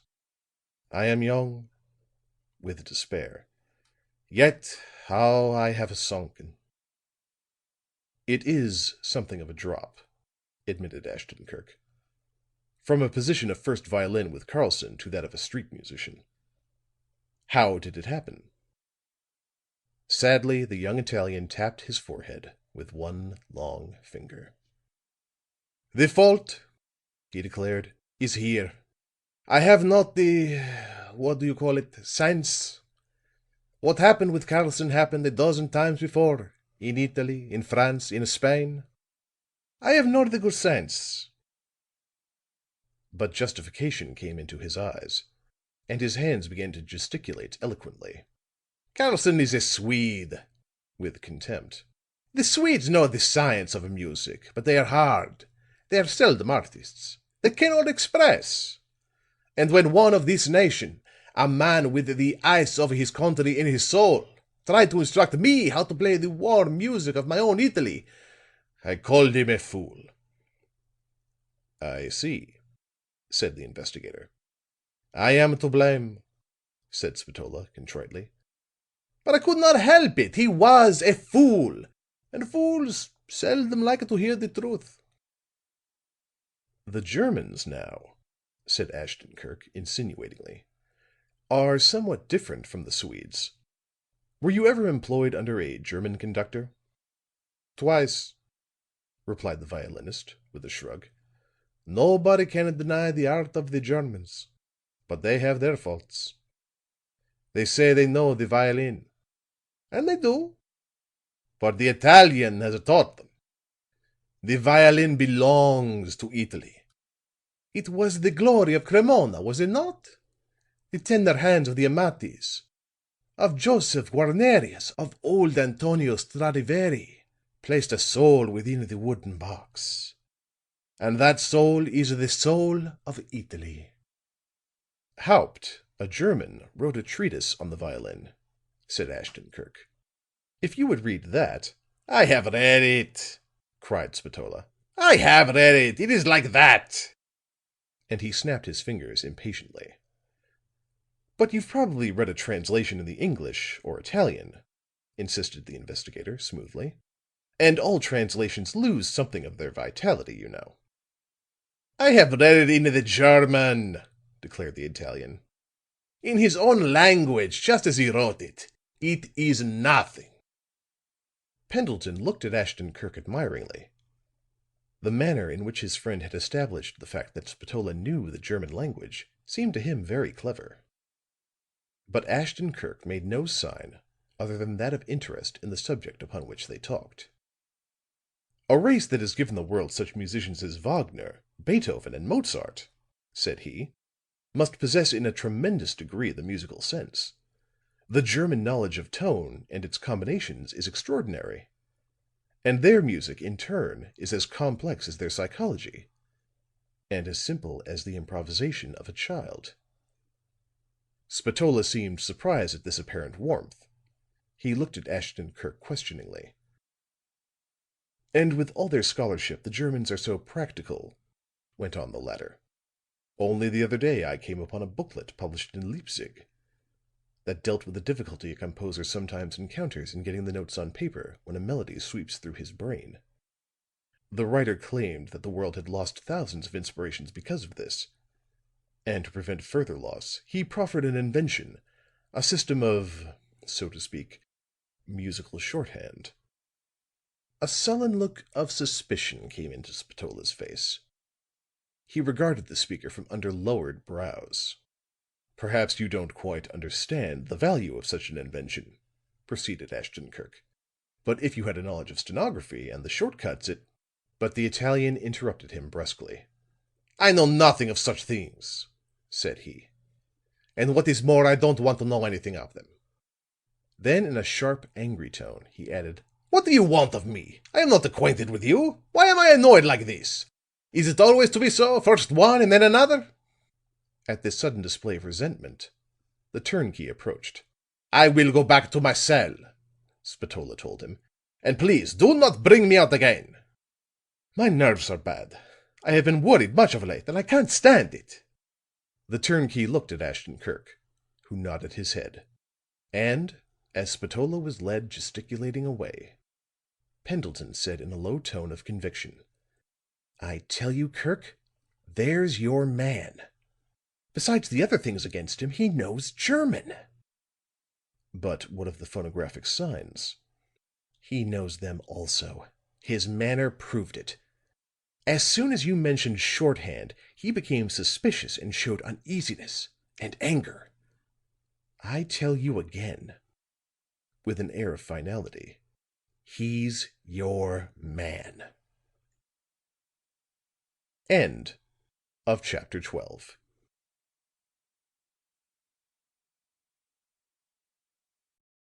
Chapter 13. A New Light on Allan Morris. From the city hall, the car headed for Christie Place once more. It halted some half dozen doors from Hume's, and the occupants got out. The first floor was used by a dealer in second-hand machinery, but at one side was a long, dingy entry with a rickety, twisting flight of stairs at the end.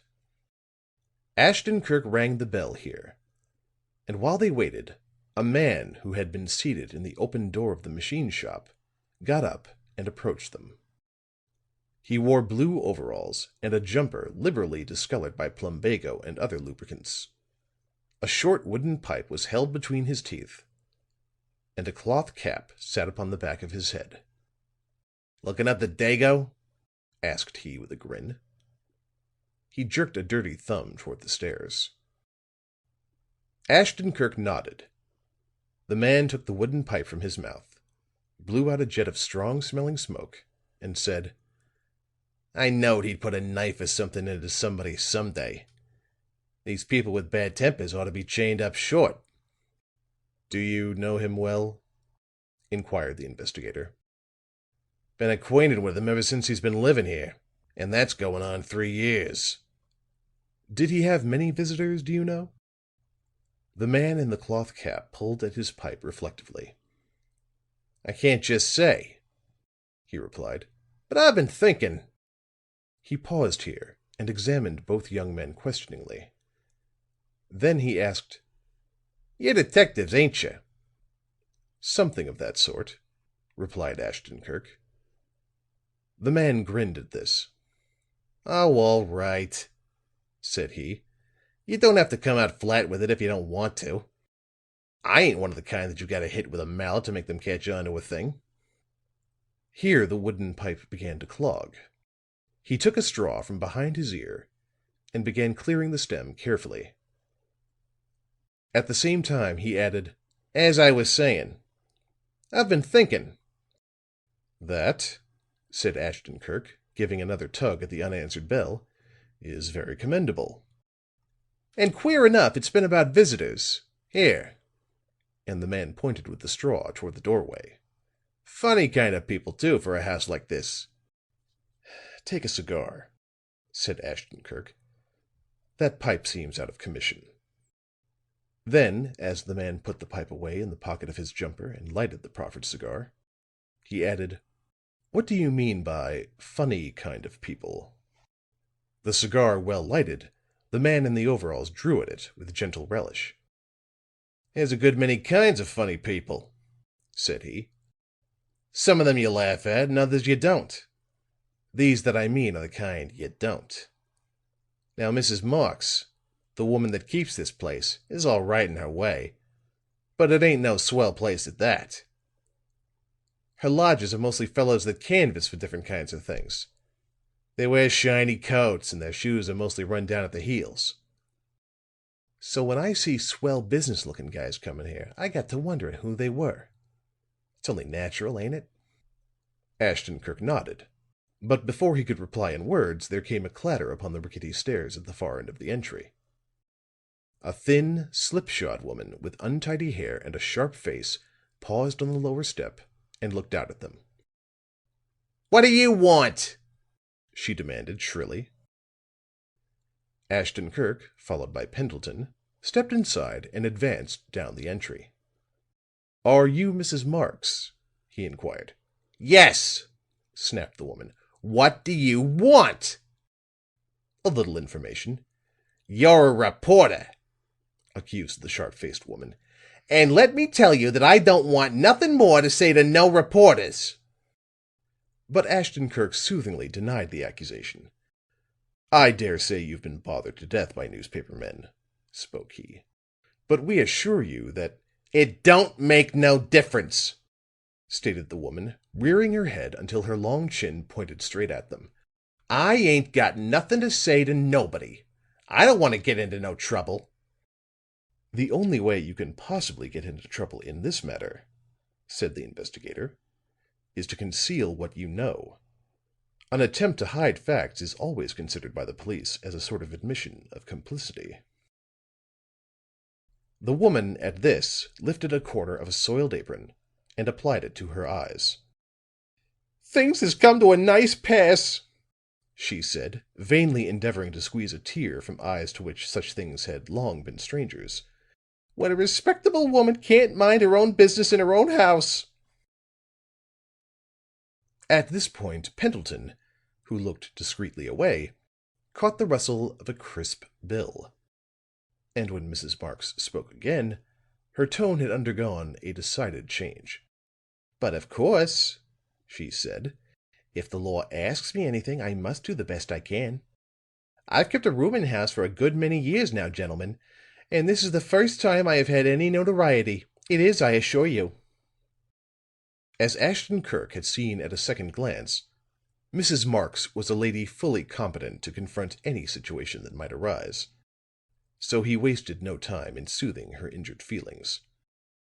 "We desire any information that you can give us regarding your lodger, Antonio Spatola," said he.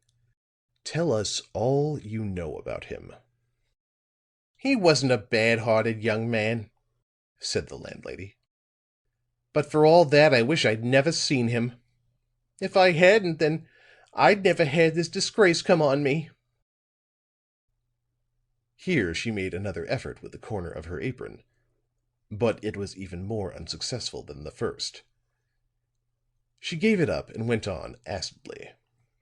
"Mr. Spatola came here almost 3 years ago. He was engaged in one of the vaudeville theaters near here, in the orchestra, and he rented my second-story front at $6 a week. Except for the fact that he would play awfully shivery music at all hours of the night, I was glad to have him. He was quiet and polite. He paid regularly, and," smoothing back the untidy hair, "he gave a kind of tone to the house." But then he lost his position. Had a fight, I understand, with somebody.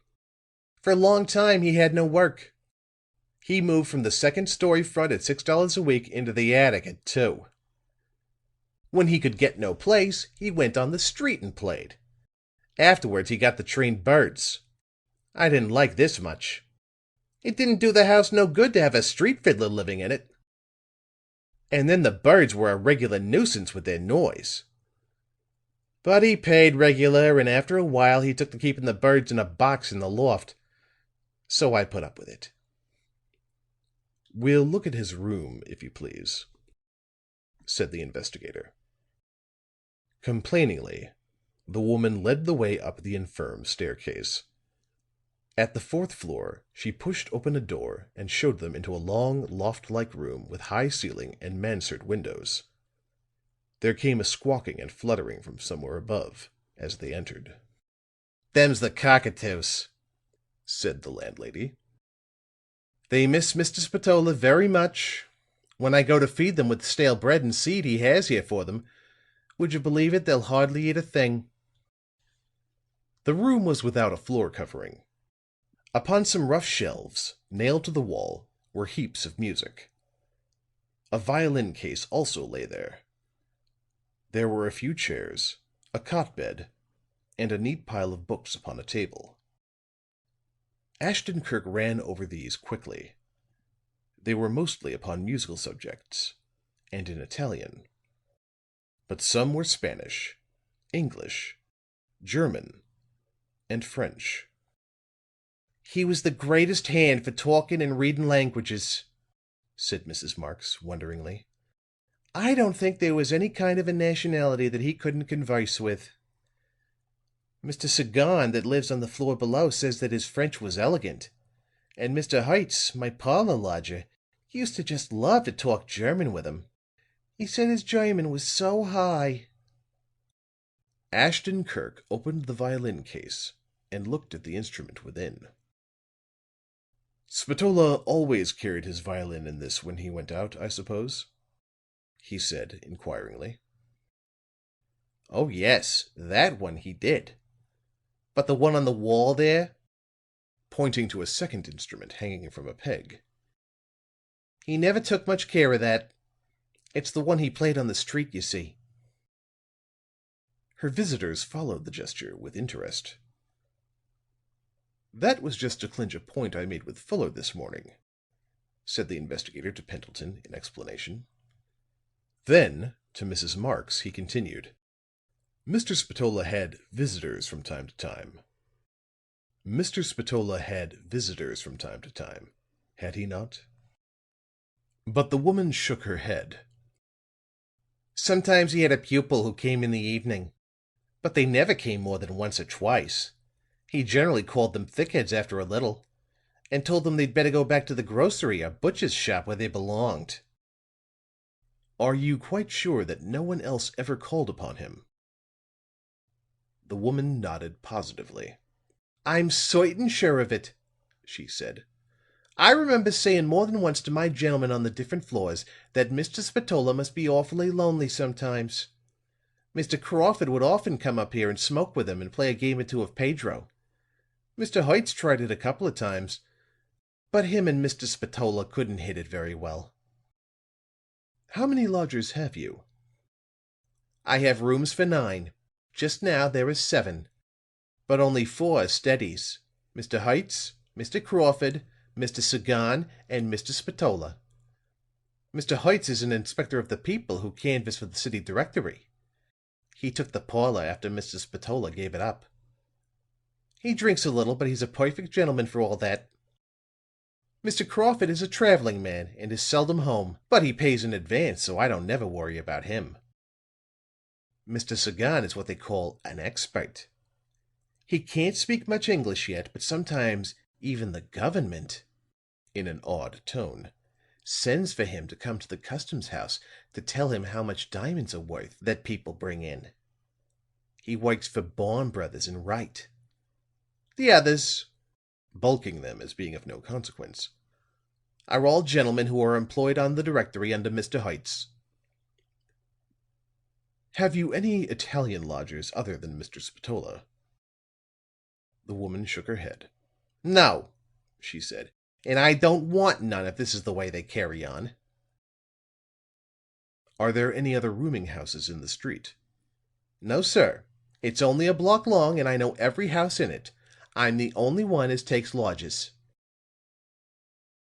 "Are there any Italians in business in the block, or employed in any of the business places?" Mrs. Marx again shook her head positively. "Not any." "You speak of a Mr. Sagon. Of what nationality is he?" "Oh, he's French, but he's lived a long time in Antwerp. That's where he learned the diamond business. And he must have lived in other places in Europe. Mr. Spatola says he has spoken of them often." Just then there came from below the sound of a heavy voice singing. The words were French, and the intonation here and there was strange to Ashton Kirk. "Who is that?" he asked. "It's Mr. Sagon," replied the woman. "He's the greatest one for singing them little French songs." "Ah, I have it," said Ashton Kirk after a moment. "He's a Basque, of course. I couldn't place that accent at first." A narrow, ladder-like flight of stairs was upon one side. Ashton Kirk mounted these and found himself in a smaller loft. A number of well-kept cockatoos, in cages, set up a harsh screaming at sight of him. Opening a low door, he stepped out upon a tin roof. Mrs. Marx and Pendleton had followed him, and the former said, "The police was up here looking. They said Mr. Spatola came through the trap door at Hume's place that night, and walked along the roofs and so down to his own room." "That would be very easily done," answered Ashton Kirk, as his eye took in the level stretch of roofs. After a little more questioning to make sure that the landlady had missed nothing, they thanked her and left the house.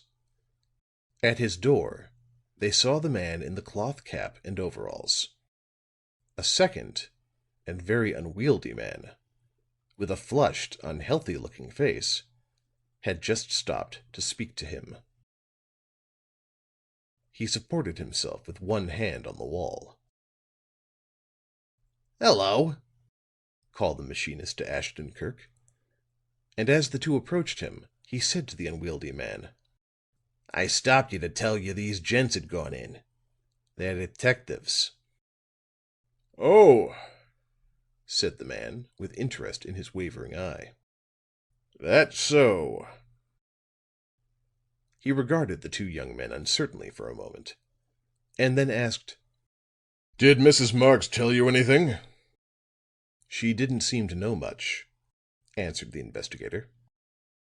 The unwieldy man swayed to and fro, an expression of cunning gathering in his face. The machinist winked and whispered to Pendleton, "I don't know his name, but he's one of the lodgers." "Marx," declared the unwieldy man, "is a fine lady. But," with an elaborate wink, "she knows more'n she tells sometimes." The wavering eye tried to fix the investigator, but failed signally. "It don't do," he added wisely, "to tell everything you know." Ashton Kirk agreed to this. "Marx could tell you something, maybe," said the man. "And then maybe she couldn't.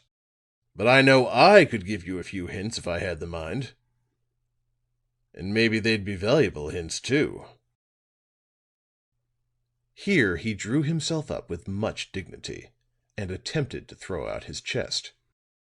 "I'm a gentleman," he declared. "My name's Hertz, and being a gentleman, I always try to conduct myself like one. But that's more'n some other people in Marx's household does." "Yes?" "Yes, sir. When a gentleman tries to be friendly, I meets him halfway. But that fellow," and he shook a remonstrating finger at the door of the lodging house, "thinks himself better'n other people. And mind you," with a leer, "maybe he's not as good." "Who do you mean? The Dago?" asked the machinist. "No, I mean Crawford. A salesman, eh?" The speaker made a gesture as though pushing something from him with contempt. "Fudge!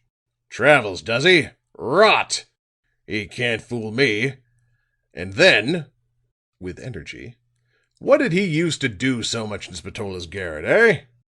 What did they talk about so much on the quiet?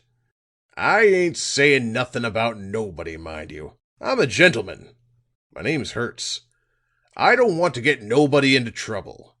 But if Crawford was such a swell as to not want to speak to a gentleman in public, why did he hold so many powwows in private with Spatola? That's what I want to know." Seeing that the man's befogged intellect would be likely to carry him on in this strain for an indefinite time, Ashton Kirk and Pendleton were about to move on. But they had not gone more than a few yards when the investigator paused, as though struck with an idea. He stepped back once more and drew a photograph from his pocket. "Do you know who this is?" he asked abruptly, holding it up. The unwieldy man swayed gently and waveringly regarded the portrait. "Sure," said he, surprisedly. "It's Crawford." Ashton Kirk rejoined his friend, and as they made their way to the waiting automobile, the latter said, "That is a step ahead of me, Kirk, I think. Where did you get a portrait of this man Crawford?" By way of an answer, the investigator held up the photograph once more. Pendleton gave a gasp of amazement. "Allan Morris," said he. "Allan Morris, by George!" End of chapter 13.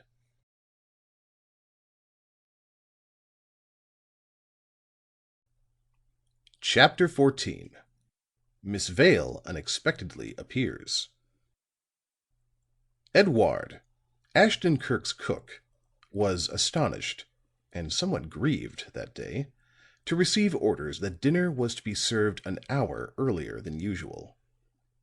And Stumph, grave and immobile, was betrayed into an expression of astonishment when his master and guest sat down to the same dinner in their workaday attire. And at best, Edouard's delicate art that day received but scant attention. Stumph could hardly conceive of a more important thing than the proper and gentlemanly eating of one's dinner. Nevertheless, other things engaged the attention of the two young men. They talked earnestly and in incomprehensible terms. Mysterious allusions were sprinkled thickly through it all. "I do not think," Stumph told the mortified Edouard in the kitchen, "that Mr. Pendleton has tasted the flavor of a single thing he has eaten. He listens to Mr. Ashton Kirk talk. He is surprised at everything that he is told. There's a trembling in his hands, he is so eager. No, I don't know what it's about. But then, I never know what Mr. Ashton Kirk is about. He is a very remarkable gentleman." And no sooner was the dinner completed than Ashton Kirk's big French car was brought to the door, and both young men got into it. "You've looked up the road to Cordova?" inquired Ashton Kirk of the chauffeur. "Yes, sir," answered the man. "Very good road, and almost parallel with the railroad. No trouble getting there by dark." "All right. Get there as soon as you can." They cut into a broad asphalted avenue, which eventually led them through the north suburbs into the country. The April dusk was settling upon the fields as they raced along. In the isolated houses, lights were beginning to twinkle. There was a swaying among the trees and roadside bush.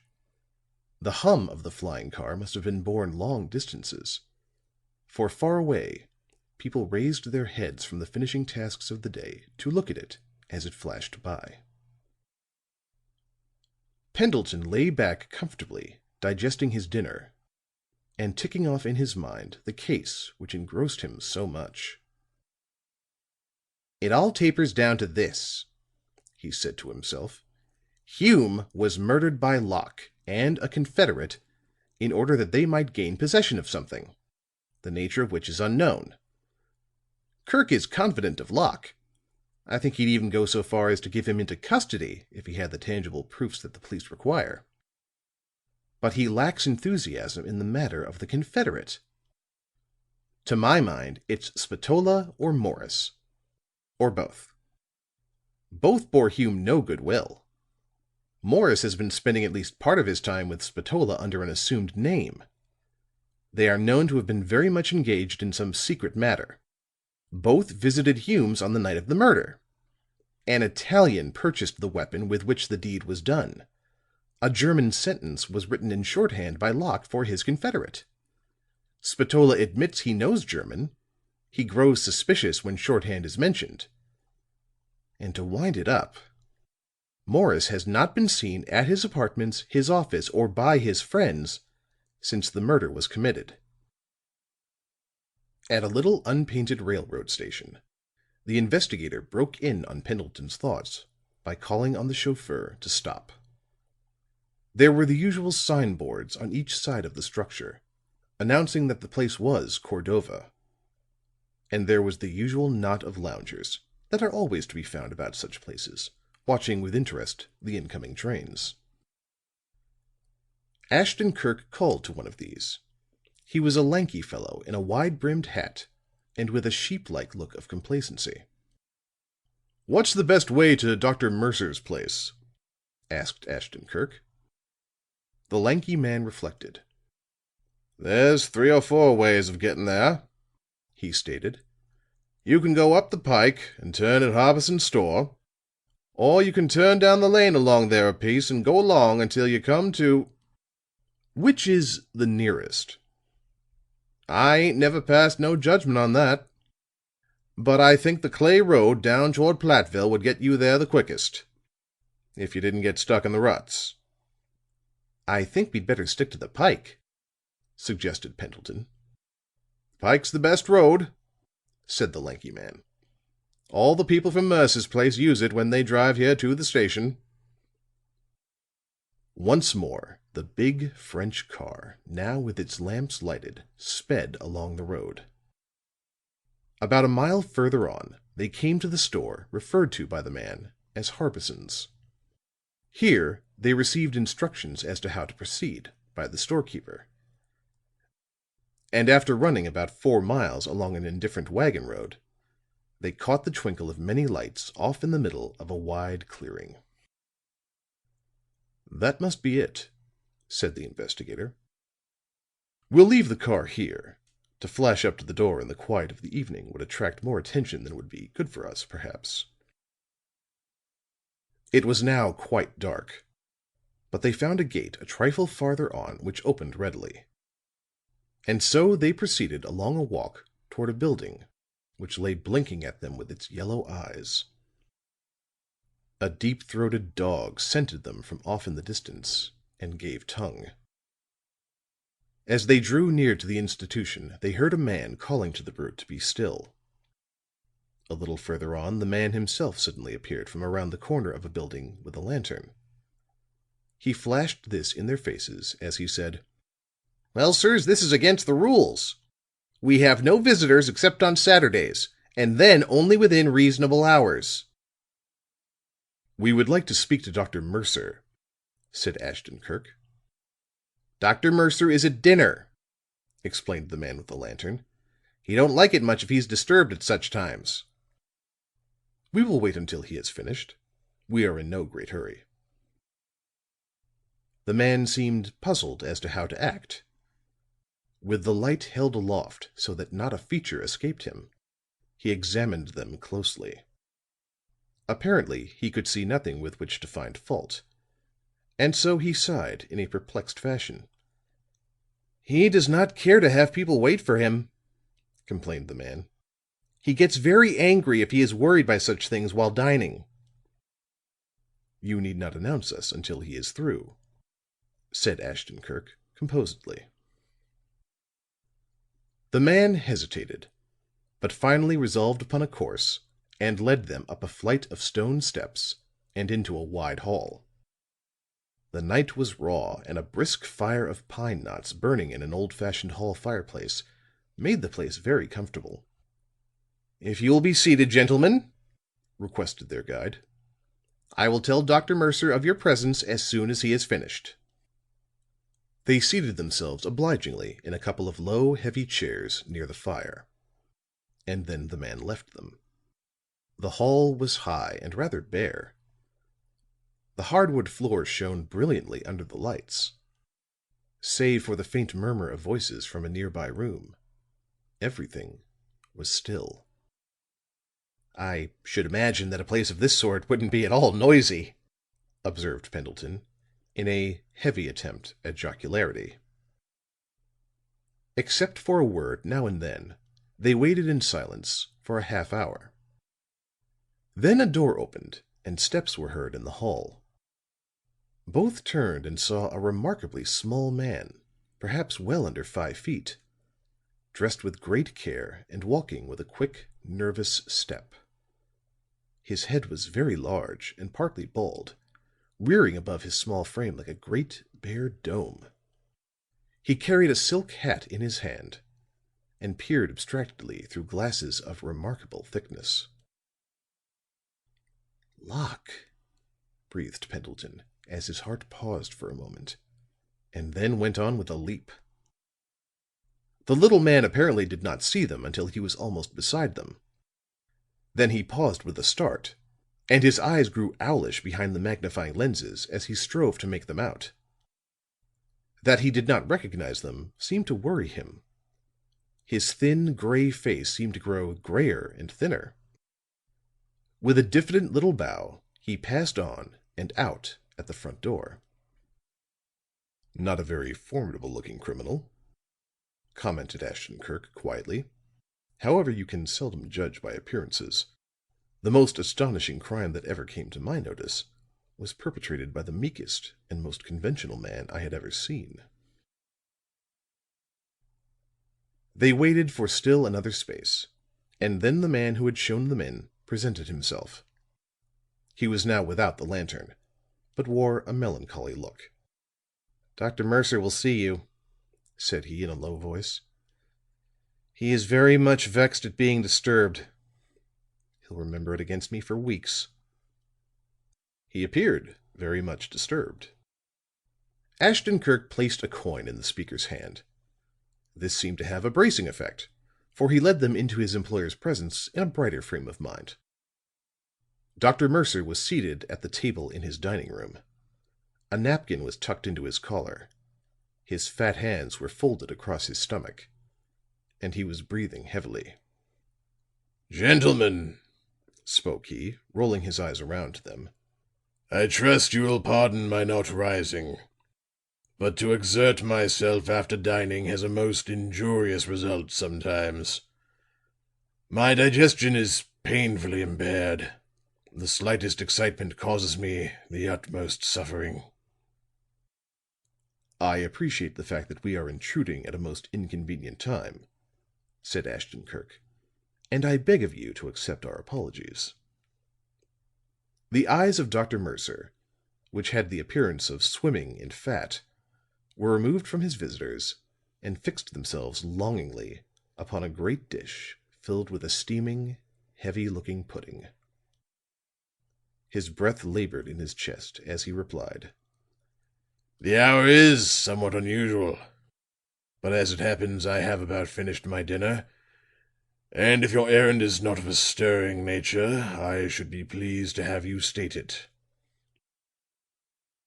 The man placed chairs in such a position that the doctor would not have to stir to fully observe his visitors. This done, he was about to withdraw, but his employer stopped him at the door. "Haines," complained he, "you have not taken my order for breakfast." The man paused and seemed much abashed at his neglect. "I really beg your pardon, sir," said he. And with that he produced a pencil and a small book, and stood ready. "I will have one of those trout that I purchased today," directed the doctor. "Let it be that large, fine one that I was so pleased with." His swimming eyes ready to float out of his head with anticipation. "Then I would like some new laid eggs, some hot cakes, and perhaps a small piece of steak, if there is any that is tender and tasty. And mind you," in a nervous afterthought, "tell Mrs. Crane to have it but rarely done. I will not tolerate it dry and without flavor." He pondered a while, apparently much moved by this painful possibility. Then he added, "I may as well have a cereal to begin with, I suppose. And that will be all, with the exception of a few slices from the cold roast. And some white rolls." Carefully, Haines had taken this down. And after he had read it over at his employer's order, and noted a few alterations and additions, he departed. For a few moments the doctor's eyes were closed in expectant rapture. His breathing grew so stertorous that his callers were becoming alarmed. But he spoke at last, reluctantly, resentfully. "I am now ready to hear you, gentlemen, if you please. And kindly remember that I prohibit anything of an exciting nature at this time." "We have heard your school highly spoken of," said Ashton Kirk, "and have come to make some inquiries before making up our minds." "Ah," breathed Dr. Mercer solemnly. "You have an afflicted one. Too bad. Tut, too bad." "There are many institutions of the sort," proceeded the investigator, "but for the most part they stop at the threshold, so to speak, of knowledge." Dr. Mercer roused himself so far as to unclasp his hands and point with one finger at the speaker. "Sir," said he in a voice full of grave significance, "they seldom reach the threshold. A large majority of them are conducted by dishonest persons. Afflicted youth left in their charge are rarely properly directed. They rarely acquire that digital dexterity so necessary to success in their limited lives. The isolated brain, so to call it, is seldom more than half awakened. Unless it is intelligently approached, the shadows are never thoroughly dispelled." Here he paused, panting distressedly. His eyes were filled with reproach as he relapsed into his first attitude, and his manner was that of one who mutely begged that no further tasks be thrust upon him. "The difference in institutions of this type lies mainly in the methods employed, I believe," said Ashton Kirk. "In the methods, and in the persons who apply them," replied Dr. Mercer in a smothered tone. "To be sure, I have heard something of your teaching staff. It is a very excellent one, is it not?" "The best in the world." The soft, fat, white hands of the doctor again unclasped themselves, and this time both of them were employed in a faintly traced gesture. "We employ scientists. We do not stop at what you have correctly called the threshold. We explore the entire structure of the intellect. Our Professor Locke, himself an afflicted one, is a man of vast erudition, a scholar of an advanced type, a philosopher whose adventures in the field of psychology and natural science is widely known. He has charge of the practical work of the Mercer Institute, and under him its results are positive and unique." "We have heard of Professor Locke, and," dryly, "have seen some of his work." "If you had stated your business before coming in to me," spoke the doctor, "you might have had an opportunity of consulting him. He left for his cottage immediately after dining." "He does not live here, then?" Not in this building, no. There is a detached cottage at the far end of the grounds which he occupies. If you'd like to see him," and the heavy jowls of the speaker trembled with eagerness, "Haines will show you there at once." "If it is no trouble," said Ashton Kirk smoothly. "Not in the least." The doctor rang for his man, and when he entered, said: "These men would like to speak to Professor Locke. Show them the way to his house. And gentlemen," to the callers, with anxiety, "the professor can arrange everything with you. It is my habit to nod for a half hour after dinner. My system has grown to expect it, and if I am deprived of it, I suffer considerably in consequence." "We will not trouble you again, doctor," Ashton Kirk assured him. "Thank you, and good night." Once more outside, the man led them along a footpath that seemed to cut the institution grounds in two. The rays of his lantern danced along the carefully kept lawn. The shadowy trees seemed to move backward and forward as the thin beams wavered among them. "The professor lives a good piece away," the man informed them. "Away over on the county road." "Prefers to be alone, eh?" "I suppose so, sir. And then he has his laboratory and workshop there, well away from interruption. He don't like to be much disturbed while he is engaged in his studies." "Few of us do," said Pendleton. "Quite right, sir." They walked along in silence for a time. Then they caught a clear humming noise from some distance ahead. "A motor car," said Pendleton. "It's on the county road," said the man with the light. "We always hear them when the wind blows from that direction." After some 15 minutes steady walking, they saw a long, twinkling shaft of light coming from among the trees. "That's the house," said Haines. "I hope the professor ain't busy. You wouldn't believe what a blowing up he can give a body with his fingers when he's vexed. I'd almost rather have the doctor himself. Though, as a rule, the professor is a very nice gentleman." The house was a brick structure of 2 stories and dimly lighted on the lower floor. Nearby was a long, shed-like building, the windows of which were brilliantly lighted. "He's at work," said Haines in a troubled tone. "And in the shop, too. If it was even the laboratory, it wouldn't be so bad. But he does get so interested in the shop. That machine means more to him, whatever it is, than anything else about the place." There came a harsh burring sound from within both the shop and the house. Haines seemed surprised. "Visitors," he said. "He seldom has one, and I never knew any to come at night before." They saw the figure of Locke cross one of the shed windows toward a door. And just then Ashton-Kirk stumbled rather heavily against Haines. The lantern dropped to the ground and was extinguished. "I beg your pardon," said the investigator in a rueful tone. Then he began to rub his shins. That was rather hard, whatever it was. The door of the building opened, and Locke appeared. His great bald head shone in the light that streamed after him, and it was thrust forward as he strove to penetrate the darkness ahead. "He feels the vibrations of those buzzers," Haines told them, "and knows right away when anyone wants to get in." He began fumbling with the lantern as Locke disappeared, but Ashton-Kirk said to him: "You need not light that. We can see very well.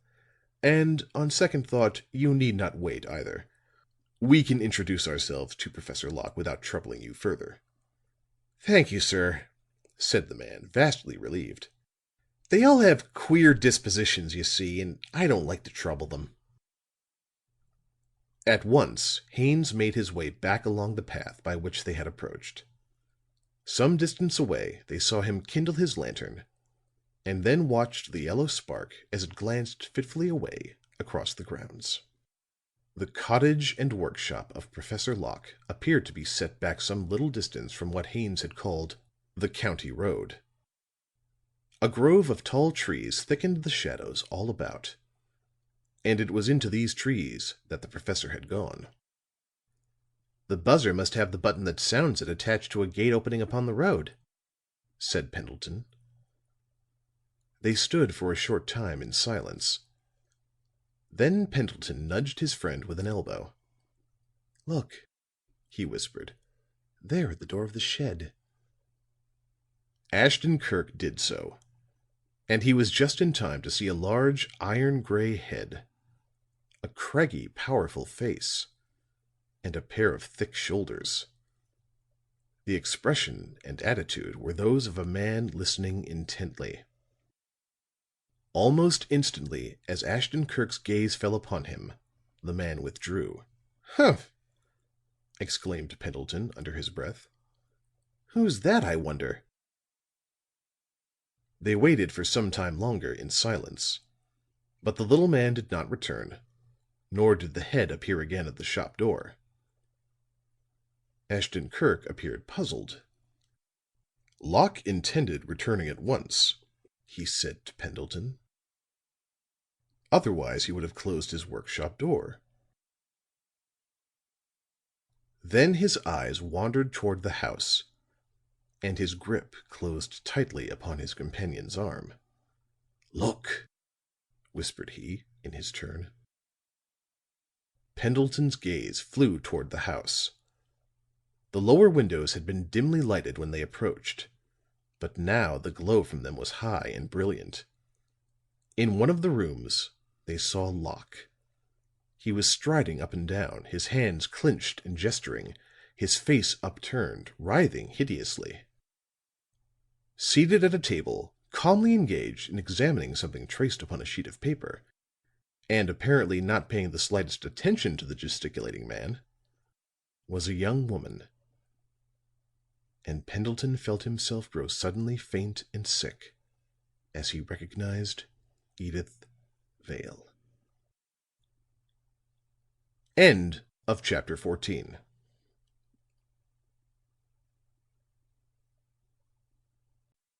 Chapter 15. Miss Vale departs suddenly. For a moment there was a silence between the two men. Then Ashton Kirk said, dryly: "Miss Vale has apparently not been altogether frank with us in this matter." "You think, then," began Pendleton in a voice of terror, but Ashton Kirk stopped him. "I think many things," said he, "but they are neither here nor there. Facts are what count. Put the circumstances together for yourself and see where they lead you. Miss Vale has been, from the first, mixed up more or less in this crime. She explained. As far as I knew, the explanation was made in good faith. Now we find her here, in this lonely place, quietly engaged with a man whom I have convinced myself is one of Hume's murderers." There was another pause. This time it was Pendleton who broke the silence. "As you say," spoke he, in a strange, throaty sort of tone, "she has not been quite frank. Take all the circumstances together, and they seem to point—" He paused, as though quite unable to finish. Ashton Kirk laid a hand upon his shoulder. "Imagination is a thing that is vitally necessary in this sort of work," said he. "But it must be held in check by reason. The great trouble with an amateur is that he reasons up to a certain point. Then he allows his imagination to take a long leap toward a result. The upshot is that his results have seldom anything to support them. The correct method, I think, is to allow the imagination to scurry ahead in the way that is natural to it. But reason must follow close behind, proving each step of the way. To be sure, you may have theories, hypotheses, ideas without end, but you must never take them for granted. Select each in its turn. Place it in a tube, as the chemist does. Add a few drops of reason, and you may produce a fact. It is the only way to go about it. Once a man becomes fixed in a belief, be there ever so little foundation for it, his mind stops revolving the subject. Further procedure is hopeless." "I understand all that well enough," said Pendleton. "But," and he waved his hand toward the house, "what does this mean?" "I don't know," said Ashton-Kirk, "and neither do you. So, that being the case, there is but one thing to do. Find out." They gazed toward the window once more. Miss Vale had apparently mastered the contents of the paper, and was now engaged in writing rapidly. As the young men watched, she stopped, read carefully what she had written, and then handed it to Locke. The mute carried the paper to the light, and holding it very near to his eyes, read it with much attention. Then he tore it to strips, placed it upon the red coals of a stove which stood near him, and watched it burn. Facing Miss Vale, his fingers began to fly rapidly in intricate signs. This only lasted a moment, however, for he stopped, gestured passionately, seized a pad of paper, and began to write. While he was thus engaged, Ashton-Kirk said to Pendleton in a low tone, "Remain here for a moment." Then, slowly, carefully, the investigator made his way toward the window through which Miss Vale and Locke were to be seen. Heavy beams of light shot across the ground from the windows, but here and there were trails of shadow. He clung to these until he had reached the shelter of the walls. Then, to Pendleton's amazement, he stepped directly in front of the window through which the two were to be seen, rapped smartly upon the glass, and remained standing in full view of the two in the room. Pendleton saw the pad drop from Locke's hands. He saw the mute wheel as he felt the vibrations and stare at the window, his eyes puckered and straining. He also saw Miss Vale rise, saw her hands thrown out in a gesture much like despair, and also he heard the cry that she uttered, muffled by the confines of the room, but full of fear. Then the room was plunged into darkness. An instant later a door was heard to open. The sound of quick-moving feet came to him. There followed the pulsations of a motor and the racing of a car away into the night. "She's off," breathed the young man, and there was undoubted relief in the knowledge. "She's off, and I really believe that's what Kirk was after." He walked toward the house and found his friend standing in the shadows. "Well," chuckled the investigator, "it did not take her long to make up her mind, eh?" "You had some motive in doing that," accused Pendleton. "What was it?" Ashton-Kirk was about to reply, but just then the small figure of Locke made its appearance. He carried a lantern and was approaching with stumbling steps, his eyes peering and blinking in their efforts to pierce the gloom. Not until he was well upon the two did he make them out. Then he halted, lifted the light above his head, and surveyed them intently.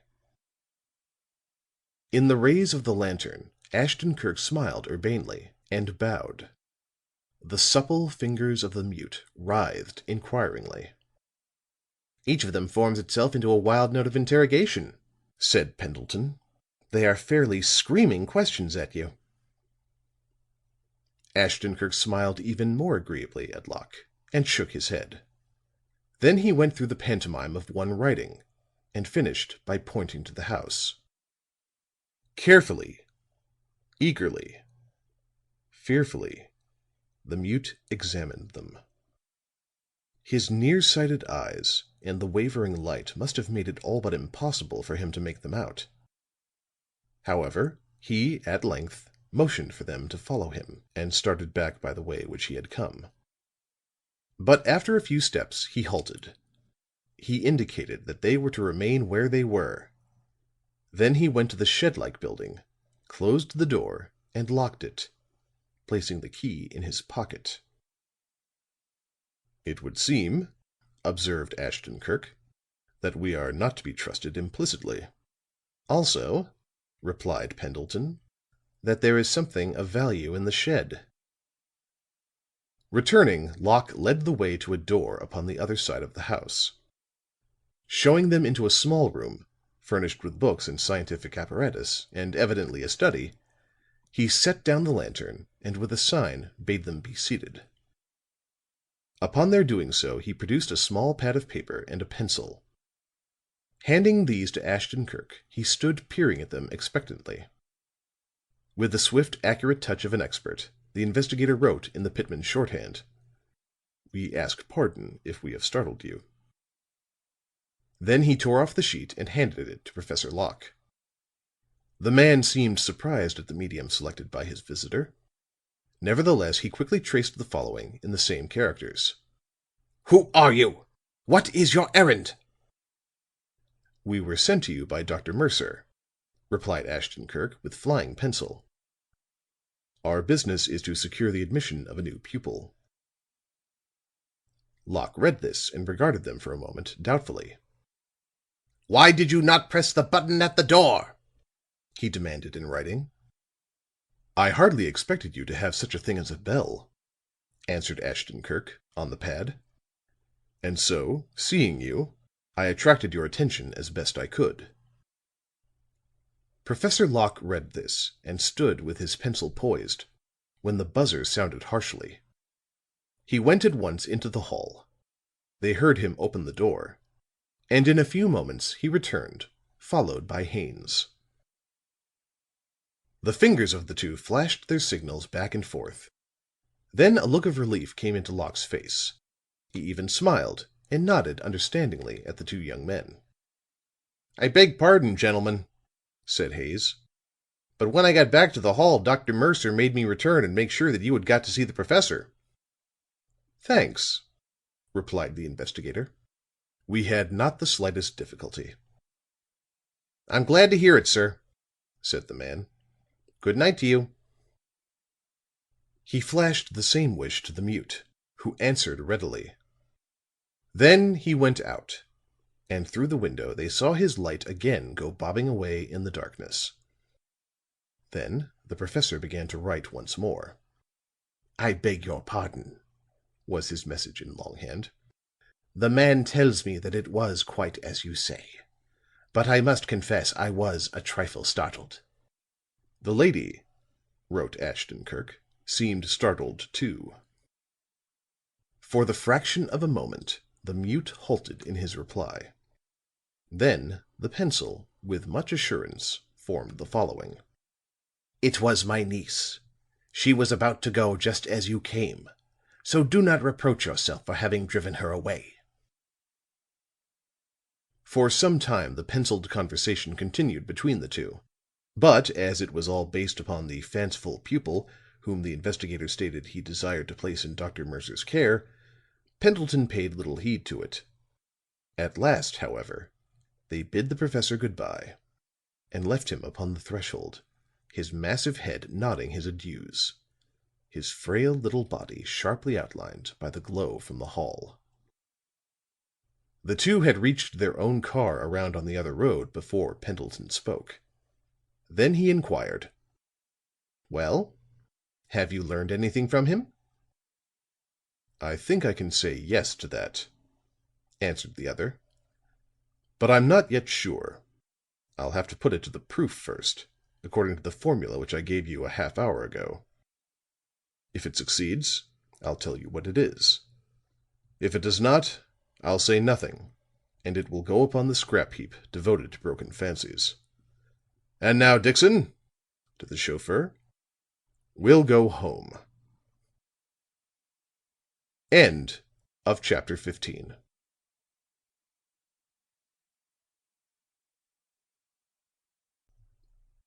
Chapter 16. Steel against Steel.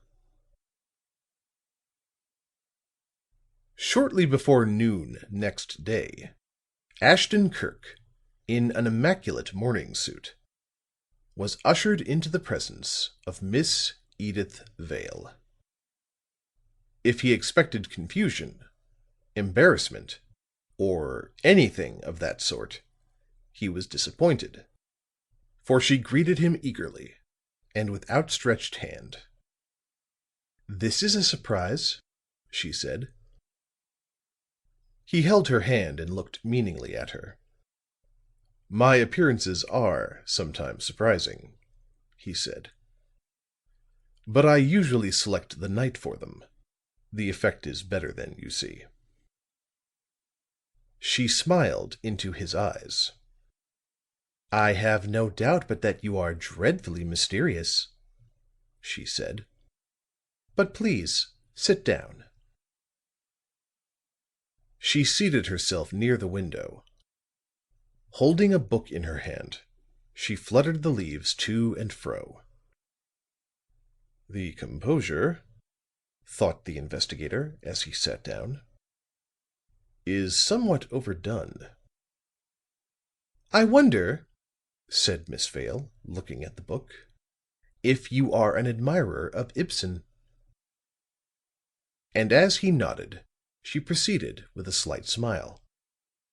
"I know that he is scarcely the usual thing for a spring morning, but there are times when I simply can't resist him." "He's a strong draught at any time," said Ashton Kirk. "But his tonic quality is undoubted." "His disciples claim that for him, at any rate," she answered. "But sometimes I question its truth. Where is the tonic effect of Rosmersholm? I think it full of terrors." She shuddered and added, "The white horses will haunt me for weeks." "It's the atmosphere of crime," said he. "That quiet home on the western fjords reeks with it." She made a gesture of repulsion. "It's ghastly!" she exclaimed. "And yet one feels it from the very first, before a word is spoken.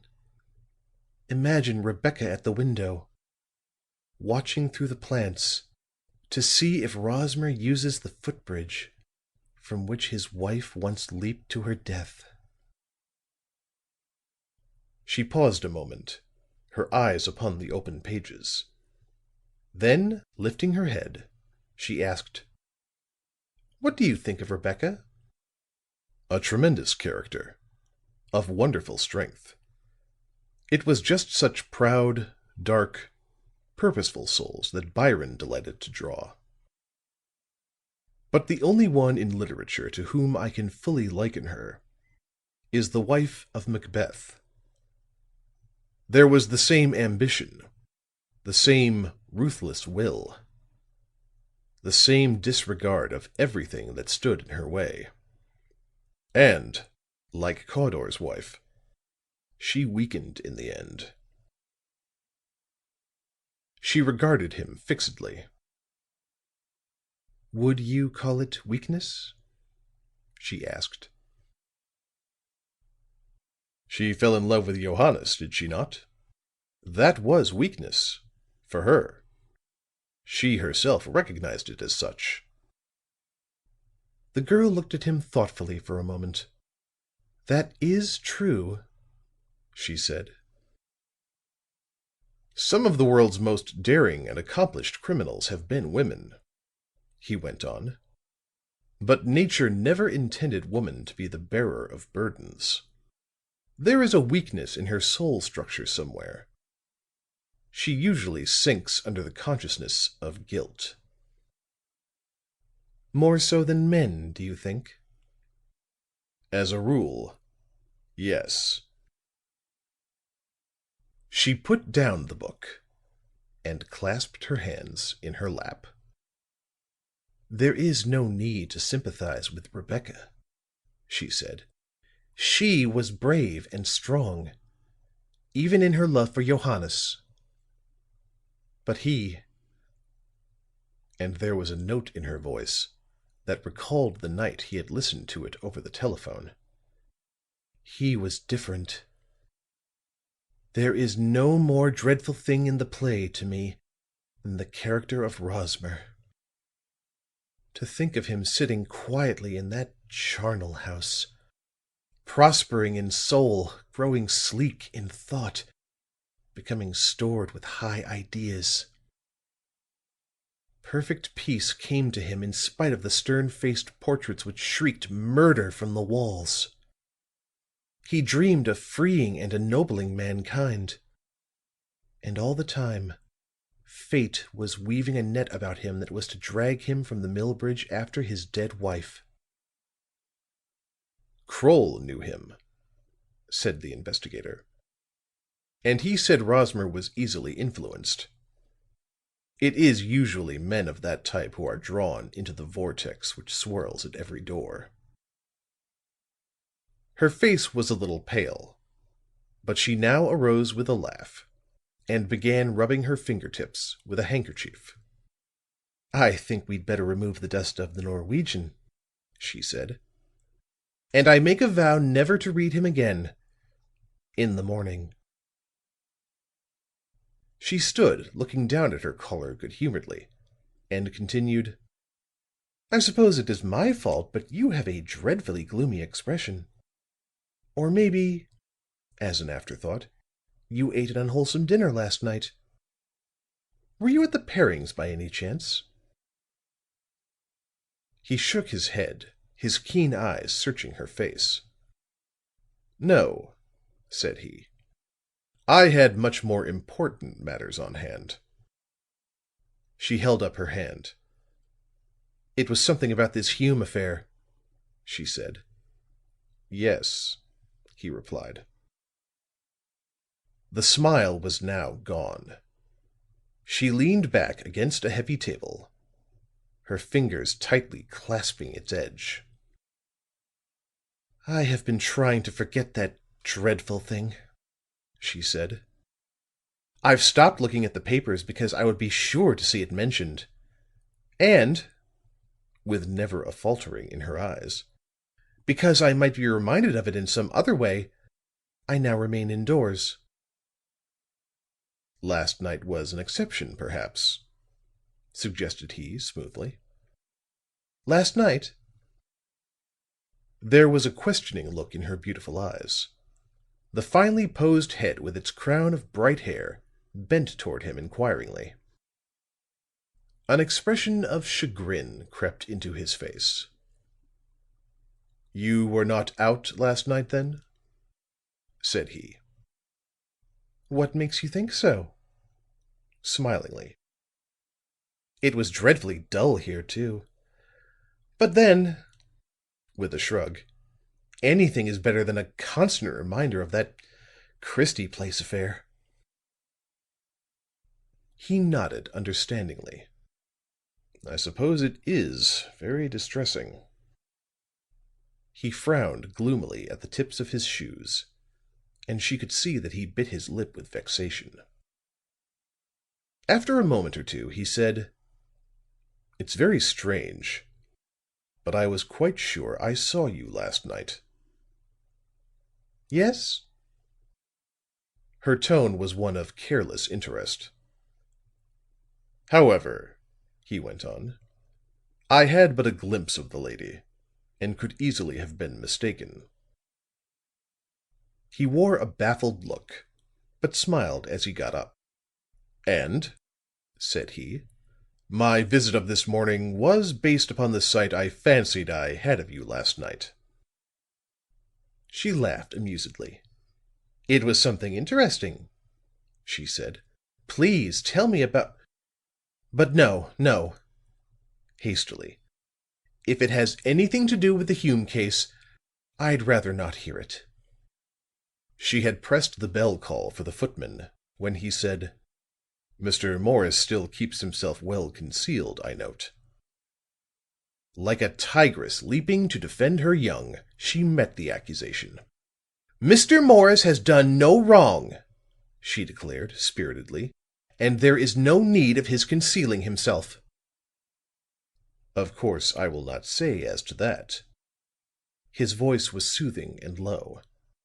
"But he makes a mistake in not coming forward.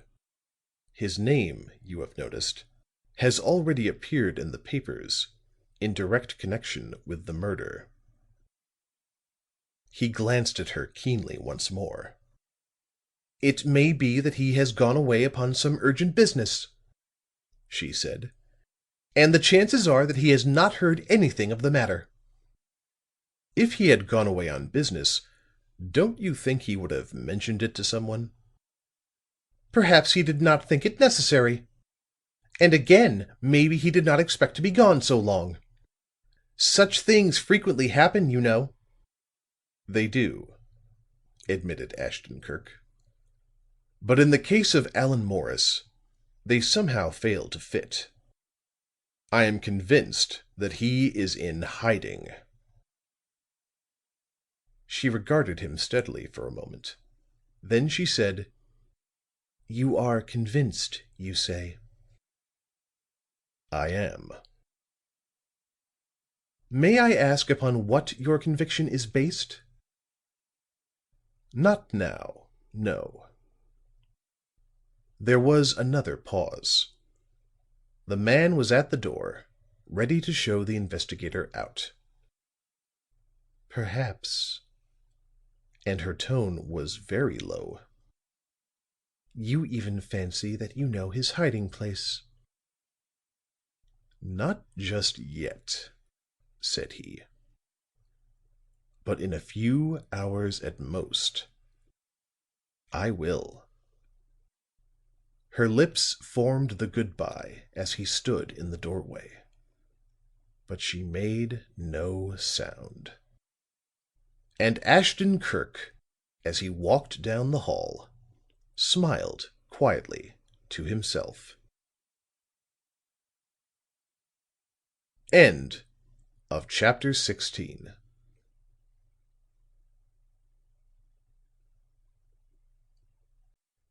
Chapter 17.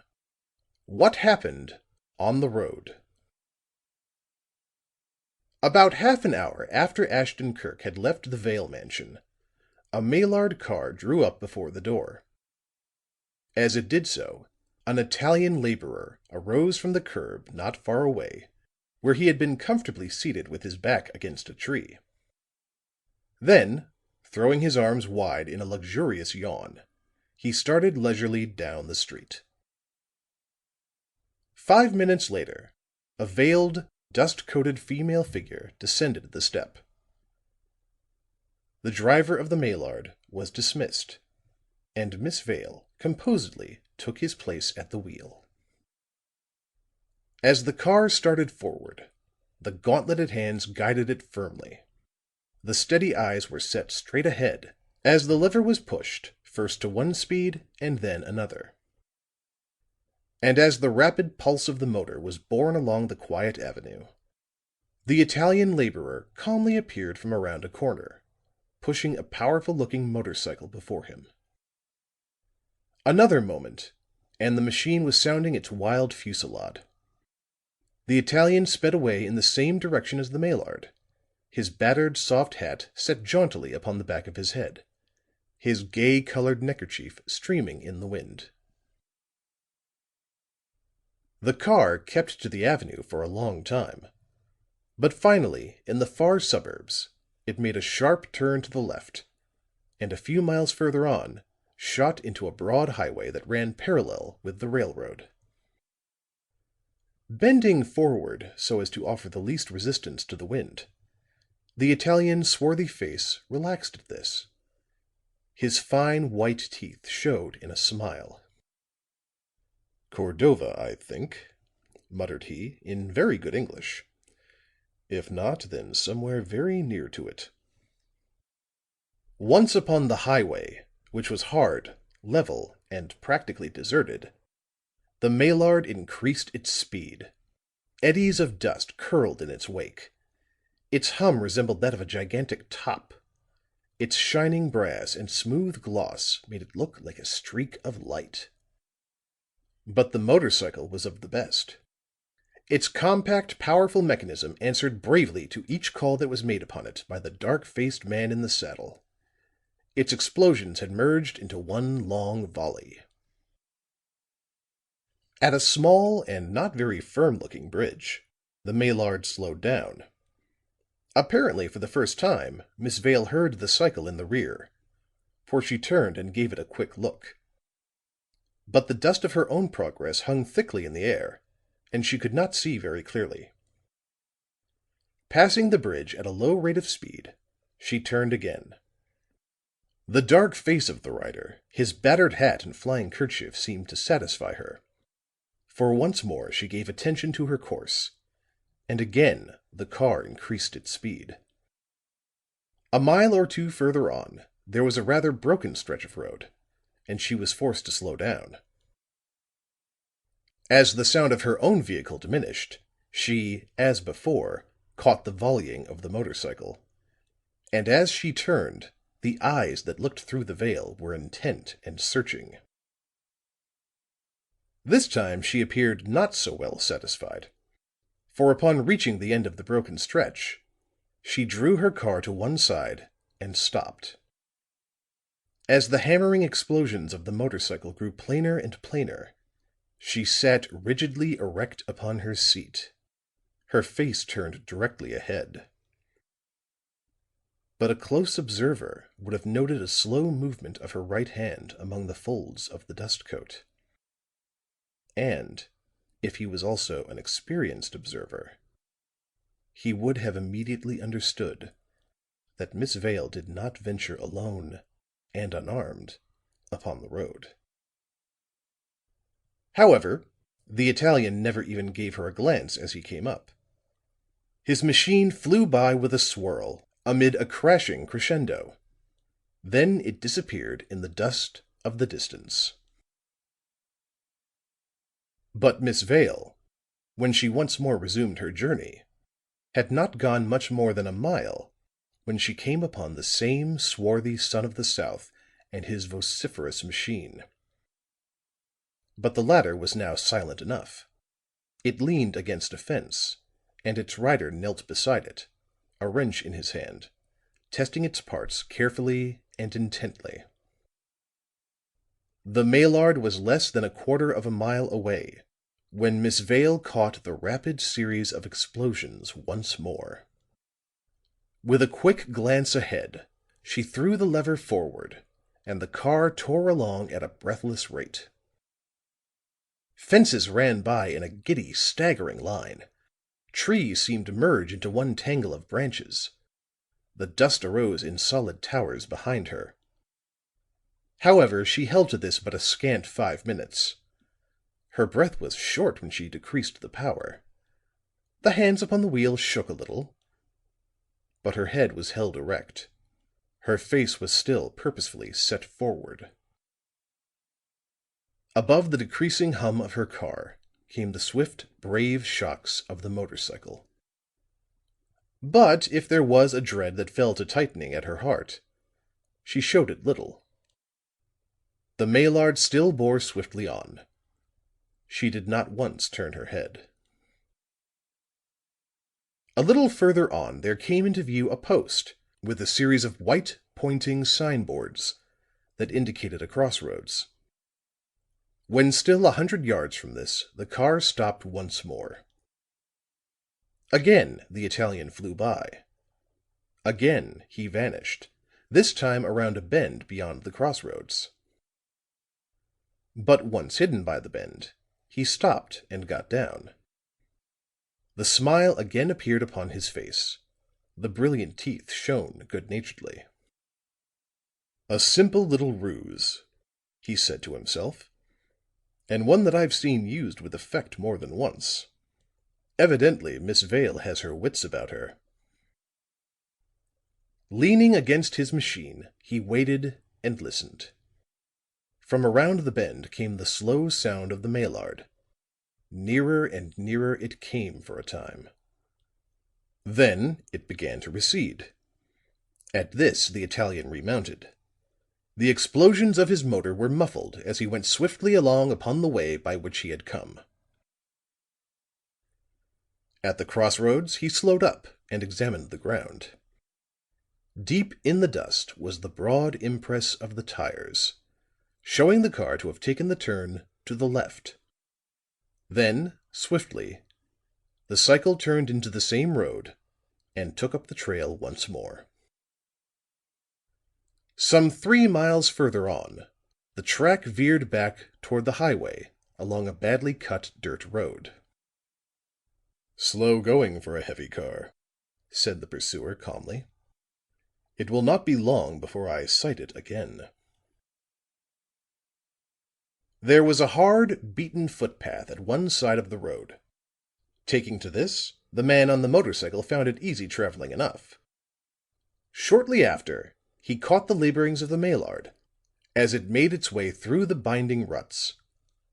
Then he slowed down and ran easily along the path, content, apparently, to keep in sound of the chase. But upon finally reaching the highway, he increased his speed until he sighted the dust of the car. This he hung to like a beagle, but never once allowed the car itself to come into view. At last the sounds of the Maillard ceased, and the pall of dust thinned and dissolved itself in the air.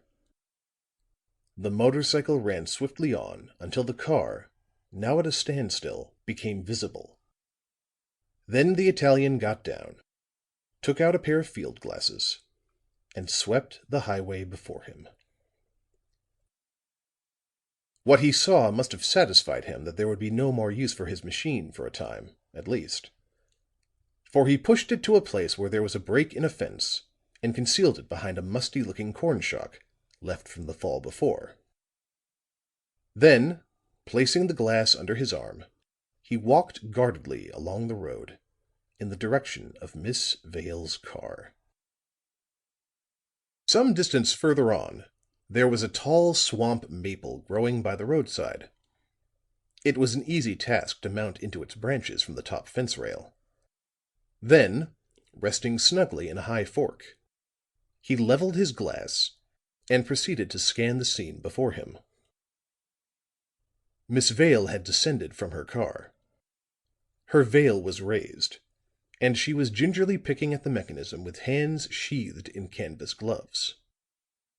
With apparent intentness, she took out tools. Small parts were inspected minutely. And yet, for all that, there was something unusual in her manner. Every now and then she would lift her head, casually, so it seemed, and glance away across the fields. "And always to the right," murmured the man in the treetop, after a little. At once the big glass swept around in that direction. "A house," added the watcher with great satisfaction. The building was almost buried in a thick growth of trees. Its white sides and red roof shone in the sun through branches abud with April. Suddenly, in the midst of her labor, Miss Vale paused. Her manner changed. The tools were dropped. The parts lost interest. Facing the house, she yawned, with arms thrown wide after the manner of one much wearied with a task. Then she took off the gloves, unpinned her hat, and smoothed her hair. This was gone through with careful elaboration, and afterwards there was a pause. The girl then gathered up the things, got into the machine, placed the hat upon the seat beside her, went careening away with never a backward glance. But the man in the tree seemed in no haste to follow. Instead, he covered the distant house with his glass and waited patiently. 5, 10, 15 minutes passed, then half an hour, and finally an hour. At the end of that time, however, a figure emerged from the trees about the house and walked hastily toward the road.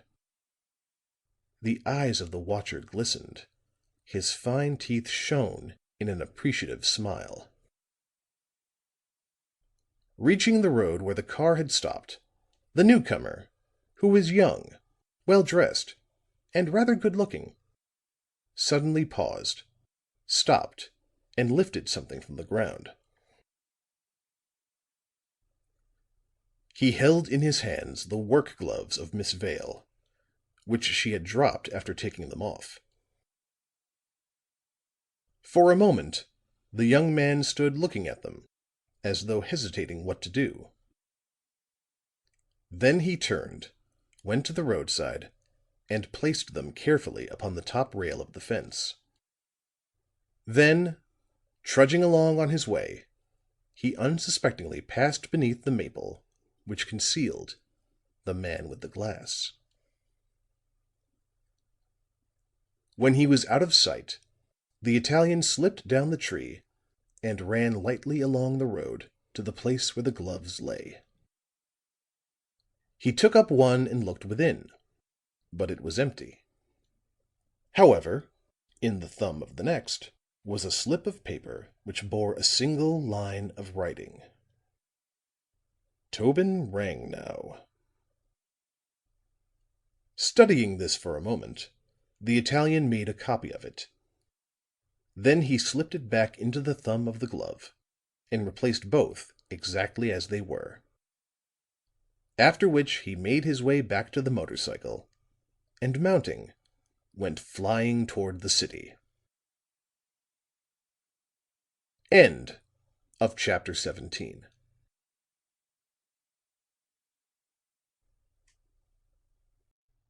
Chapter 18. Ashton Kirk tells why. It was about 4 in the afternoon, and young Pendleton sat in Ashton Kirk's big chair, reading the newspapers and waiting. Finally, he rang a bell, and Stumph gravely appeared. "Are you sure that he said 3?" asked Pendleton.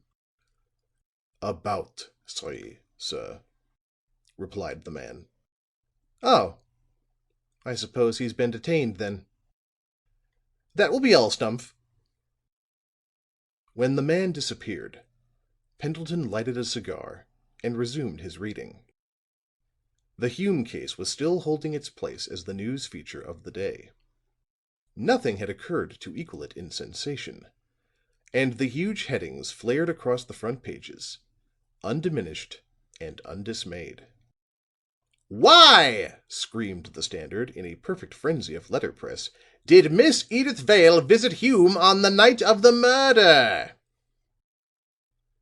The girl's name had crept into the paper on the day before. With each edition it appeared in larger type, and that afternoon the Standard was printing it in red ink. Allan Morris was not neglected. On the contrary, he figured a very close second to his betrothed in the types. "Where is Allan Morris?" One paper asked this question perhaps 50 times on each page. It peered at one in square, heavy-faced type from the bottoms of columns and between articles. There were interviews with his clerks. The opinions of his stenographer were given in full, together with her portrait, and what his manservant had to say was treated as being of great consequence. Another sheet, which made a point of appealing to the tastes of the vast foreign element of the city, grew very indignant as to the arrest of Antonio Spatola. "Why," it inquired, "is this man detained and no attempt made to take those higher up into custody? If the police department is so ready to incarcerate a poor musician, why should it hesitate upon the threshold of the rich man's mansion, or the rich woman's, for the matter of that?" This item incensed Pendleton beyond measure. He threw the paper aside and stormed up and down the room. "Of all the blatant, wretched twaddle I ever did read," he exclaimed, "this is positively the worst. Why, the rag would have the police arrest Edyth. Arrest her for—" "Well," demanded a sharp, aggressively pitched voice, "what for you making the blame, eh? The cops pinch Spatola, and for why, eh? Because he's the wop, Maraghini, the Dago, and got no friends." At the first word, Pendleton had whirled about in astonishment and faced the speaker, who stood in the doorway, pointing with one hand in the attitude of melodrama. "Well," asked the young man, "who the deuce are you?" By way of an answer, the other burst into a laugh that showed his brilliant teeth. Then he threw off his battered soft hat and gaily colored handkerchief, after which he sank into the chair which Pendleton had lately vacated. "Pen," said he in an altered voice, "if you appreciate my friendship at all, give me one of the blackest cigars in the case over there." Pendleton stared for a moment. Then a grin crept over his face, and he said, "Oh, it's you, is it?" He went to the cabinet and took out a box. "Here's a brand that looks like Black Havana," he said. "And now, what the dickens are you doing in that rig?" "I've been taking a long ride in the country, on a motorcycle," answered Ashton Kirk, crossing his shabbily clothed legs and striking a match. "Any time you feel disinclined to face your meals, Pen, I recommend you heartily to do the same. It is a great bracer. At this moment I really believe I could do complete justice to even the very best culinary thoughts of our friend Dr. Mercer." Pendleton sat down and regarded his friend with questioning eyes. "It wasn't to acquire an appetite that you made up this way. You've been working." Ashton Kirk comfortably blew one smoke ring through another before he answered. "Will you be surprised to hear that I have been following Miss Edyth Vale on a little voyage to the neighborhood of Cordova?" "Again?" But this time she did not pay a visit to Professor Locke. Today the favored one was Allan Morris. "Morris? Then she knows where he is." "So it would seem." "But she told you the other day that she did not." Ashton Kirk shrugged his shoulders. "Things happen swiftly and unexpectedly," said he. "Perhaps she did not know it then." "And perhaps she did not know Locke or his whereabouts either," said Pendleton with bitter irony. "Who knows?" replied Ashton Kirk composedly. "At any rate, it was just a supposition that led to my labors of today."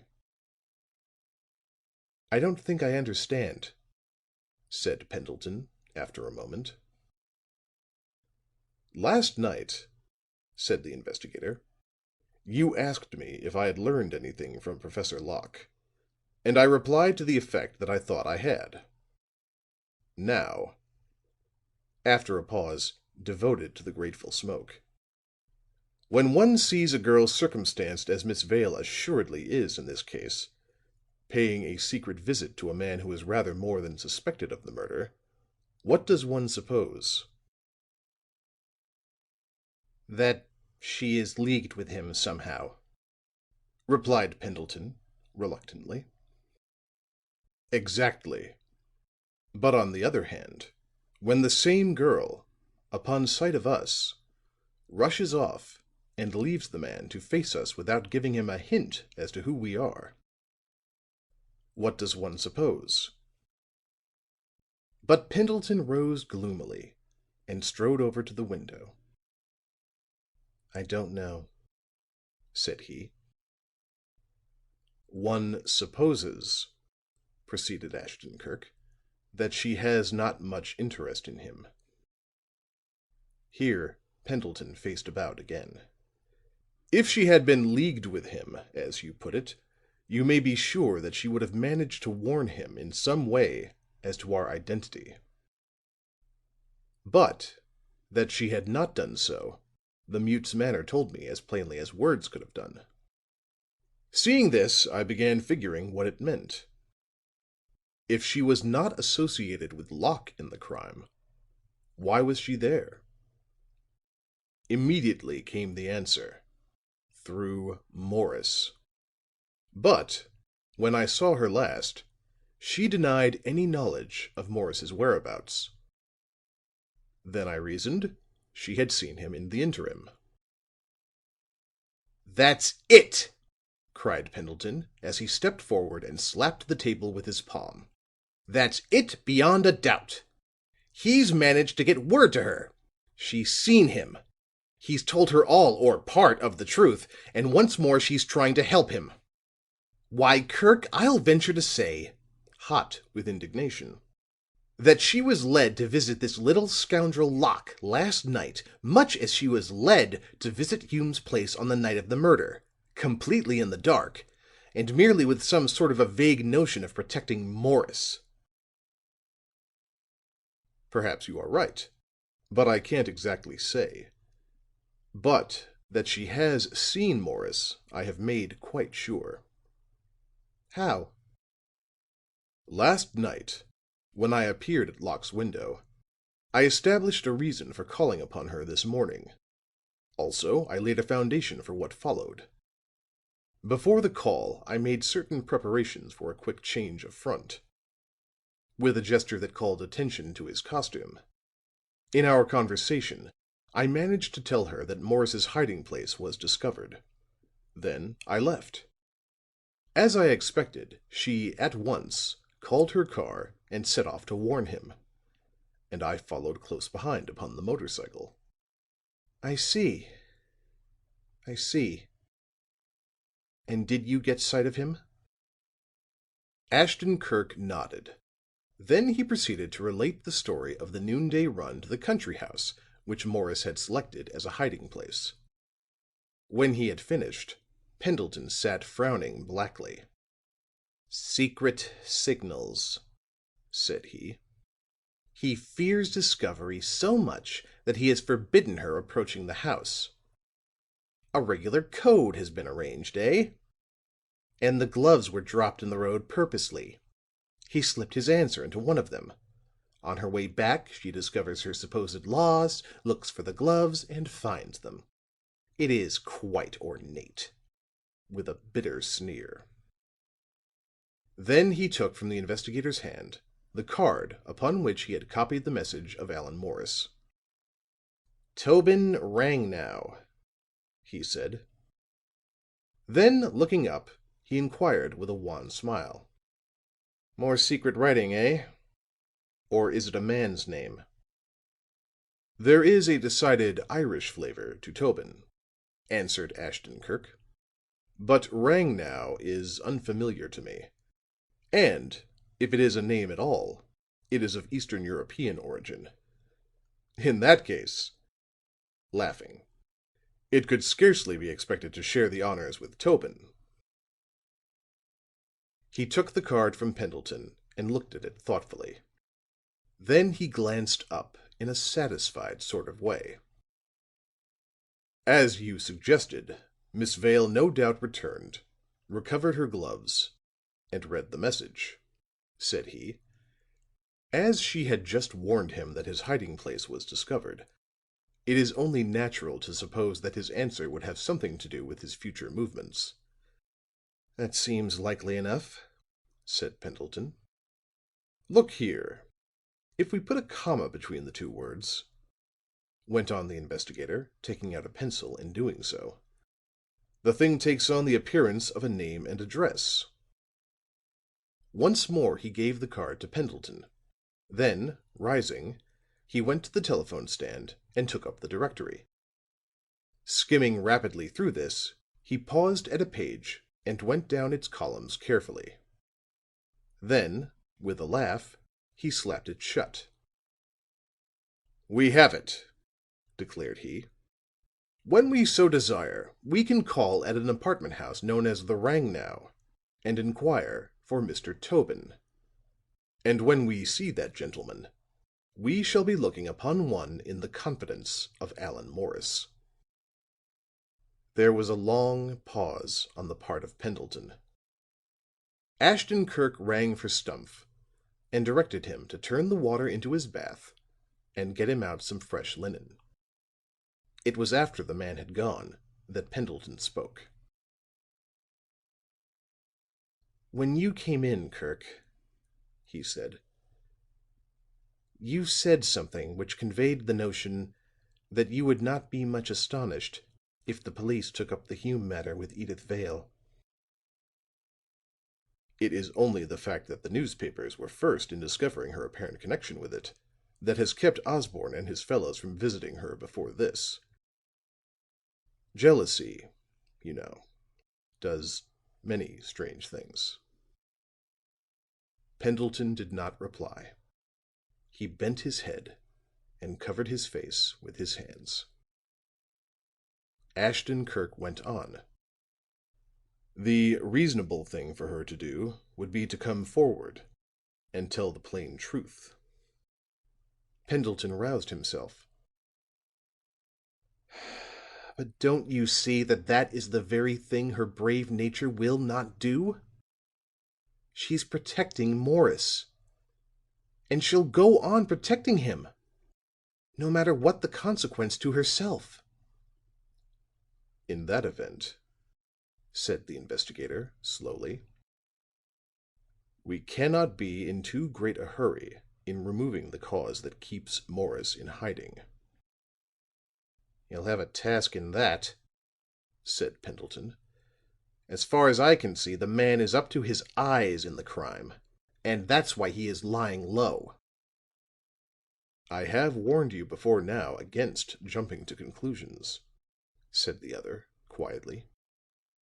"Allan Morris may be a confederate of Locke's, or he may not. We have yet to establish the fact either way. And now, pardon me while I take a plunge and get into something presentable." End of chapter 18.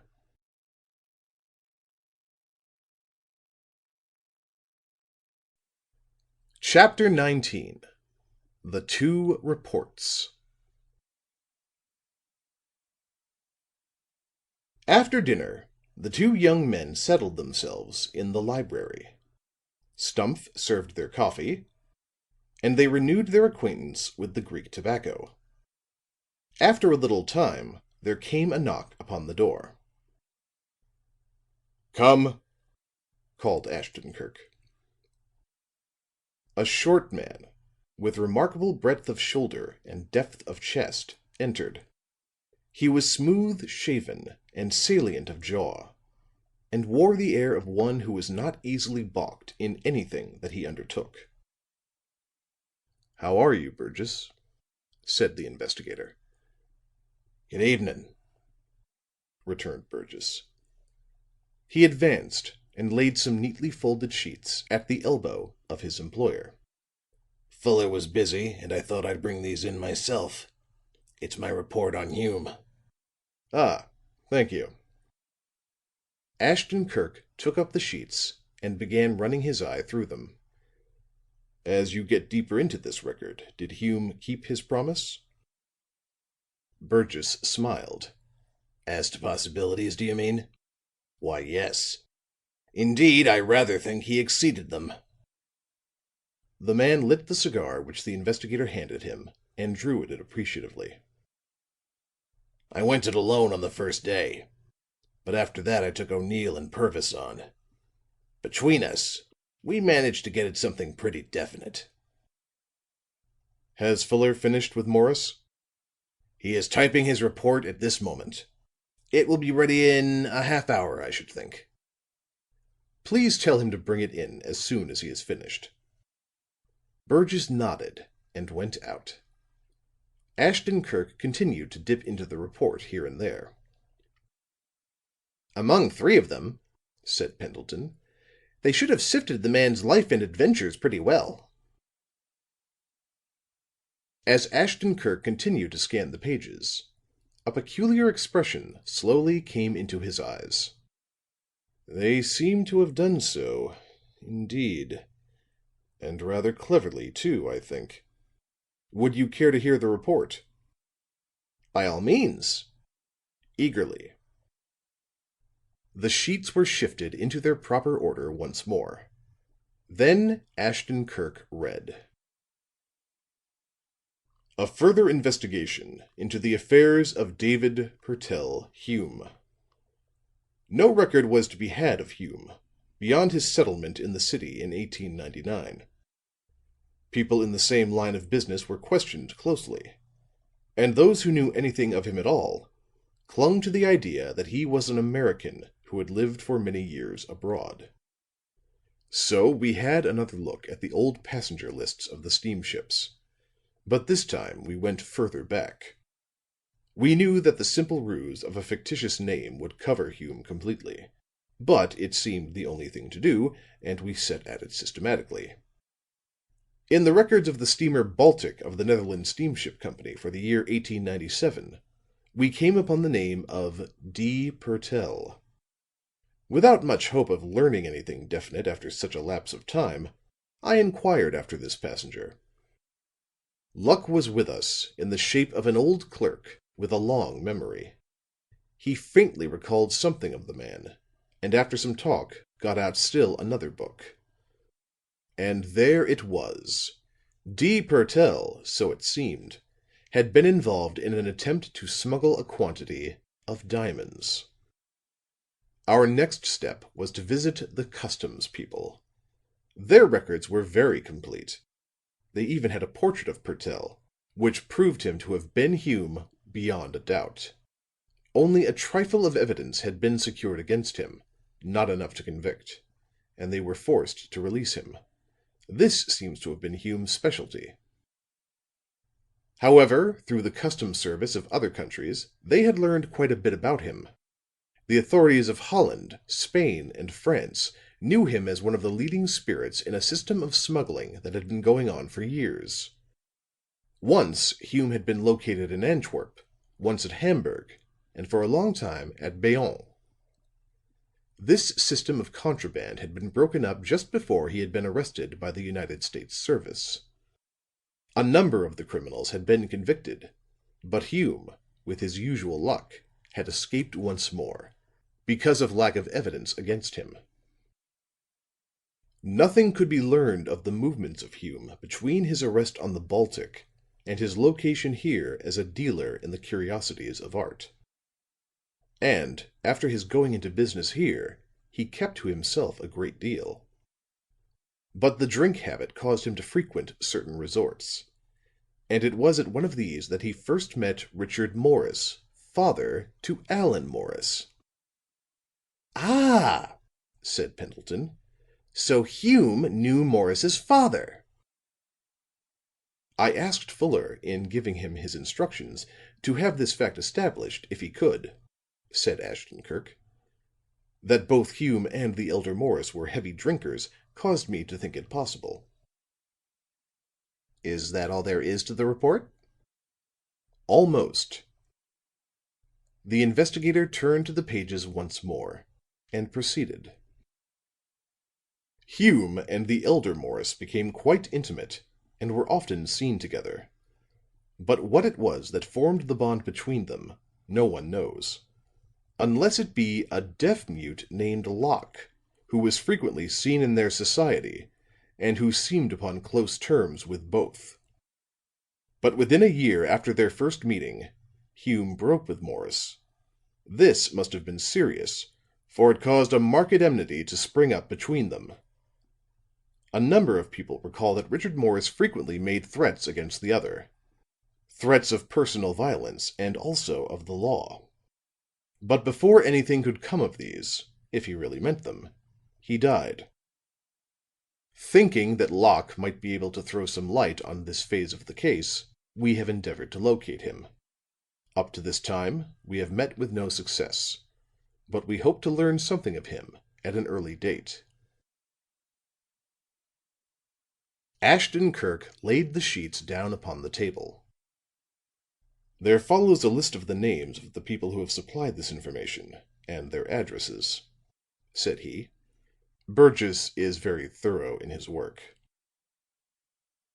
"Outside the fact that Hume was a scoundrel, which we knew before, and that he was acquainted with Locke and Allan Morris's father, what does this report tell you?" There was discontent in Pendleton's voice as he asked this question, and the investigator smiled as he made answer. "That Hume knew the elder Morris supplies us with a theory as to the possible part which the younger Morris has taken in this drama. Whatever passed between Hume and the father has probably been taken up by the son."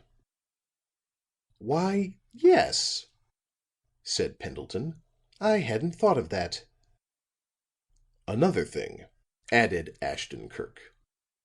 "The report has swung like the needle of a compass, and indicated a fact that my imagination suggested days ago."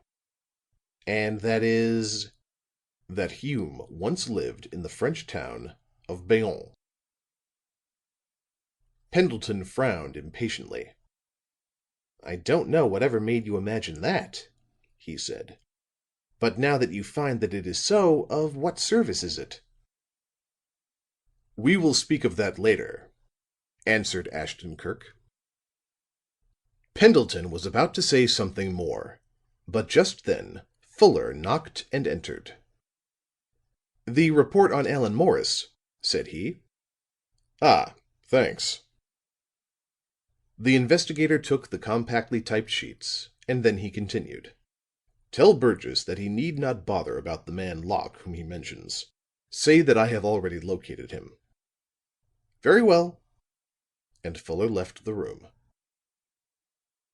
For a space there was no sound save that which came from the street, and the rustle of the pages as Ashton Kirk went through them. "Well?" asked Pendleton, finally. "What now?" "Morris," replied his friend, "does not develop like Hume. Fuller suspected that he'd prove colorless, and so it has turned out. However, I'll read what he says. It's headed, 'A Second Report on Allan Morris.' A very careful inquiry failed to uncover anything in connection with this young man's personal affairs that was not mentioned in my first report on the same subject.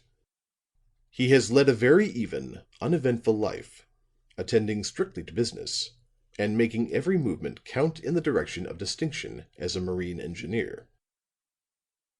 However, there has been something in his manner for the last few years that has attracted the attention of those who knew him best or came in contact with him. This took the various forms of eagerness of manner, irritability, long fits of reveries, a feverish desire for work. At his place of business I learned that he has, for some time, had a deep interest in the reports of the Patent Office. His clerks say that he'd read these for hours at a time. One of them told me of how he, the clerk, once forgot to call Morris's attention to the report until the day after its arrival. Morris has always been very tolerant with his employees, but that day he burst out into a fury and threatened to discharge them all. Richard Morris, father to Allan, was a most erratic genius, as my first report indicated. His propeller, his smoke consumer, and his automatic brake were valuable commercial properties, but had all slipped from his control. Toward the end of his life, he engaged in the perfection of an invention, of which he talked a great deal, and of which he declared that he alone would reap the benefit. As Burgess will have already told you, Richard Morris knew Hume. The latter was a frequent visitor to a shop which the inventor maintained in the outskirts, as was the mute Locke. I have talked with an old mechanic who worked for Morris at the time. He told me that the inventor had made a stubborn fight against the drink habit, and seemed likely to conquer it up to the time that he became acquainted with Hume. After this, however, he became as much a slave to it as ever. The invention, or whatever it was, never got beyond the paper stage. For thereafter Richard Morris spent his days in sleep, and his nights at the once famous Coffin Club." Ashton Kirk arose eagerly. "There is more," said he, "but it is scarcely of interest." Placing the report upon the table, he added, "You have heard of the Coffin Club, Pen?" "Of course. It met in an underground place somewhere, didn't it? And if I remember right, it was fitted up like the Café Amour in Paris." "Something of the sort."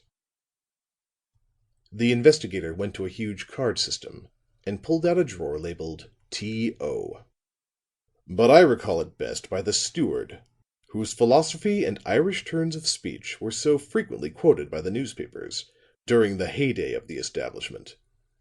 Can you recall his name?"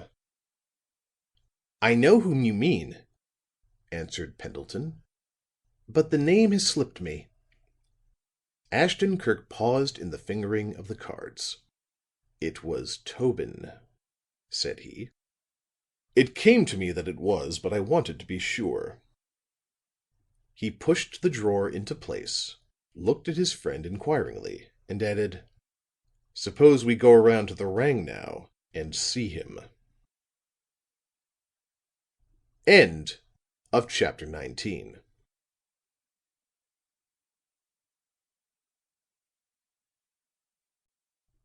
Chapter 20.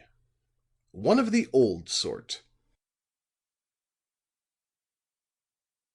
Pendleton looked at his friend in bewilderment.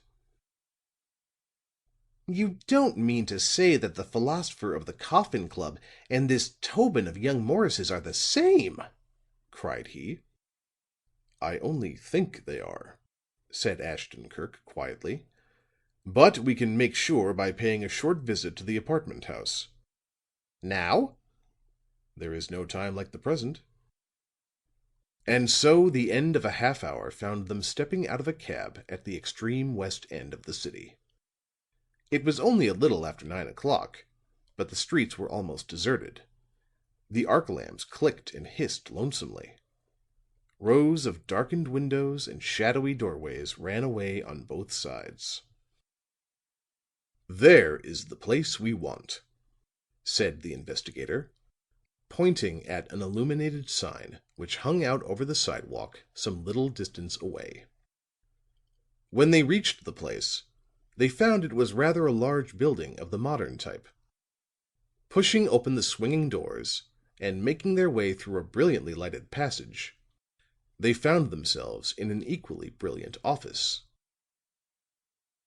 Here they saw a dozen or more men seated in tilted chairs. All wore their hats, and for the most part smoked cigars. Behind a polished counter on which rested a nickeled cash register and a huge book, stood a white-haired man with a smooth Irish face and a pair of gold eyeglasses hanging by a black cord. The air was heavy with disputation. Long-tailed words boomed sonorously. Red-faced and earnest, one of the occupants of the chairs assailed the man behind the counter. With soft, sweeping, eloquent gestures, the latter defended himself. "And what," demanded he, placing his hands upon the shining top of the counter and shoving his head forward inquiringly, "is all this that we do be hearing about your suffragette? Who is she? What is she? The newspapers are filled to the top with her, but sorra the sight of her did I ever see. If she has any existence outside of the comic supplement, gentlemen, I'd like to have you show me where. Did you ever hear a whisper of her till she began to send herself by registered mail and chain herself to lamp posts? Niver, though, one of ye. Is your wife a suffragette? She's not. Is your mother? No. Your sister? Again, it's no. Then who is it that composes the great army of female ballot seekers? Is it the cook? The chambermaid? The woman that does the plain sewing? I'll wager 'tis not. They have too much to do already. It's not looking for additional burdens they are. Then where does this advanced woman flourish and have her being?" Here one hand went up and descended with a slap. "In the mansions of the rich," he declaimed positively. "In the lap of luxury. Among the feminine descendants of successful gumshoe men." Here the man with the flushed face attempted to speak, but an eloquent sweep of both hands silenced him. "They have nothing to do," stated the orator, "but to invent ways of pleasing themselves. Monkey dinner parties, diamonds, automobiles, and boxes on the grand tier have no more attraction. Private yachts and other women's husbands have grown passé. They want a new toy, and faith, nothing will please them but the destinies of the nation.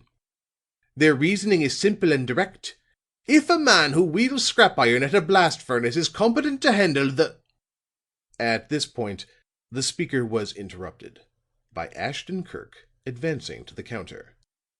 "Pardon me," said the investigator, "but can you tell me where I can find Mr. Tobin?" Is he in?" A look of great dignity came upon the face of the other, and he drew himself up stiffly. "You are speaking to him, sir?" replied he. "I thought so," smiled Ashton Kirk. "My old friend Dan O'Connor has mentioned you so often that I felt sure that I recognized the manner."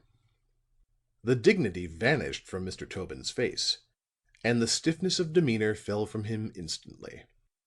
"Do you know Dan?" asked he, eagerly.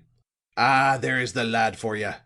A credit to his country and to his name. Faith, he is the best judge of whiskey in the city, and has a heart as large and as mellow as a barrel of it." "If it would not be putting you about in any way, we'd like a few moments in private with you." At once Mr. Tobin touched a button. A young man presented himself, and to him the conducting of the house was transferred for the time being. Then the two friends were led into a small sitting room, where chairs were placed for them, and Mr. Tobin seated himself opposite them with some expectation. "Since I became manager here," explained he, "I seldom hear of any of the old lads. You see, it's so far from the center of the city," regretfully. "They seldom get along this way, so they do." "Yes, I suppose they cling to their old haunts," said Ashton Kirk. "Dan sticks to his school of boxing these days pretty closely. I often drop in for a round or two with him. He's as clever as ever, but he's slowing up." Tobin shook his white head sadly. "Tut, tut, tut," said he. "And do you tell me that? Faith, he's a young man yet, not much over 60. And what call have he to be taking on the ways and manners of age? Even as late as the last year of the Coffin Club, he was as swift as the light." "He frequently spoke of that club to me," observed the other. "A queer place, I understand." Tobin nodded. "Queer enough," he answered. "And the members were as queer in some ways. Nothing would do them but they must spend their time underground, sitting at tables shaped like coffins, and drinking their liquor out of mugs shaped like skulls. I was steward there a long time and got good pay, but I never approved of the notion. It always seemed like divilment to me, did that." "Some very well-known people frequented it, did they not?" "Many's the time I've seen the governor of the state himself sitting there with a mug in his fist. The liquor was of the best, you see," with a pleased light in his eyes. "I know that, for it were meself that selected them. And a good sup of drink is a great attraction, so it is." "I don't think that can be successfully denied," admitted the investigator. "Some very brilliant men have proved it to their sorrow." "True for you," said Tobin. "Don't I know it? We had actors and writers and editors, the cream of their professions, and every one of them a devotee, so to speak, of Bacchus. Sure, the finer the intellect, the greater the sup of drink appeals to them, if it does at all. One of the greatest frequenters of the club was a man whose inventions," with a grandiloquent gesture, "revolutionized the industries of the world.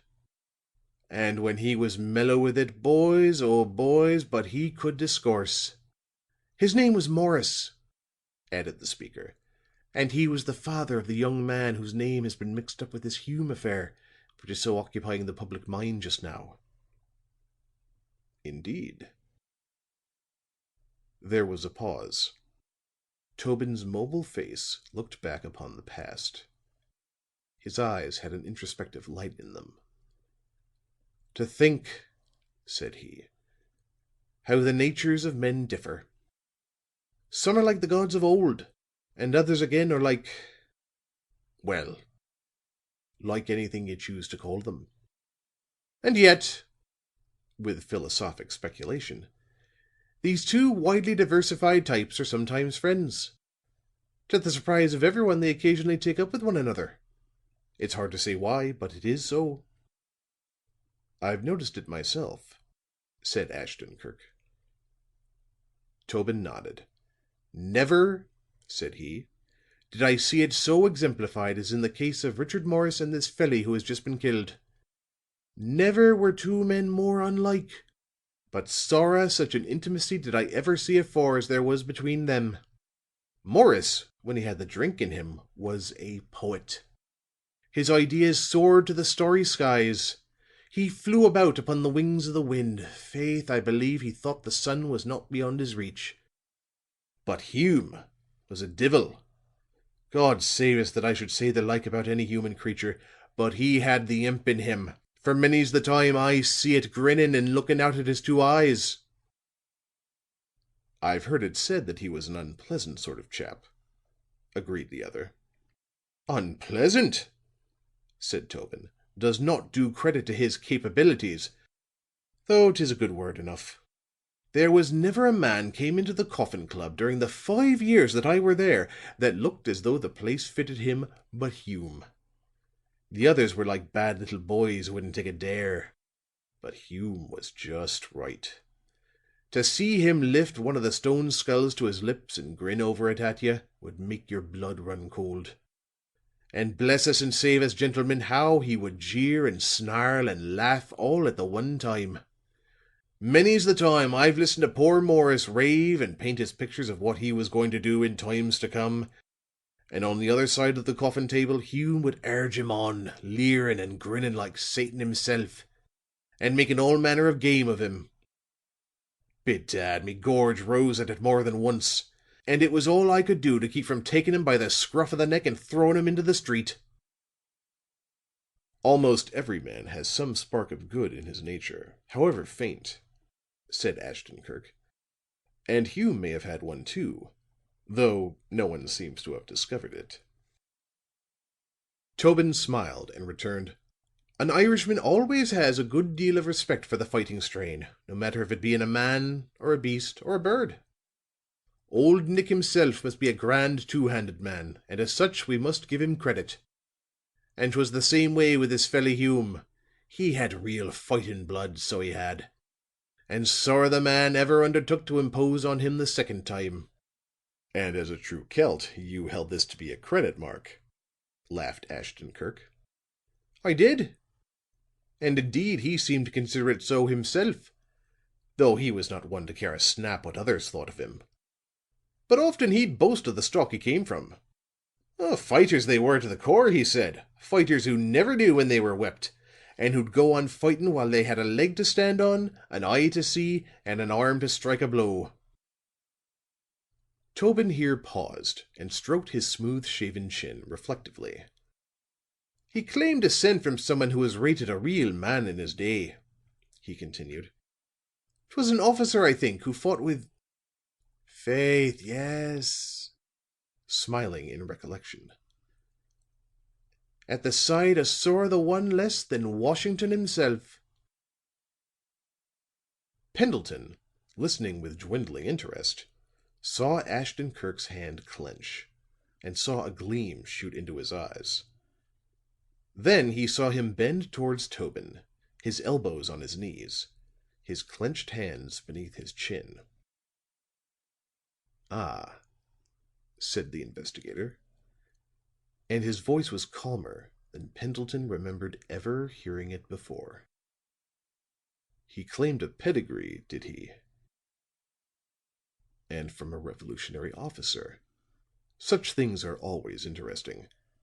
It's a pity you can't remember the soldier's name." Tobin pondered. "I can't," confessed he at length. "But there is one thing that I remember hearing Hume tell about him. It seemed laughable at the time, and I suppose that's why it stuck to me. It seems that the supposed ancestor were a great felly for dress, and expected the like of all the men under him. And though he often had niver a crust of bread to put into their mouths, he always managed to have a pinch of white powder for them to dress their hair." Ashton Kirk laughed suddenly, and leaned back in his chair. The gleam died out of his eyes, and a twinkle of satisfaction replaced it. "That," said he, "sounds amusing enough to be true. Mr. Hume's ancestor was at least consistent. But," and his tone changed, "we must not keep you from your duties, Mr. Tobin, so we'll get to the matter in hand." if it is not hurrying you." agreed Tobin. "A while ago," spoke Ashton Kirk, "you mentioned young Allan Morris. And during your conversation you have led me to think that you were his father's friend." "I were," said Tobin. "He were a decent man." "Then perhaps your friendship extends to the son as well." "Perhaps it does." And a note of perceptible caution crept into Tobin's voice. "I am glad to hear it," said the investigator. "He seems badly in need of friends of the right sort just now. And I am confident, Mr. Tobin, that you are of that sort." "A man who has disappeared as completely as this one has done," stated Tobin, "is out of the reach of even the best of friends." "Have you not heard from him since the murder?" "No," replied the other, with a readiness that carried conviction. "Then you will, and before long." Ashton Kirk arose and stood looking into the old man's face. "Perhaps it will be tonight, but it will be by tomorrow night at latest. And when you do, you can best show your friendship for him by telling him not to be a fool." "You mean," said Tobin, shrewdly, "that I'm to advise him to give over hiding?" "Exactly." "I'll do that willingly enough if I hear of him. An innocent man has no call to hide himself like a rat. But," inquiringly, "after I tell him that, what will I do?" Ashton Kirk took out a card. Handing it to the other, he said, "Ask him to come see me." Tobin gave the card one glance, then his face lit up and his hand went out. "Let me shake your hand, sir," said he, "and I'll tell the lad what you say with a heart and a half." End of chapter 20.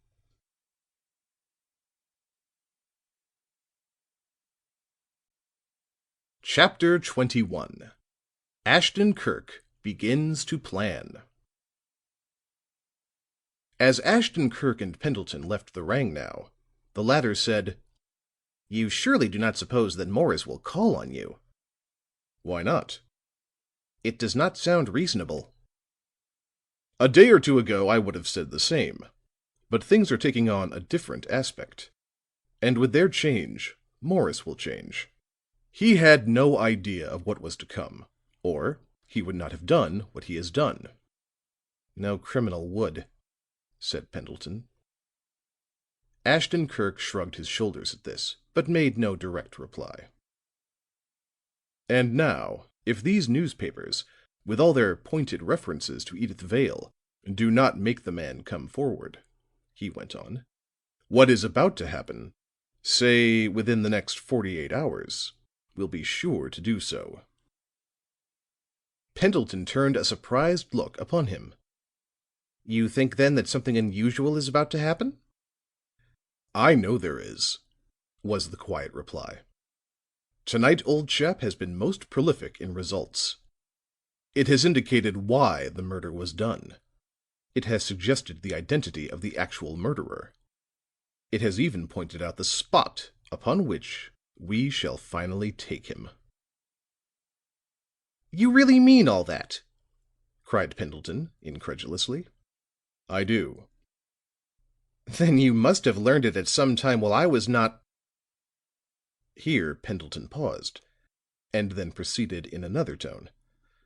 "But you have not been out of my sight since dinner. Everything you have heard, I have heard. All that you have seen, I have seen." "Just so," said Ashton Kirk. There was a pause. They walked along toward the place where they were to get a streetcar. At length Pendleton spoke once more. And from the rather bald reports of your two assistants and the talk of this man Tobin, you have gathered these most vital facts?" "We can hardly call them facts as yet," said the other. "But I have every confidence that we can do so within the time specified." A gong sounded sharply, and a car crossed the street. Pendleton placed his hand upon his friend's shoulder. "Kirk," said he, "I am not going to ask another question. I'm just going to wait, and if it turns out as you say, I'll never question a statement of yours as long as I live. I'll swallow them all as the Mussulman swallows the Koran." They boarded the car, and Ashton Kirk settled himself in a corner. His arms were folded across his chest. His head gradually sank forward. To all appearances, he was asleep. But Pendleton knew that he was merely turning over some plan of action that would, in a little time, begin to reveal itself. However, he was not prepared for such quick action as resulted. For suddenly Ashton Kirk jumped up, glanced out at the car window, then darted to the platform and leaped off. Pendleton followed at once, and came up with him partway down an intersecting street. "Where to now?" he asked. "City Hall," replied Ashton Kirk, briefly. It was no great distance to the municipal buildings. They shot up in the elevator and entered the police department.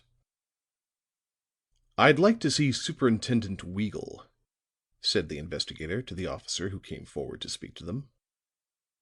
"He's just getting ready to go home," answered the man. "But I'll see what I can do." The superintendent of police happened to be in an obliging humor, and they were shown into his office a few moments later. Weagle stood in the middle of the floor, drawing on a light overcoat. The end of a black cigar was clenched between his teeth. "How are you?" greeted he. "Anything doing in my line?" "Not just yet," replied Ashton Kirk. "But I have some hopes." The official laughed. "We all have them," said he. "If we didn't, we might as well put up the shutters." He threw the cigar end away and wiped his stubby mustache with a large handkerchief. "You've come for something," said he. "What is it? My wife and kiddies are expecting me, and I must get home." "How long are you going to maintain the police guard at 478 Christie Place?" inquired the investigator. "I hadn't thought of it," replied the superintendent. "However, we are in the habit of keeping such details up for some little time. Another thing, there is a lot of valuable stuff there which must be looked after." "Beginning with tomorrow night," said Ashton Kirk, "I want you to withdraw your men. And further, I want your permission for my friend Mr. Pendleton and myself to watch in their place." The official opened his eyes at this. Well, said he, after a moment's silence, "I don't just understand your reasons, and the thing is most unusual. But," and he nodded his head approvingly, "I've always noticed that you have reasons behind everything you do. And if this thing is expected to throw any further light on the Hume case, why, it shall be as you say." "Thank you," said Ashton Kirk. "Unless I am much mistaken, it will close the matter finally as far as your department is concerned, and put the whole thing up to the district attorney." "You mean," said the superintendent with interest, "that you've got something new on Spatola? And perhaps on Morris and the girl?" "I mean," answered Ashton Kirk, "that I hope to place the murderers of the numismatist Hume in your hands in a few days, whoever they may be." Weagle waved his hand. "That's all we want," said he with a laugh. "Give us the right ones and we'll make no complaint. And now, if you have nothing more to say, I'll say good night." They parted with the superintendent in the corridor. Then Ashton Kirk led the way into a room where some police officials and a number of young men were lounging about. "Oh, how are you?" greeted a stout sergeant affably. "And how's the work?" While the investigator was speaking to the sergeant, one of the alert-looking young men approached. "Pardon," said he, "but is there anything you'd like to say to the Star?" "No," replied Ashton Kirk.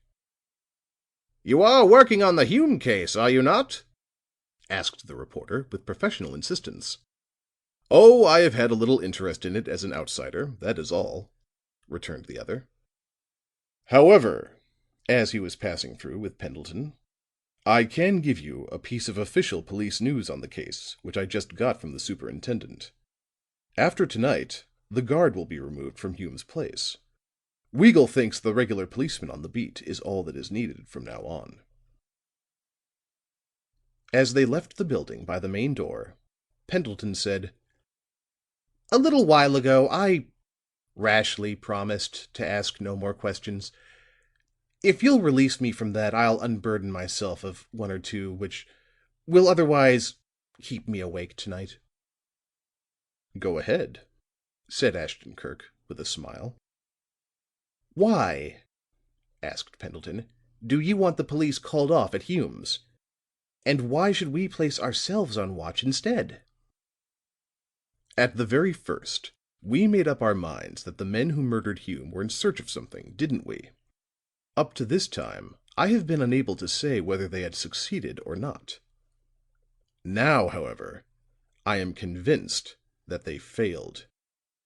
"Ah." "Tomorrow the newspapers will announce that Hume's place is to be no longer guarded. It may be that the criminals are desperate enough to venture another visit in order to gain possession of the thing they covet. If they do, we shall be awaiting them." "But how do you know that they failed of their object on the night of the murder?" "You and I," said Ashton Kirk laughingly, "are perhaps going to spend considerable time in Christie Place, beginning with tomorrow evening. And while there, we may find it dull enough, old boy. A little amusement of a practical sort might not be found out of place. So I'll not answer your question now. I'll allow it to stand until tomorrow night. And then I'll give it to you, compact and complete, with practical illustrations as I go along." End of chapter 21.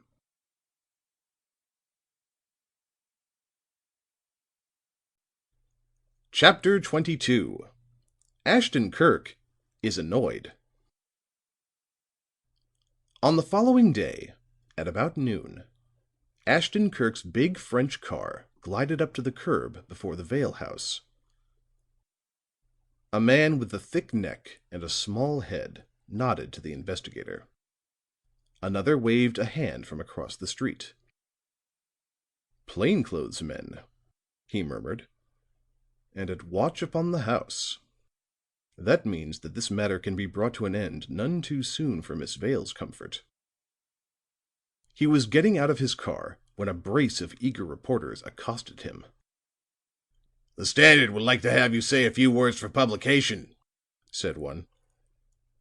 "The Herald will give you what space you require for a statement at any time you see fit to make use of it," declared the other. "I'm very sorry," said Ashton Kirk, brushing a speck of dust from an immaculate sleeve, "but I have nothing to say that would interest your city editors, or the public. I have no doubt but that the police officials will be glad to acquaint you with anything new that has transpired, if there has been anything new." The newspaper men pulled wry faces. "The police hang on to the Italian musician and profess to think he's the guilty party," said one. "If they have taken any steps beyond this before today, we have not known of it." "Why have the detectives been placed to watch Miss Vale's house?" asked the other. "And what has Osborne gone in to talk about?" "Ah," said Ashton Kirk with interest. "Osborne is within, is he?" "Yes. And why are you going in? What has been learned regarding Miss Vale's connection with the case that has not already been made public?" "I would hardly undertake to answer that last," laughed Ashton Kirk. "So much has been made public in one way and another that I haven't been able to keep track of it all. My own visit is merely a friendly call. Why Mr. Osborne is here, I, of course, cannot say." Leaving the newspaper men disappointed and dissatisfied, the investigator rang the bell and was admitted. In the hall, pulling on his gloves, was Osborne. "Hello," exclaimed the latter. "So you thought you'd have a try too, eh?"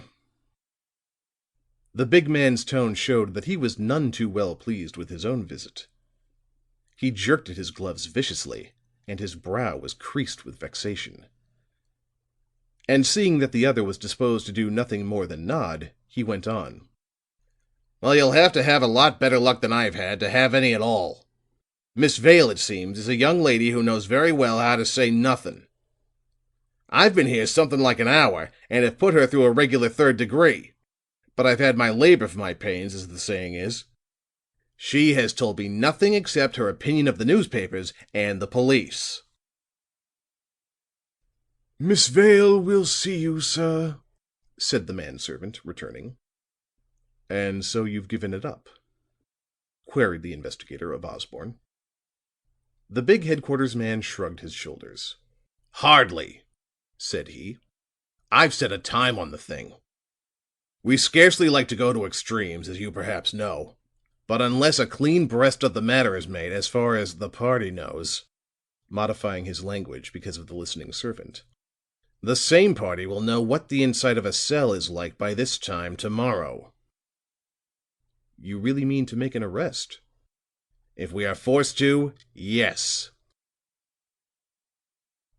Ashton Kirk followed him to the door.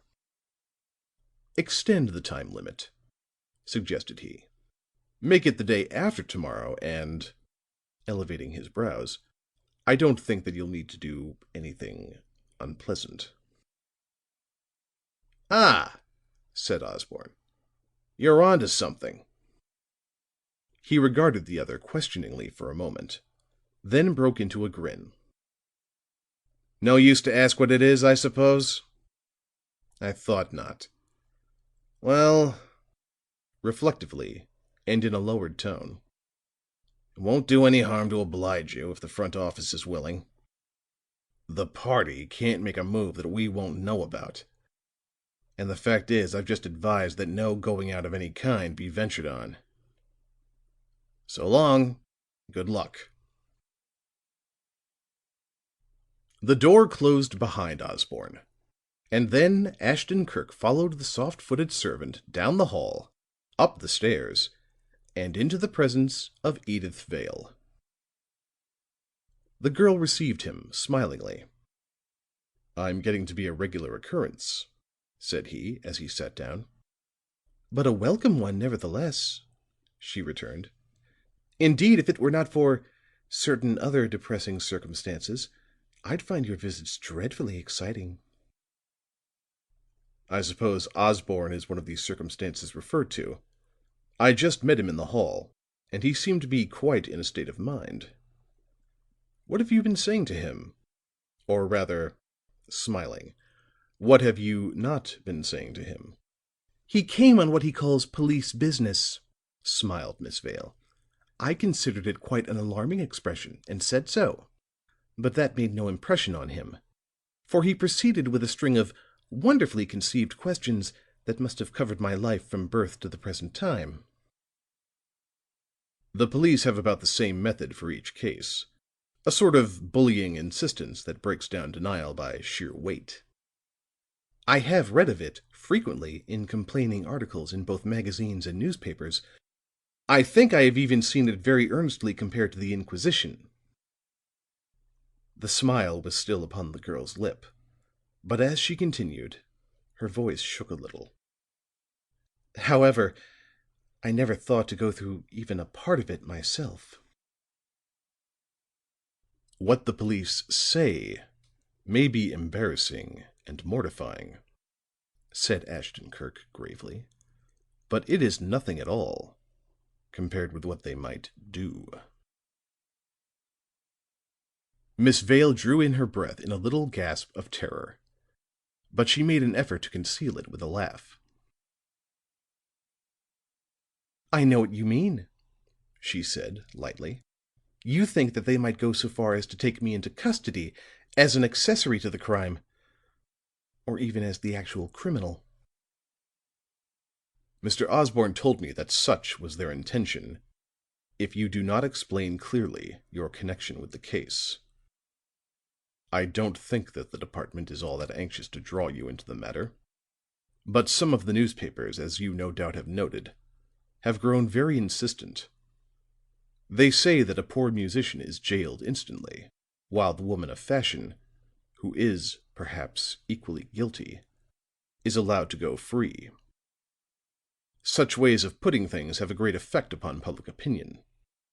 The politicians who conduct the municipal departments know this, and always move to protect themselves, no matter in what direction the movement takes them." "Then," said Miss Vale, "you really think they will do as Mr. Osborne said?" "I have no doubt of it, if the matter is not cleared up before the time arrives for them to act." The girl arose and went to a window as though to look out. The investigator saw her hand pressed to her heart, and noted the trembling that had seized her.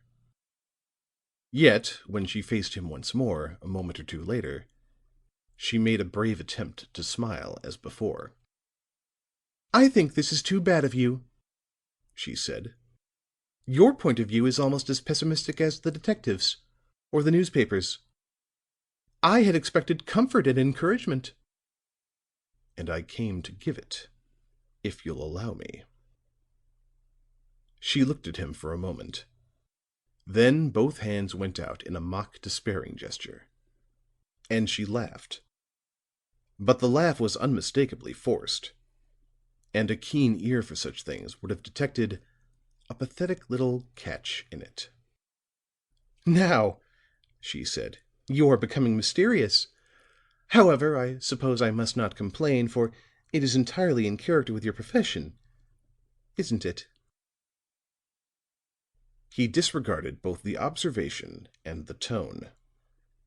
There was a slight pucker between his keen eyes that spoke of impatience and resentment. "Mr. Osborne has been very plain with you, Miss Vale," said he. "You have perhaps become accustomed to it in a measure. So I shall not hesitate to follow in his footsteps.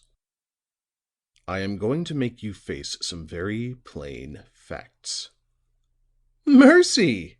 she laughed. "Mercy, Mr. Ashton-Kirk. I had not thought that you could be so deliberately cruel." "In the first place, Miss Vale," he began, paying not the slightest attention to her laughter or the mocking light in her eyes, "if you had continued as you began, this matter would have been cleared up before this. The newspapers would never have printed your name in connection with it, and you would have been spared the mortification of a detective at your doorstep." "Is there one outside?" "There are several. If you venture out, you will be followed wherever you go." The girl sank into a chair in a limp, rumpled sort of way. Somehow the idea of surveillance affected her more than anything else. Her face became ashen. Her hands shook distressfully as she clasped them tightly together. When you allowed the fears and desires of Allan Morris to cloud your reason, you made a mistake. You admitted as much when you came to me after the murder. But instantly upon seeing him again, you were as before. He was struck with fear, and he communicated his terror to you.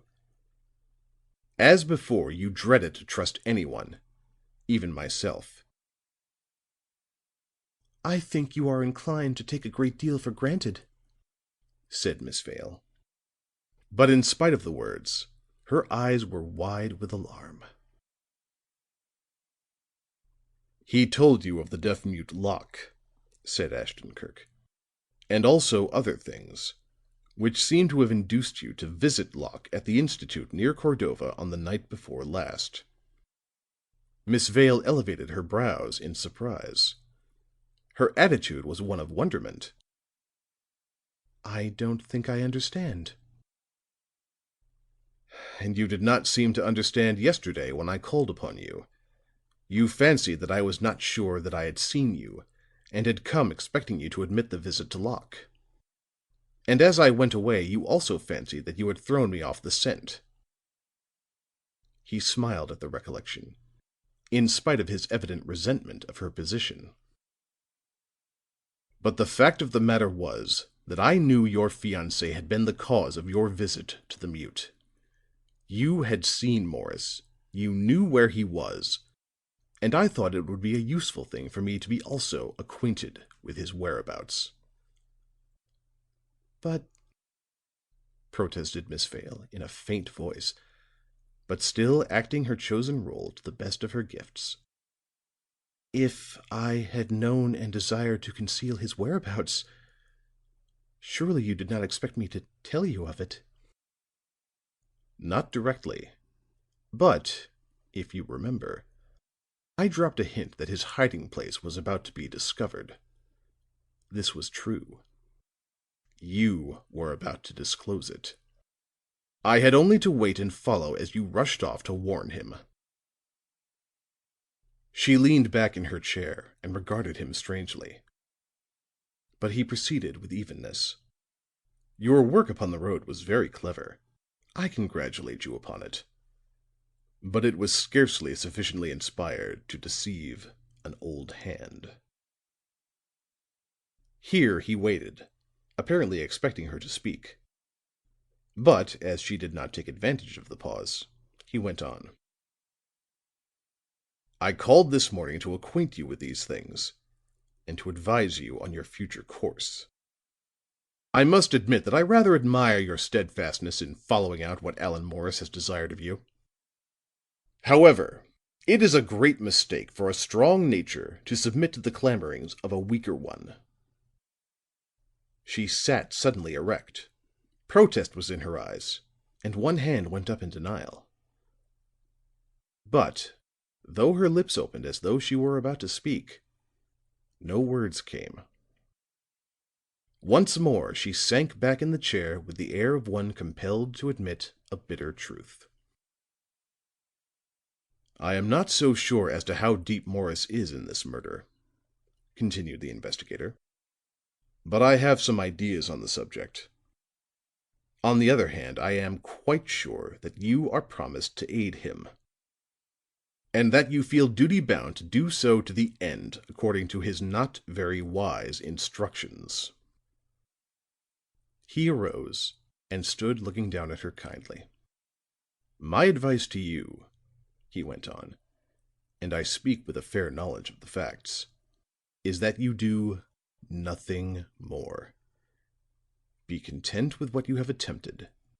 Allow me to act for you in anything further which you have in mind. Or, if you cannot give me your confidence, let me carry the thing on in my own way, as you proposed at the first." There was a pause of some length. Then the girl spoke. "I am just a trifle bewildered at all this," she said. "And I really cannot say, Mr. Ashton Kirk, that I altogether follow you." He smiled, but the disapproving wrinkle still showed between his eyes. "I see that you are still determined to hold on to your attitude," he said. "I am sorry, of course. But then one is called upon at times to do as one thinks best. And I suppose that is what you are doing." He turned toward the door, and she rose and touched the bell. "Good-bye." "Good-bye," she returned. He stood for a moment in the doorway, regarding her with mingled annoyance and admiration. As he caught the steps of the approaching servant in the hall, he said, "Possibly I can save you some little trouble. You need not call at the Rangnow Apartments. Up to last night, Allan Morris had not notified Mr. Tobin as to his new hiding place. However, if you feel that you must see him, you can call at my place at this hour on the day after tomorrow. I am not sure, of course, but it occurs to me that he will be there." End of chapter 22.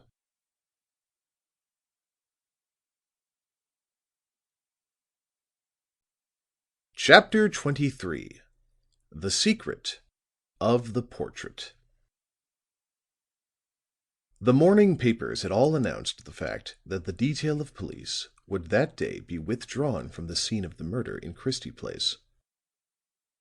With them, it had been a mere matter-of-fact news item. But with the evening sheets, it was different. They had had time to digest the matter, and their view of the order was one of surprise. 2 or 3 allowed this feeling to expand itself into headlines of some size. A few also commented on the situation editorially. Superintendent Weagle had been interviewed. He stated that he could not be expected to maintain a detail at 478 indefinitely. Even with the police withdrawn from within, so he maintained, the place would be as effectually guarded as were other buildings. What more was required? Ashton Kirk read all this with some satisfaction in the late afternoon.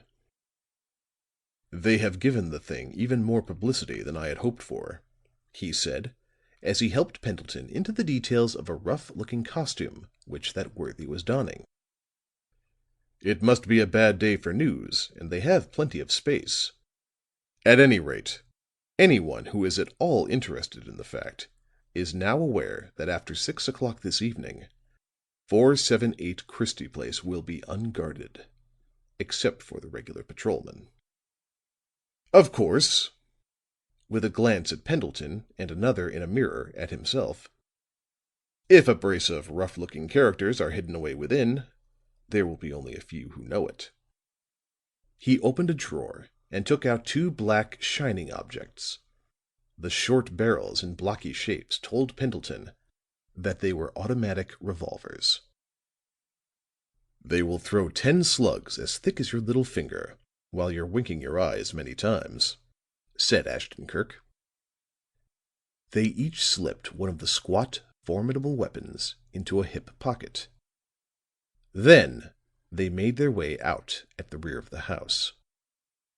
With the collars of their sack coats turned up and their long visored cloth caps pulled down, they hurried along among the dull-eyed throngs that bartered and quarreled and sought their own advantage.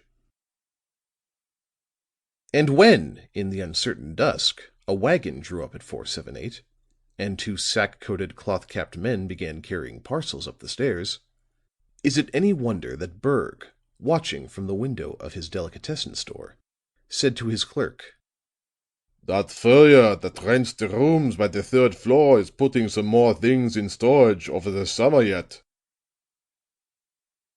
And when the wagon finally drove away, neglectfully leaving the 2 men behind, it is not surprising that the fancy grocer did not notice it. And then, when the 2 policemen who had been on duty during the afternoon came out, carelessly left the door unlocked, looked up to make sure that they had left none of the windows open, and then strode away with a satisfied air that follows a duty well done, who so keenly watched as to suspect? The shadows on the 2nd floor lengthened and grew grayer. They thickened in the corners. Pieces of furniture grew vague and monstrous as the darkness began to cling to them, and their outlines became lost. Suits of armor loomed menacingly out of the gloom, the last rays of light striking palely upon helm or gorget. Hideous gods of wood and stone smiled evilly at the 2 watchers. "There was food in the bundles which we carried up, then?" commented Pendleton, as he lay back on the old claw-footed sofa. "Yes," answered his friend. "The person or persons whom we expect will hardly come tonight, though we, of course, don't know. If they fail to appear, we shall be forced to stick close to these rooms during the whole of tomorrow, and also tomorrow night. Perhaps it will even be longer." "In that case," said Pendleton, a little disconsolately, "the eatables will be very welcome. But I hope we won't have to stay long enough to finish them." "Perhaps," said Ashton-Kirk, "I've let you in for too hard a task in this, Pen?" The other rose up instantly. "You couldn't give me too much to do in this matter," declared he, earnestly. "I would do it alone if you were not here, and I had brains enough, Kirk. The thing must end. If it goes on much longer and I keep seeing these infernal insinuations in the papers, I'll go completely off my chump." There was a little silence. Then Ashton-Kirk said, "I never knew that you were this way, old chap, until the other day. How long has it been going on?" "Why, for years, I think," answered Pendleton. "Being very distantly related, Edyth and I saw quite a deal of each other when she was a slip of a girl. And she was a stunner, Kirk, even then. Kid-like, I fancied I'd get it all over with when the proper time came. Somehow I never got around to it. She turned out to be a dickens of a strong character, you see, and she expected so much of life that I got the notion that perhaps I wasn't just the right sort of fellow to realize her ideals. You know, old boy, there are times when a man thinks quite a bit of himself. This is more especially so before he's 25. But then again, there are times when he sees his bad points only. And then, of all the unutterable dolts in the universe, he gets the notion that he is the worst.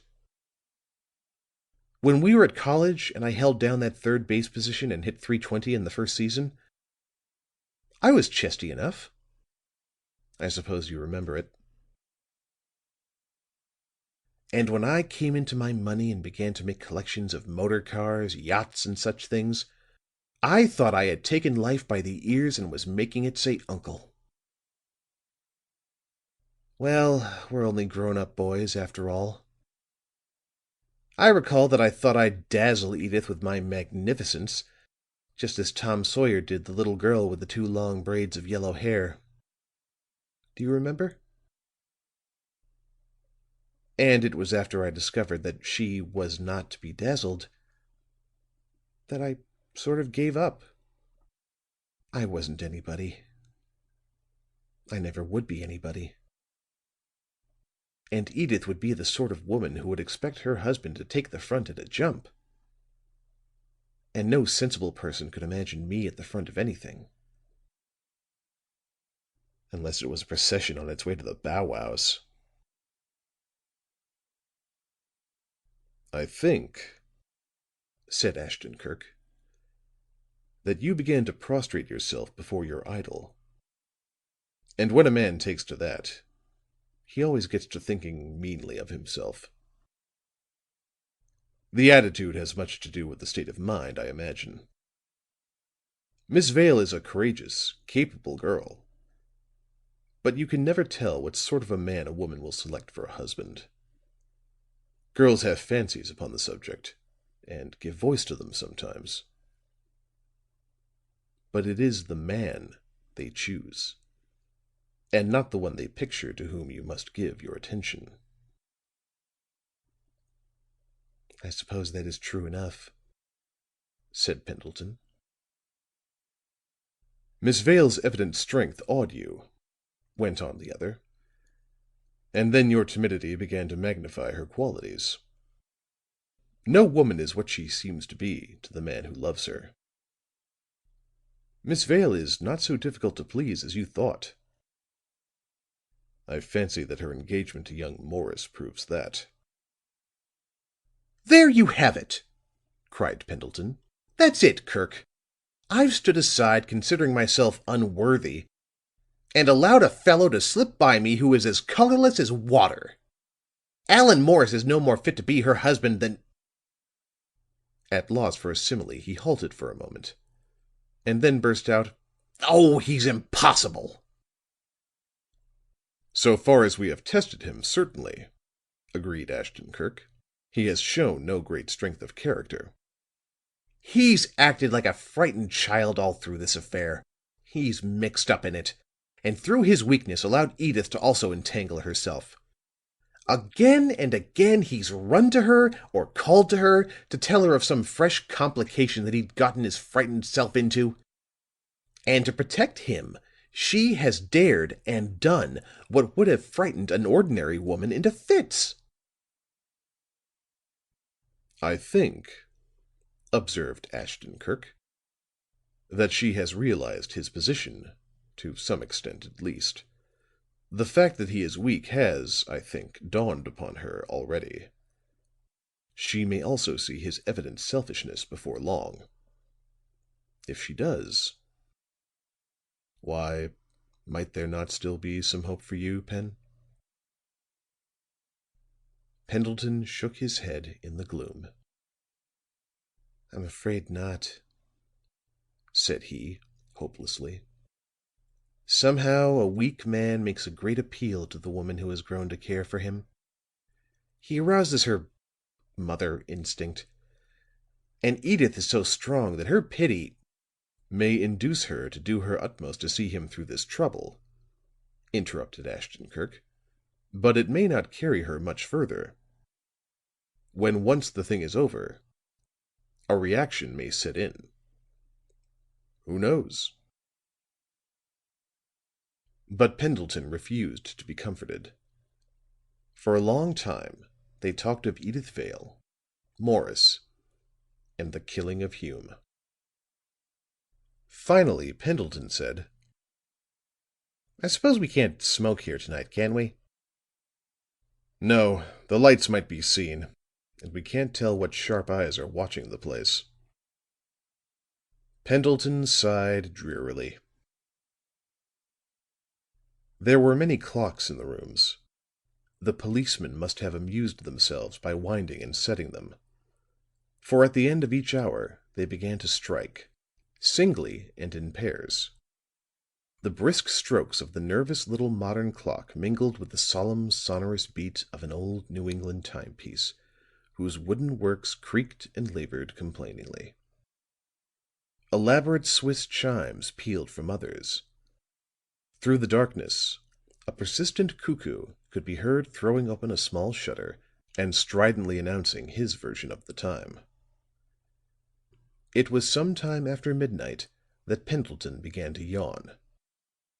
Then Ashton Kirk said: "Open some of those blankets, Pen, and lie down. There is no need of two of us watching tonight. I scarcely expect anything to happen." Pendleton did not expect anything either, but he said: "All right, I will. If you'll wake me in a few hours, and let me take a turn at it." Ashton Kirk agreed.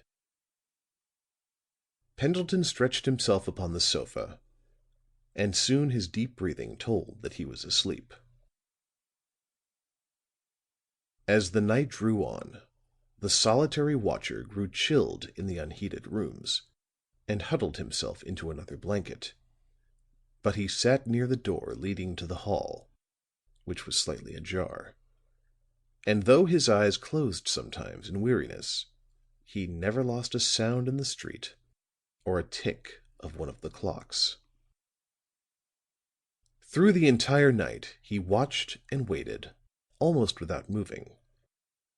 It was not until the dawn of a gray, dirty day began to somewhat lighten the room that he aroused Pendleton. The latter expostulated sleepily when he noted the time, but with scarcely a word the investigator took his place upon the sofa and dropped off to sleep. About 9 o'clock he awoke and found his friend arranging their breakfast upon a small table. "I say, Kirk," said Pendleton, admiringly, "you did this thing rather thoroughly. There's quite a tasty little snack here, and the thermos bottles have kept the coffee steaming." At the water tap in the rear, the investigator bathed his hands and face. Then he sat down with his friend and did complete justice to the breakfast. Afterwards, with their cigars going nicely and a feeling of comfort stealing over them in spite of the rather uncomfortable night, Pendleton said: "You promised the other night to tell me what made you think that the murderers had failed to secure the thing they sought. The words that the promise was couched in made me think that you had also something to show me, and as we could not light up last night, I've waited patiently until today. Now, you must ease my curiosity. Come, tell me a few things." Ashton-Kirk took the cigar from his mouth. "I told you," said he, "that the reports of Burgess and Fuller, together with the conversation we had with Tobin, had enlightened me upon these points." As he enumerated them, he checked them off with his fingers. Why the murder was done, the identity of the confederate of Locke, that the man would return to the scene of the crime. "Yes," said Pendleton, "those, I think, were the points." "The first two," went on the investigator, "I will allow to stand for a while. But I promised to illustrate for you, and I think I can do so." Ashton-Kirk here arose and passed through the storeroom and kitchen into the bedroom. "The writing upon the step in the hall," said he, facing his friend, "directed Locke's confederate to look for something behind Wayne's portrait.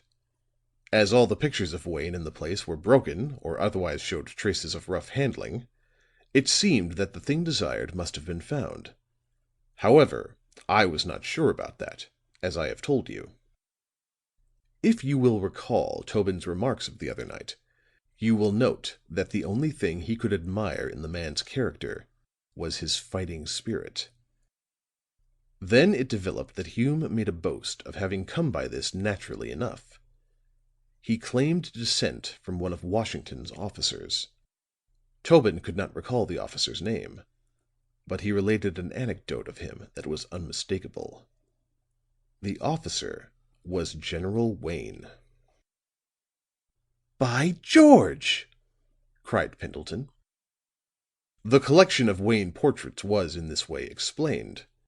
It was also suggested to me that Hume might be an assumed name, that the numismatist might have once been known as Wayne, and that Locke had known him by that name. Of course, it's quite likely that he was not really a descendant of Wayne, but he probably called himself Wayne nevertheless." "I see," said Pendleton, his hands waving with excitement.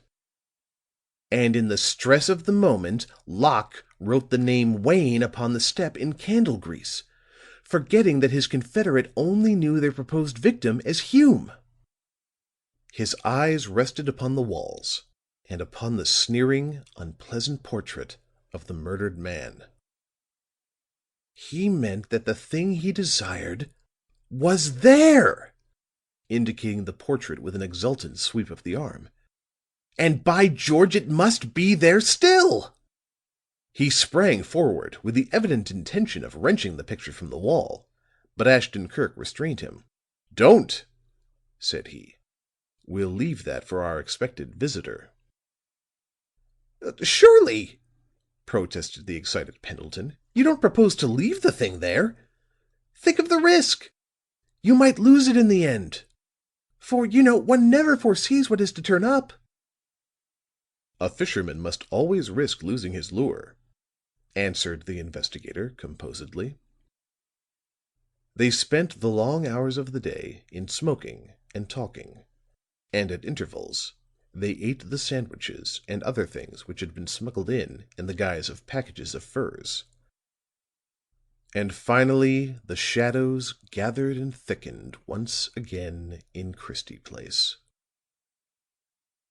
End of chapter 23.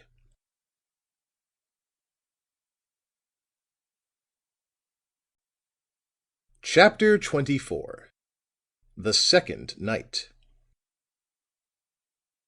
The second night of the vigil in Hume's rooms wore on. Unlike the preceding one, the two young men were almost entirely silent. When they did speak, it was in tones so low as to be scarcely above a whisper. There was a taut, indefinable something in the air that kept the desire for sleep from both. In the brooding darkness they were alert, watchful, expectant. The tobacco-loving Pendleton afterwards recalled with surprise that not once did he think of the weed. But when the queer, mysterious night sounds began to come, those creaking of loose planks, strainings of unseen timbers, and untraceable snappings in the walls that are common in old houses, he frequently thought of the automatic revolver, and the chill of the polished metal always felt comforting enough. The clocks announced the ends of the hours according to their temperaments. Coming in the midst of the total silence, the din seemed to Pendleton to be terrific. He pictured appalled criminals on their way through the dark halls, crouching in fear at the sounds. 11 o'clock struck, and then 12 with its continued uproar. It seemed a long time before 1 and then 2 sounded. Pendleton's limbs were beginning to feel loggy and numb because of the chill and the continued inaction. He had ventured to stir them a little, and was wrapping the heavy blanket more closely about himself, when he felt Ashton Kirk's hand upon his shoulder. "Hush," said the investigator in a whisper. Instantly, Pendleton was motionless. He listened intently. The silence of the place seemed complete. "What is it?" he finally ventured to breathe. The hand upon his shoulder tightened warningly, but there came no other reply. Again Pendleton listened. The door of the showroom stood open. Ashton Kirk had placed it so in order that they might catch any sound that came from the hall. All the other doors leading into the hall from Hume's apartments were securely locked. Anyone who ventured into the suite must first pass through the showroom, where the two waited and watched. After a space, Pendleton's attention was rewarded. A faint, far-off rustling came to him. Somehow it gave him the impression of hesitation, non-assurance, timidity. He was speculating upon the queerness of this impression when there came a faint, momentary glow from the hall. Mysterious, phosphorescent, unreal. And then it vanished. Both young men were huddled upon the sofa, which was placed facing the open door.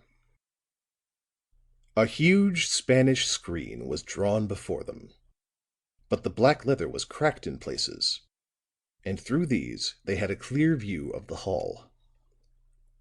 A moment later the glow appeared once more, but this time it was brighter. "Someone is on the stairs," reasoned Pendleton, his hand going to his revolver. "It looks as though he were lighting matches to show the way." Between the sputters of light were spaces of darkness. These were filled in by the faint, guarded rustling. But as the light upon each appearance grew brighter, so did the sound become more distinct.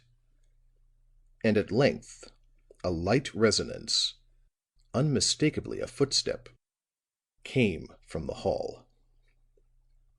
Then, steadily, softly, the sound came on through the darkness.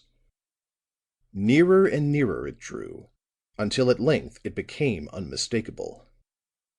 The rustling was that of a woman's skirts. Then, so it seemed, the darkness of the doorway grew denser. The soft, quick breathing of the newcomer became audible. Her hands were heard moving over the door frame as she blindly searched for the door. Then, apparently, she learned that the door was open. A deeper breath showed the relief she felt at this. Now she carefully entered the room. Even before Pendleton's brain realized who it must be, he began to feel a tightening at his heart. And now, as he pictured her advancing with outstretched, groping hands into the darkened room, a room horrible with crime and secret dread, it was all that he could do to hold himself in check.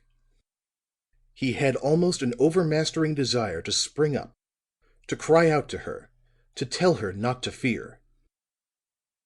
He was still struggling with this feeling when he became aware that she had paused, and also that Ashton Kirk was once more gripping his shoulder with a warning hand.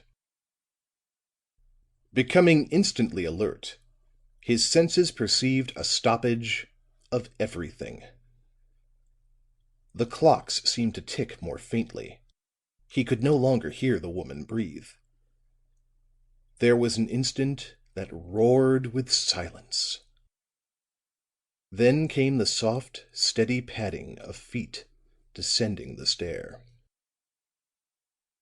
Then he heard the girl release her breath in a great, trembling exhalation. The rustle of skirts came quick and sharp in the darkness. He heard the door through which she had entered the room squeak upon its hinges, and then close with a click that proclaimed it fast. After this, there was a long pause.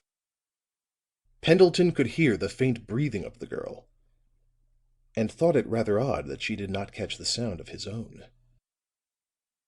He pictured her leaning against the locked door, her heart throbbing with fear as she listened to the descending footsteps. Stronger and stronger grew his desire to leap up and assure her that friends were at hand. But at the same time, the warning grip of his companion, who seemed to feel what was in his mind, also grew stronger and stronger. With the closing of the door, the sounds from the stairs had ceased to reach them. There was a long pause.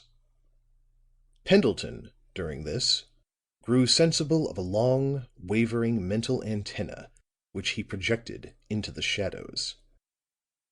And its delicate sensitiveness told him of the silent approach of a fearful thing. A long, long time, it seemed to him, but in reality, it was remarkably brief. Then the steps were heard, shuffling and secret, in the hall and very near at hand. A soft, uncertain touch fell upon the smooth glass of the door. Down its length the inquiring fingers traveled. Then the handle was tried, held a moment, and quietly released. The steps then receded lightly down the hall. For some moments all was quiet. Then there came the scratch of a match from the hall, and its accompanying flare, seen through the glass of the door. A little space more, and a rending sound came to their ears, followed by the falling of some metallic objects upon the floor. Pendleton required no explanation of these sounds. It was plain that the second intruder had come prepared, and had forced one of the doors. All the communicating doors of the suite had been left open.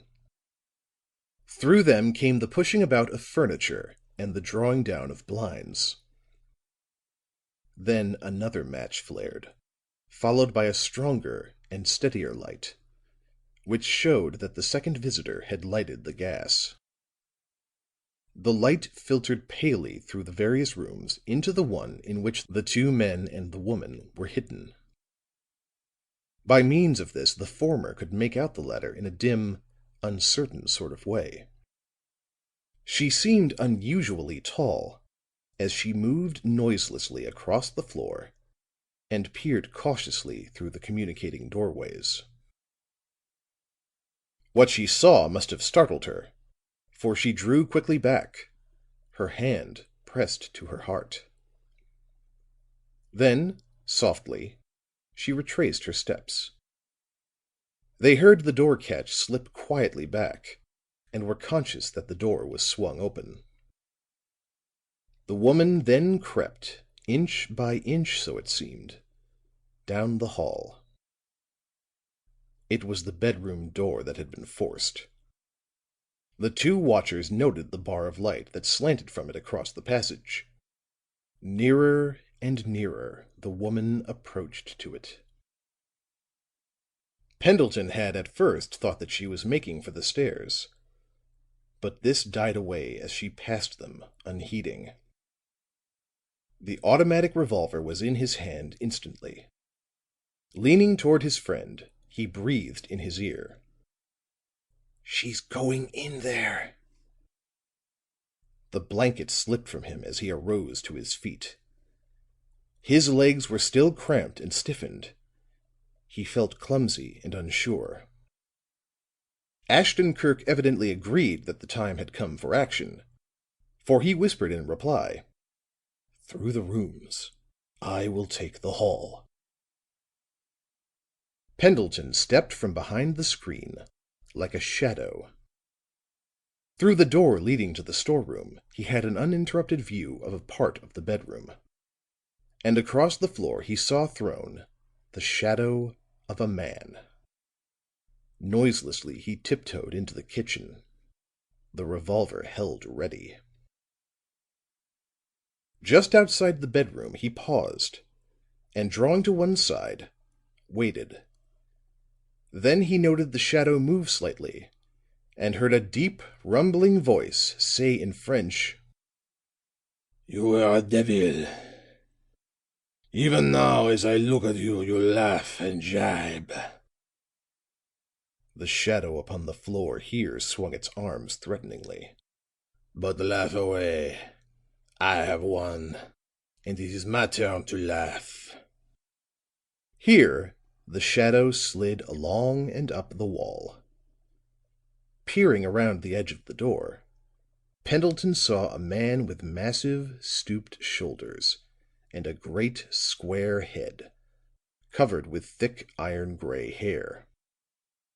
And instantly he recognized him as the man whom they had seen that night in the doorway of Locke's workshop.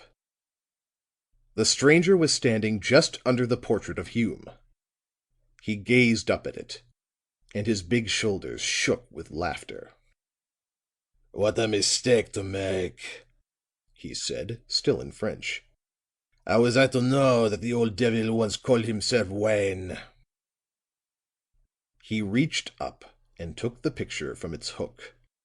With thick, powerful fingers he tore the backing away, and a flat, compact bundle of papers was disclosed. The picture was thrown upon the bed, and the man stood staring at the papers, a wide smile upon his face. "So this is the secret, eh? Well, Locke will pay well for it, and it will be worth all the risks I've taken." He was fumbling with a coat pocket as though to stow them away, when there came a swift, light rush. The packet was torn from his hands, and Edyth Vale was darting toward the hall door and the stairway beyond. But despite his bulk, the man with the stooped shoulders proved himself singularly swift. In 2 leaps he had overtaken her. Dragging her back to the center of the room, he snatched the packet from her in turn. Regarding her with calm, pitiless eyes, he said in English, "I am sorry, miss, that you have come, eh? It makes it much harder for me. And I am of the kind that would rather be off quietly, is it not? And say no words to no one." Edyth Vale, pale of face, but with steady eye, returned his look. "What are you going to do?" she asked. "I am sorry to do anything," spoke the stranger. "I do not know you, and you will understand, will you not, that I can't leave you behind to talk." As he spoke, a flashing something appeared from the girl's pocket. He lifted one huge paw to beat her down, but a clenched hand, protected by a corded buckskin glove, thudded against his jaw. His knees weakened, and he sprawled upon the floor. "Jimmy!" gasped Edyth Vale. "Jimmy Pendleton! Oh, Edyth, Edyth!" was all the man could say. He slipped his arm around her, for she was tottering, and as he helped her to a chair, Ashton Kirk quietly entered at the hall door. "Miss Vale," said he, "good evening." Without waiting to note if she even gave him a look, he bent over the fallen man and snapped a pair of handcuffs upon his wrists. "A very pretty blow, Pen," said he, admiringly. "Beautifully timed, and your judgment of distance was excellent." He slipped the fallen papers into his pocket and continued, "Keep an eye on him for a moment." Then he stepped swiftly through the hall. A moment later they heard him throw up one of the windows overlooking the street, and a whistle shrilled through the night. "Paulson is on duty," said the investigator, returning. "He'll be here in a jiffy." Sure enough, they soon heard heavy steps upon the stairs, and then Paulson and a fellow patrolman appeared in the doorway. Astonished, the policemen gazed at Ashton Kirk, who nodded to them smilingly.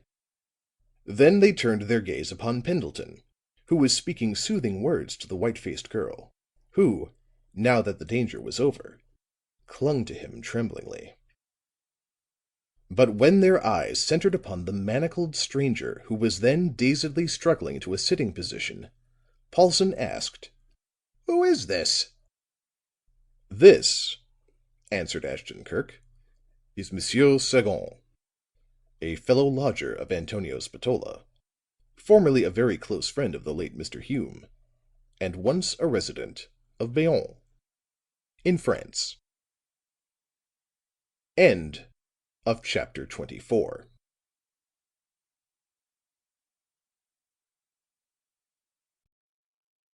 Chapter 25. Approaching the Finish. Pendleton spent the night at Ashton Kirk's, and after breakfast he wandered into the library, a newspaper in his hand and an inquiring look on his face. The investigator was seated in his usual big chair, buried to the knees in newspapers, and making vigorous inroads upon the Greek tobacco. Fuller was just leaving the room as Pendleton entered, and nodding toward the disappearing form, Ashton Kirk said, "There is some rather interesting news. I have had Locke, as you perhaps know, under observation for some time. Last night he took the train at Cordova, and Burgess followed him. When he reached the city, he went directly to Christie Place, and was seen lurking about in the shadows." "Humph," said Pendleton. "What time was this?" "Perhaps about 11 o'clock. Burgess, so Fuller tells me, never lost sight of him. He acted in a queerly hesitating sort of way. Finally, however, he seemed to form a resolution, and went to the door of the Marx house. He was about to pull the bell, then paused and tried the door instead. It was evidently not locked. He seemed both surprised and pleased at this. He lost no time, however, but went in at once." Pendleton sat down. "What do you suppose all this meant?" he asked. "Well, we can't be too sure," replied Ashton Kirk. But I think it probable that he also saw the news of the withdrawal of the police in the papers. Perhaps he came to Christie Place with the intention of informing Sagon of the opportunity that then presented itself. Or it might be that he had hopes of somehow overreaching his companion in crime." "His lurking about would seem to point rather in that direction," said Pendleton. "And his preferring to enter the lodging house without ringing also indicates some such idea. As I see it, he hoped to gain the roof unobserved. He knew the house and the habits of the people quite well. No doubt he had a plan, and a good one. He's a thinker, is Mr. Locke." "If he was noticed, he could indicate that he had called to see Monsieur Sagon." "Exactly. But I very much doubt his gaining the roof. Perhaps, after all, he was detected, for a few minutes later Burgess saw him leave the house." "Humph!" said Pendleton.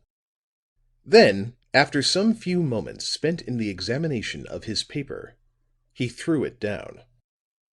"It's full of all sorts of allusions to monoplanes and such like," grumbled he.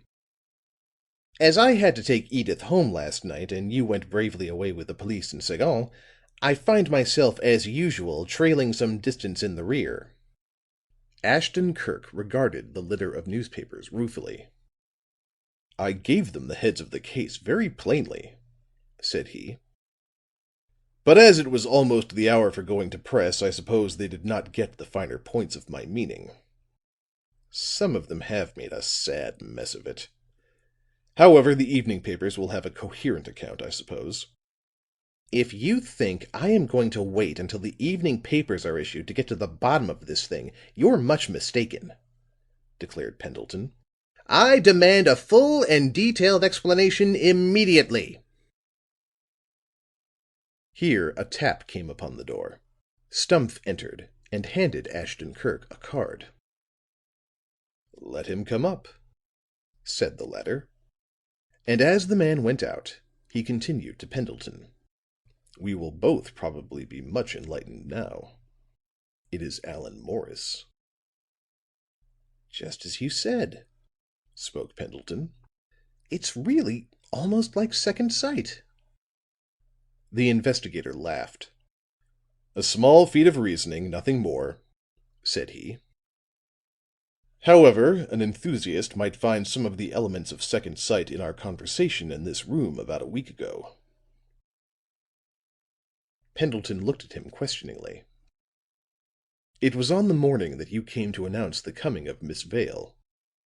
We were speaking of how it sometimes happened that very innocent things led to most weighty results. And I remarked, if you will remember, that your visit might lead to my connection with a murder that would dwarf some of these which we had spoken of."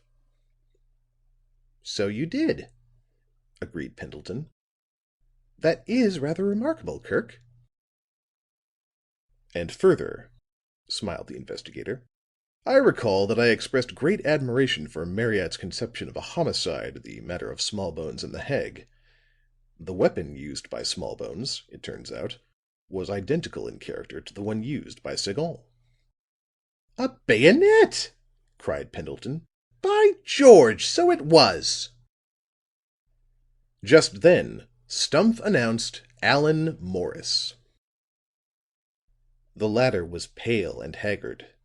His clothes were neglected, and there were some days' beard upon his chin. He seemed astonished at sight of Pendleton. However, he only nodded. Then he said inquiringly to the investigator: "You are Mr. Ashton Kirk?" "I am. Will you sit down, Mr. Morris?"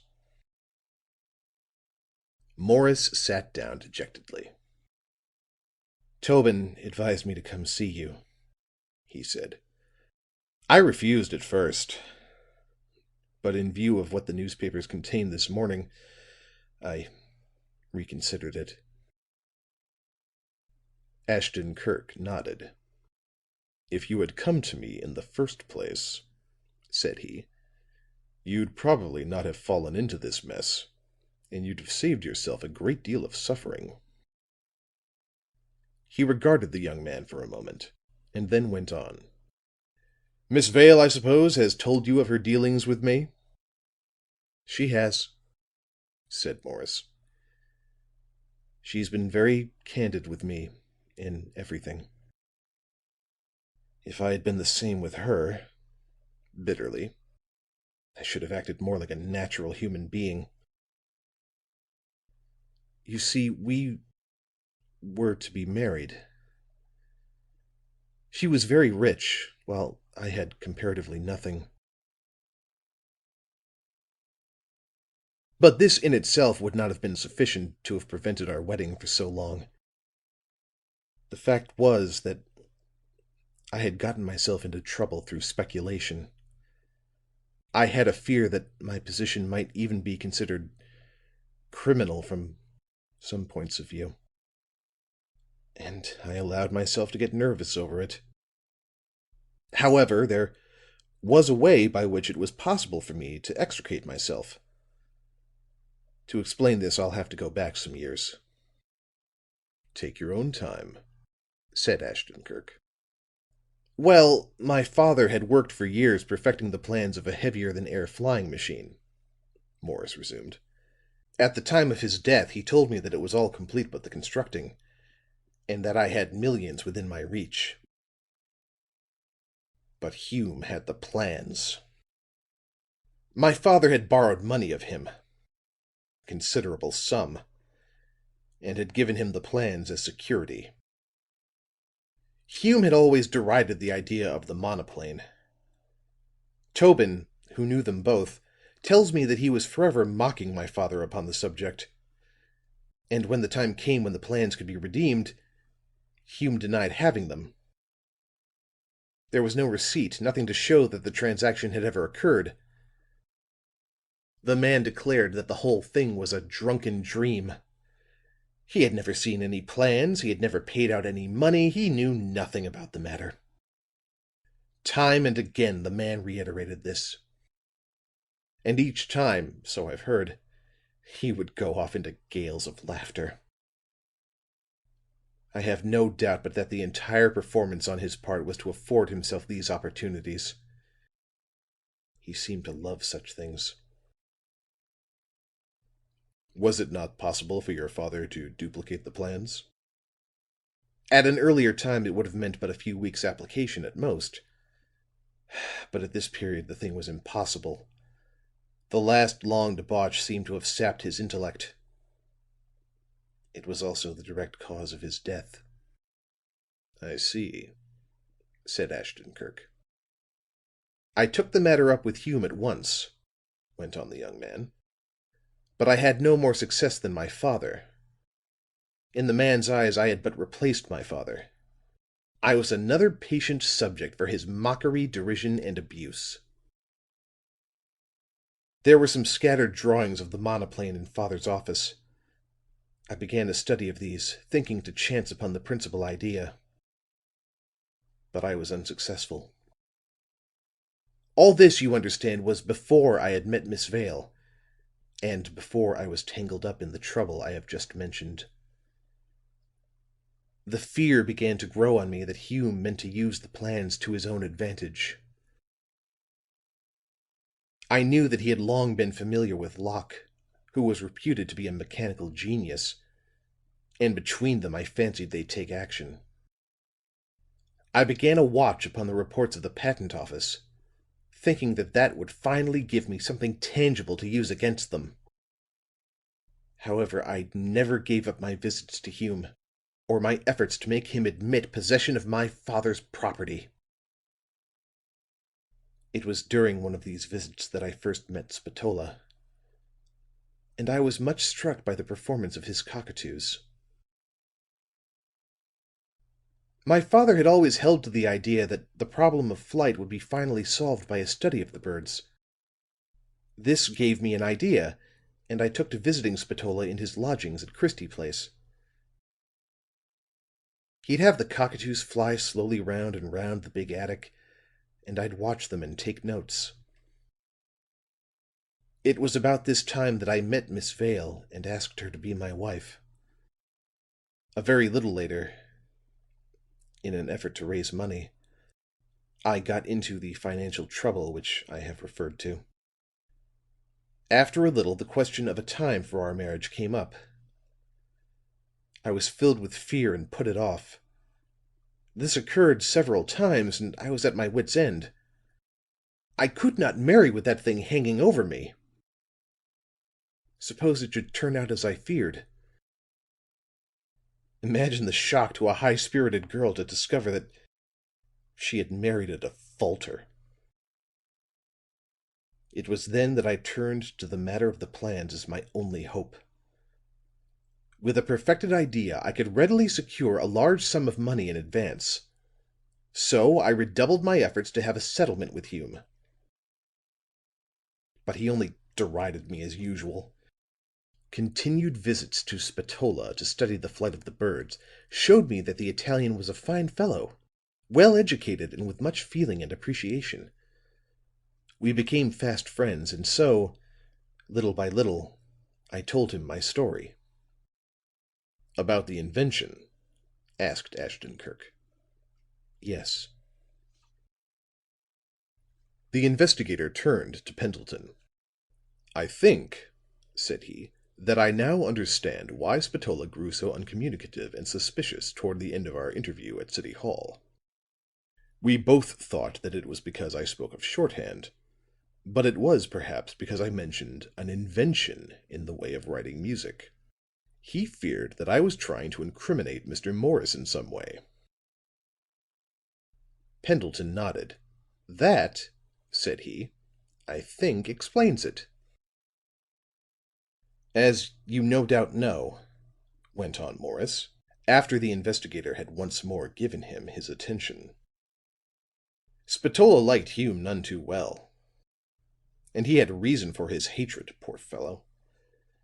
Well, he became interested in what I told him, and when he learned that I believed my father's papers were in all probability somewhere in Hume's apartments, he suggested that I come to live in Christie Place under an assumed name.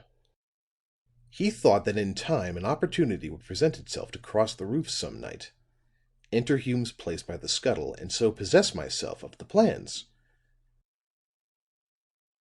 On the day preceding the murder, I had made up my mind to have one more try with Hume, and if that failed, I intended to follow Spatola's advice, break in, and take the plans by force. I was so full of this resolution that I could not contain myself. I hinted at it to Miss Vale, and the result of that hint you know." He leaned his face forward in his hands and seemed to give way to a bitter train of thought. He was evidently despondent. "It was also some such hint upon your part that induced her to visit Locke at Dr. Mercer's place, wasn't it?" Morris raised his head and nodded. "Yes," he said. "After the murder, I suspected Locke at once of having something to do with it. I told Miss Vale. She went there without my knowledge, seeing that I had not the courage to go myself," he added bitterly, "and demanded the plans. And she learned that they were still at Hume's, behind the portrait." "Yes," Locke told her. "He was overcome with horror at the murder. He had merely desired to secure the plans. Having somehow learned their hiding place, he had no intention of killing Hume." "But why did Sagon do it? He must have had it in mind when he bought the bayonet at Bernstine's," said Pendleton, looking at Ashton-Kirk. "He had. Do you recall how Burgess's report spoke of a league of smugglers in Europe, of which Hume was a leading spirit? And also of how they had been captured and nearly all but Hume were tried and convicted?" "Yes." "Sagon was one of those convicted. The diamonds which Hume tried to smuggle into this country were to have been turned into money at the time of the gang's arrest, and the proceeds spent in their defense. But instead of doing this, Hume left his comrades to their fate and absconded." When Sagon gained his freedom, he began a search for Hume, meaning to have revenge. This search finally led him to Locke as a person who had known Hume, and who would be likely to be able to tell where he could be found. "Sagon has told you this?" queried Pendleton. Yes, he talked freely after he saw that his case was hopeless. And he too insisted that Locke did not intend to commit murder. Locke, even at the time of his meeting Sagon, was looking for someone to aid him in gaining possession of the Morris plans. The workshop which we saw beside Locke's house contained a monoplane in course of construction. But there was something lacking which he felt Morris's plans could supply. And so he was anxious to get hold of it, by hook or crook. Sagon, whose purpose from the first was murder, was not at all adverse to combining it with something else. He took the room at Mrs. Marx's place, after he had perceived that an entrance could probably be made at Hume's by way of the scuttle. The well-dressed business guys that the machinist on the first floor spoke about to us were no doubt Locke, who frequently called upon Sagon, and Mr. Morris here, whom the man did not suspect of being a lodger. To prove a theory that I had formed, and which I have mentioned in a vague sort of way, went on Ashton Kirk, I asked Sagon why he had used a bayonet. And it turned out as I thought. Sagon and Hume had first met at Bayonne. The greater part of their operations had been carried on there. The band had been finally rounded up and convicted there. The bayonet, so legend has it, was first made in Bayonne. And Sagon conceived that it would be a sort of poetic justice if the traitor were to die by a weapon so closely connected with the scene of his treachery. There was a pause after this, and then young Morris got up, slowly and painfully. "I don't want it to be thought," said he, "that I was directly responsible for Miss Vale's adventure of last night. Or any of the others, for the matter of that. If I had known at the time that she proposed visiting Locke's or Hume's either upon the night of the murder or last night, I would have prevented it." Ashton Kirk nodded kindly. The young man's position evidently appealed to him. But Pendleton sat rather stiffly in his chair, and his expression never changed. "I will now come into possession of whatever value there is in my father's invention," went on Morris. "And added to that, it turns out that the other thing, of which I stood so much in fear, has turned out favorably. In a disheartened sort of way. I don't care much, now that my engagement with Miss Vale is broken." "Broken!" exclaimed Pendleton. "I saw her this morning," said Morris. "During the past week," he continued, "it gradually came to me that I was not the sort of man to make her a fitting husband. I hid like a squirrel while she faced the dangers that should have been mine. I knew that she realized the situation as well as I, and I did what I could by making it easy for her." He paused at the door. "If there is anything that I can do or say in the final settlement of this case," he added to Ashton Kirk, "I will gladly place myself at your services, sir. Goodbye." End of chapter 25.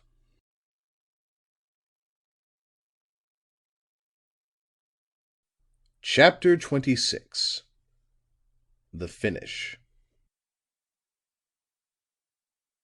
"For the first time," said Pendleton, as the door closed upon Allan Morris, "I can feel sorry for him.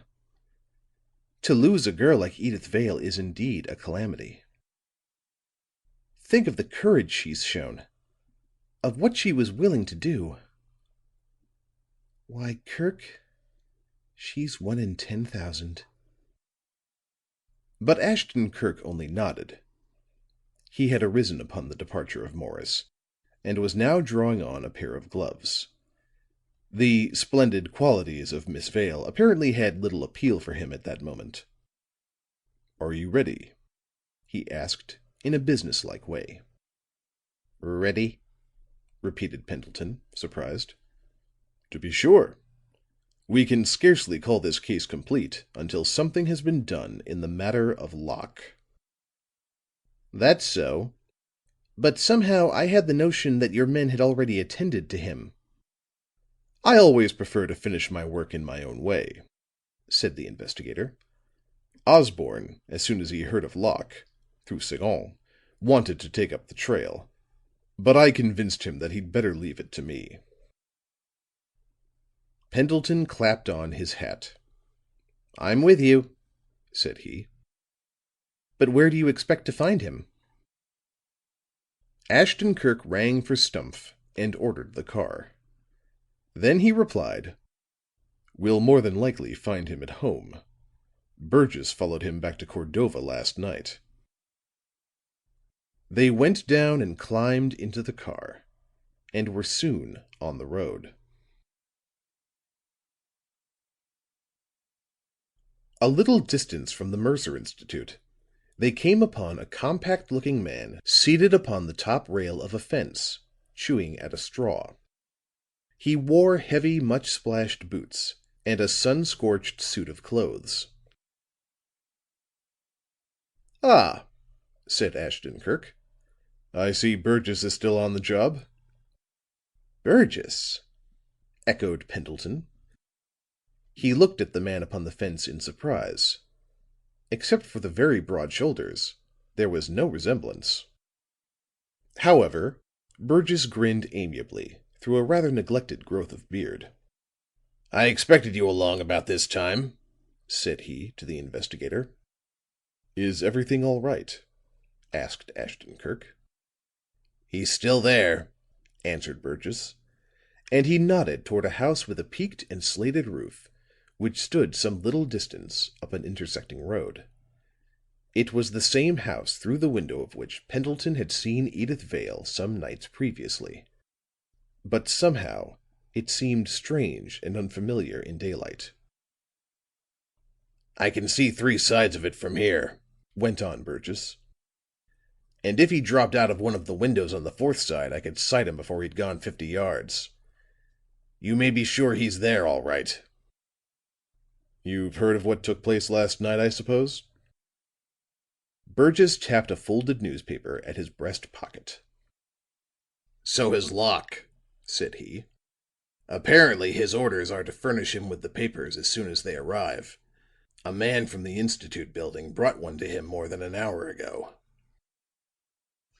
Just then Ashton-Kirk noted far up the road upon which Locke's house stood a very small buggy, drawn by an equally small horse.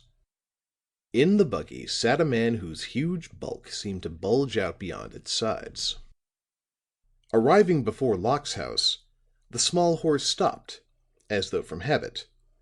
Then, with a mighty effort, the fat man rolled out and waddled to the gate. He pressed and repressed the button, but no one answered. Ashton-Kirk looked at his assistant. "Are you quite sure that our man is there?" asked he. Burgess chewed his straw calmly. "I'm positive of it," said he. The fat man now entered at the gate, and going to the front door, tried it. But it was evidently fast, and he turned away. Hesitating for a moment, he laboriously approached the workshop, the roof of which could be seen through the trees. Apparently the result was the same here, for in a very few minutes he was seen to waddle back to his buggy and climb in with much effort. Then the small horse ambled forward, while the fat man leaned back in great distress. "You recognize him, do you not?" smiled Ashton-Kirk. "I do now," returned Pendleton. "It's our friend Dr. Mercer." When the buggy arrived at the spot where the motor car stood, the doctor regarded its occupants with some surprise. "Good morning," greeted Ashton-Kirk. Painfully, gaspingly, the other answered this in kind. The round white face wore an expression of martyrdom. "I am pleased to see you once more," said he. "You like driving in the morning, then?" said the investigator. The principal's flesh quivered with repulsion. "It is an exercise ordered by my physician," he answered. "I protested against it strongly, but he was obdurate. And I am compelled to do it before I have had my breakfast." Hollowly. "It is scarcely short of barbarous." Here the small horse stretched its neck and shook itself until the harness rattled. Pendleton, looking from master to beast, thought they might exchange places much to the master's ultimate well-being. There was a short pause. Then Dr. Mercer bent his head toward them. "When you visited the Institute a few nights ago," said he, "you also, at my request, visited Professor Locke." Ashton-Kirk nodded. "For some time," proceeded the other, "I have fancied that there was something wrong with him. Not of a physical nature, as is, unfortunately, the case with myself, but more in a mental way. But since that night I have been sure that some sort of a derangement has fixed itself upon him, or is in progress. He can scarcely be called the same person. More than once I have been afraid," and here the speaker lowered his voice to a husky whisper, "that he is unbalanced." "That is very grave," said Ashton-Kirk. "It has occurred to me," went on the doctor, not without shrewdness, "that something happened that night which unsettled him." The eyes, seemingly floating in fat, turned themselves first to Pendleton, then to Ashton-Kirk. "I suppose, though, you know nothing of it." "We noticed that he seemed greatly agitated," replied the investigator, "and we are alarmed to hear that he seems disturbed." "It is our rule that no one leave the Institute grounds after nightfall," said Dr. Mercer in a troubled voice. "Last night I had occasion to send for him, but he was gone. This morning I stopped to reproach him for his absence, but apparently he has not returned." "You're mistaken there," put in Burgess. "Look." He indicated the house as he spoke. The small figure of Locke was seen emerging at the front door. He paused for a moment, peering this way and that in his nearsighted fashion, then hastily made his way toward the workshop. Evidently he had not seen them. With great labor and much catching of breath, Dr. Mercer had turned sufficiently to see these things. He seemed greatly astonished. "He was there all the time," said he. "It is not possible that he did not feel the vibrations of the buzzer, for he is very sensitive to such things." His indignation appeared to swell him to even greater proportions than before. "It is an affront," he stated in a choked tone. "It is a deliberate affront. He felt the buzzer, and he knew it was I. But he did not consider me of enough importance to trouble himself about." Panting, he sought to turn the small horse, but in a moment Ashton-Kirk was out in the road and had the animal by the head. "I beg your pardon," said the investigator, "but it would probably be more beneficial to yourself and others if you continued your drive and left Professor Locke to us." Amazed beyond ability to stir, the doctor sat and stared. But finally he found his tongue. Bless my soul and body," exclaimed he with a great wheezing exhalation. "I scarcely understand this, sir." "My dear doctor," said Ashton Kirk soothingly, "it is not at all necessary that you do so. The fact is, to state it briefly, there is a trifling matter for adjustment between Professor Locke and the Commonwealth." "The Commonwealth!" cried the doctor, and he shook like a great mass of gelatin. "Nothing less. So you see it will be as well for you to do as I suggest." Then, turning to Pendleton, Ashton Kirk continued, "I think we had better walk the remainder of the way. Otherwise we might get Locke's attention before it is advisable." Pendleton jumped down, and without another word to Dr. Mercer, they set off toward the slate-roofed house by the roadside. However, after they had gone about 50 yards, Pendleton turned and looked back. He saw the small horse jogging away, while behind it, helplessly fat and hopelessly befogged, sat Dr. Mercer, swaying dispiritedly from side to side. As Ashton Kirk and Pendleton advanced upon the house, they bore in mind the possibility of Locke being on the watch. So they kept out of sight as much as possible. "It's rather odd, I think, that he hangs on here, knowing that his part in the murder of Hume must now be known," said Pendleton.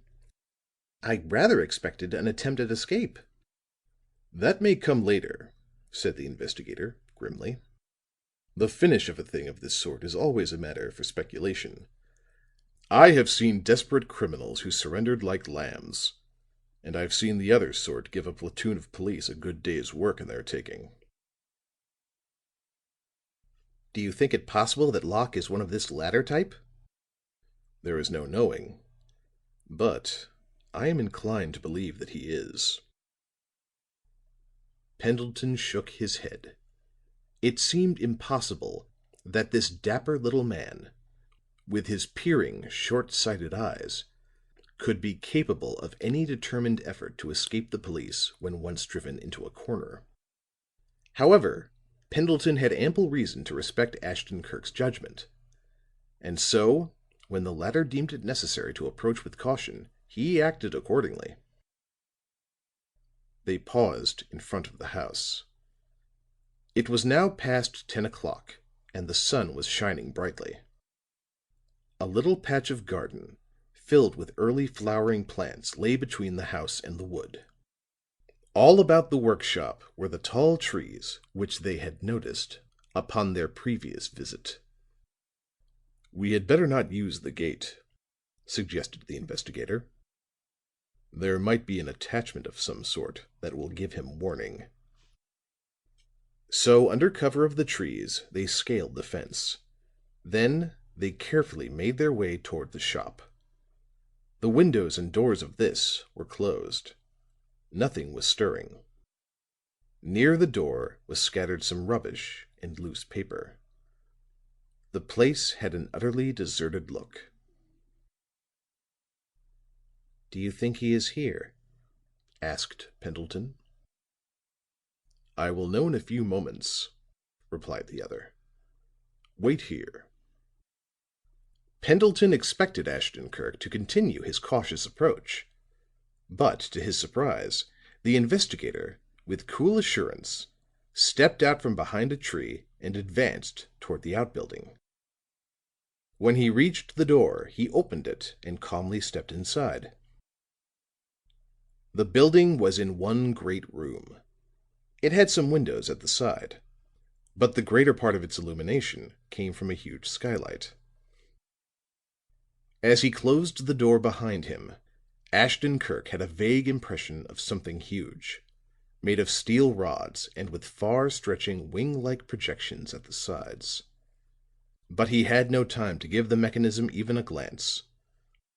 Of greater interest was the small figure which sat at a wide work table, upon which a litter of drawings was scattered. It was Locke. And as the slight jar of the closing door reached him, he lifted his eyes and saw the intruder. If Ashton Kirk expected any display of fear or other emotion, he was disappointed. Upon each of his previous meetings with Locke, the latter had shown great trepidation. But now he simply nodded quietly and seemed not at all surprised. But as Ashton Kirk made a step toward him and raised his hand in a gesture that was peremptory and unmistakable, the investigator paused. Then Locke pointed to a chair directly before his bench, but some half dozen yards away. And when Ashton Kirk smilingly seated himself, Locke did likewise. Then, in heavy characters, he scrawled upon the back of one of the blueprints: "I was expecting a visitor, and fancied that it might be you." This he held up so that the investigator might read it. Ashton Kirk nodded. Again the back of a plan came into service, and this time the investigator read: "What has occurred is most unfortunate. I had no hand in it, though, of course, I do not expect anyone to believe me." Here Ashton Kirk drew a notebook from his pocket and was about to write, but the other stopped him with a gesture. Then the man wrote once more, carefully, heavily, in order that the other might have no difficulty in reading it from the distance. "Pardon me, but it is not necessary for you to go to any trouble. Moreover, I beg of you not to think me rude. Your opinions in the matter have no interest for me." Ashton Kirk acknowledged this with a grave nod. The pencil was instantly at work again. "As I have said, I expected a visitor. But I will now add that I did not expect to be here to receive him." Ashton Kirk looked swiftly into Locke's face as he read this. The expression was unmistakable, and the investigator leaped to his feet. But the mute uttered a strange parrot-like cry, evidently the same that Edyth heard that night in Christie Place. And Ashton Kirk saw his hand go swiftly to a button at one side of the workbench. Instantly the investigator paused. Once more a gesture bade him be seated. Slowly he obeyed, and once more Locke began to trace bold characters upon the stiff paper. This message read: "You are a wise man. I had arranged everything before you came in, and had sat down to make an end of it. This button at my hand once started an electric apparatus, but now it is connected with a quantity of an explosive. My own invention, and a terrible one. Believe me, one touch, and everything in this building is in fragments." Ashton Kirk, when he had finished reading, nodded quietly. Again the mute began to write. "I have no ill will toward you," the words ran. "You have 2 minutes to leave here, and get safely away." When he saw that this had been read, Locke threw down the paper and took out his watch. Then he pointed toward the door and sat waiting. It was strange to see the little man sitting there calmly, with only the pressure of a finger between him and eternity. But Ashton Kirk knew stern resolution too well to mistake the look on the mute's face. There was nothing to do but to obey. He waved his hand in a farewell. Locke returned the gesture.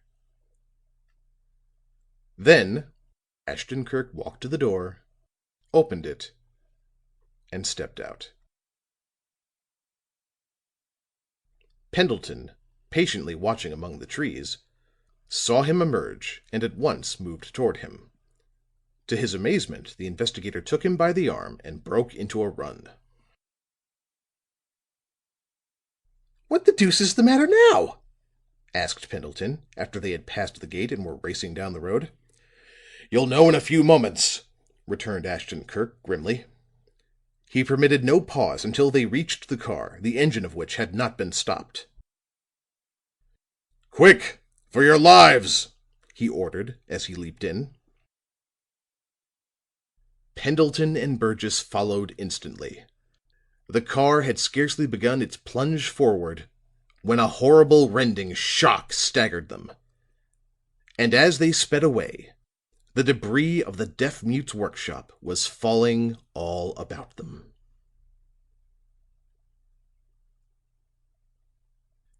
The evening papers were glaring with the news from Cordova by the time the two friends were once more alone in Ashton Kirk's library.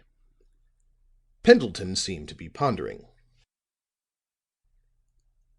"I say," said he, at last, "was it Morris or Spatola who remained at Hume's the night of the murder?"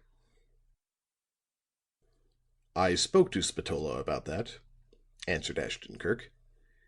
"He said it was Morris who left first, and whom Hume pursued by jeers through the open window. Morris had, according to his resolve, called at the place to demand the plans. But Hume was mad with liquor, and was even worse in his manner than usual. Unable to bear it, Morris had rushed out. Spatola later made his way out by way of the scuttle and across the roof, as he frequently did.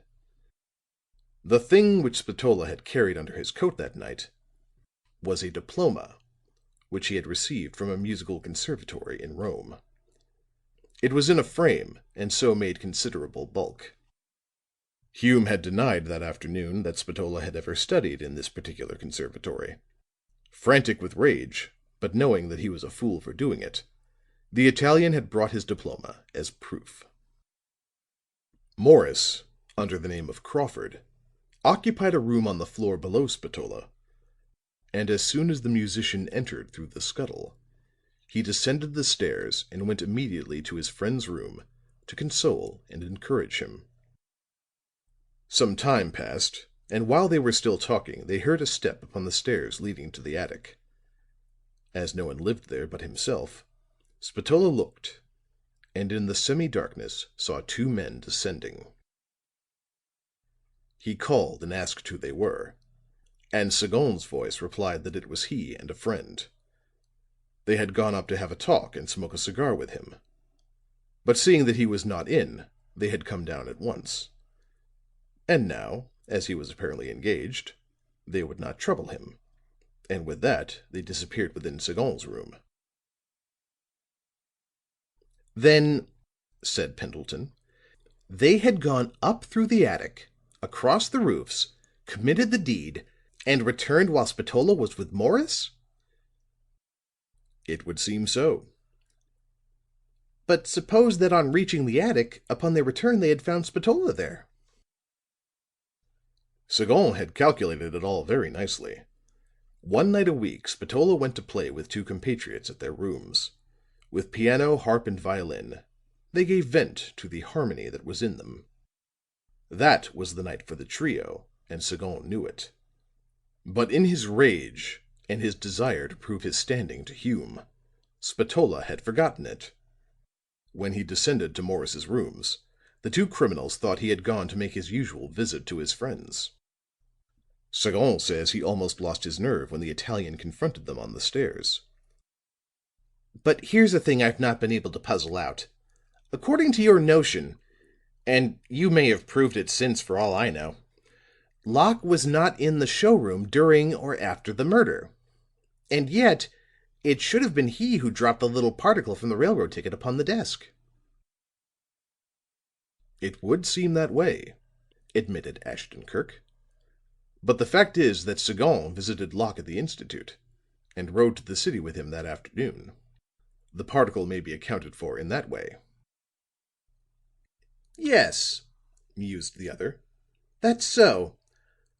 But one thing more. I should have asked this of Morris himself.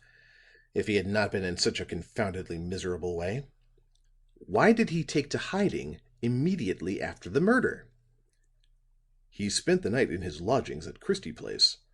Next day the papers told him that he was suspected. He knew that if he appeared, he'd be arrested.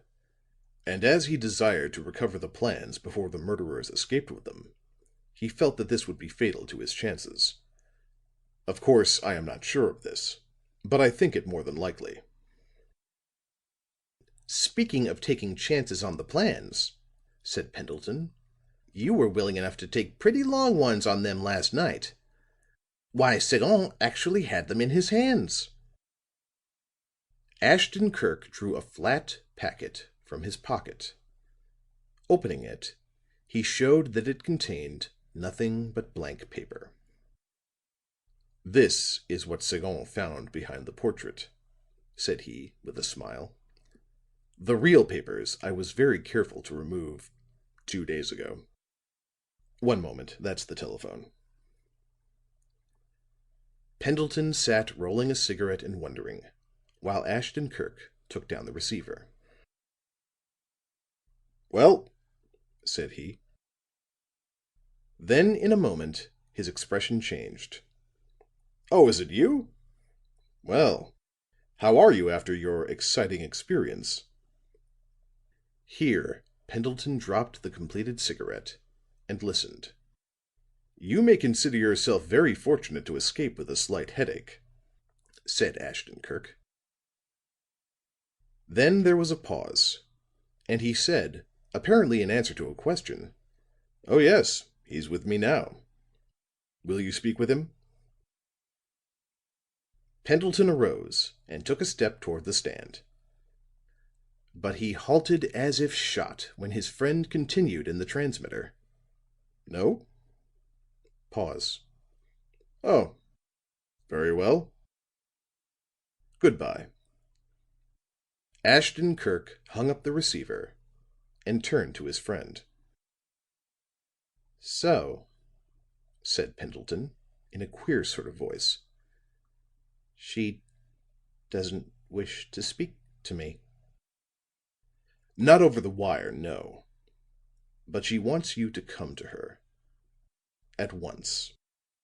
She desires to hear all about what she calls the wonderful way we have handled this case.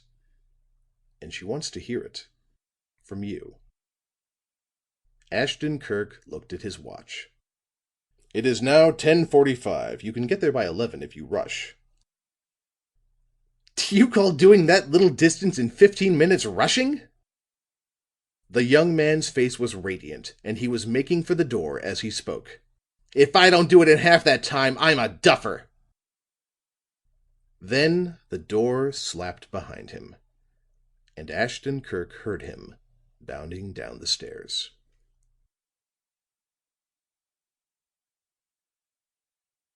End of chapter 26. Recording by Pete Milan. End of Ashton Kirk, Investigator, by John Thomas McIntyre.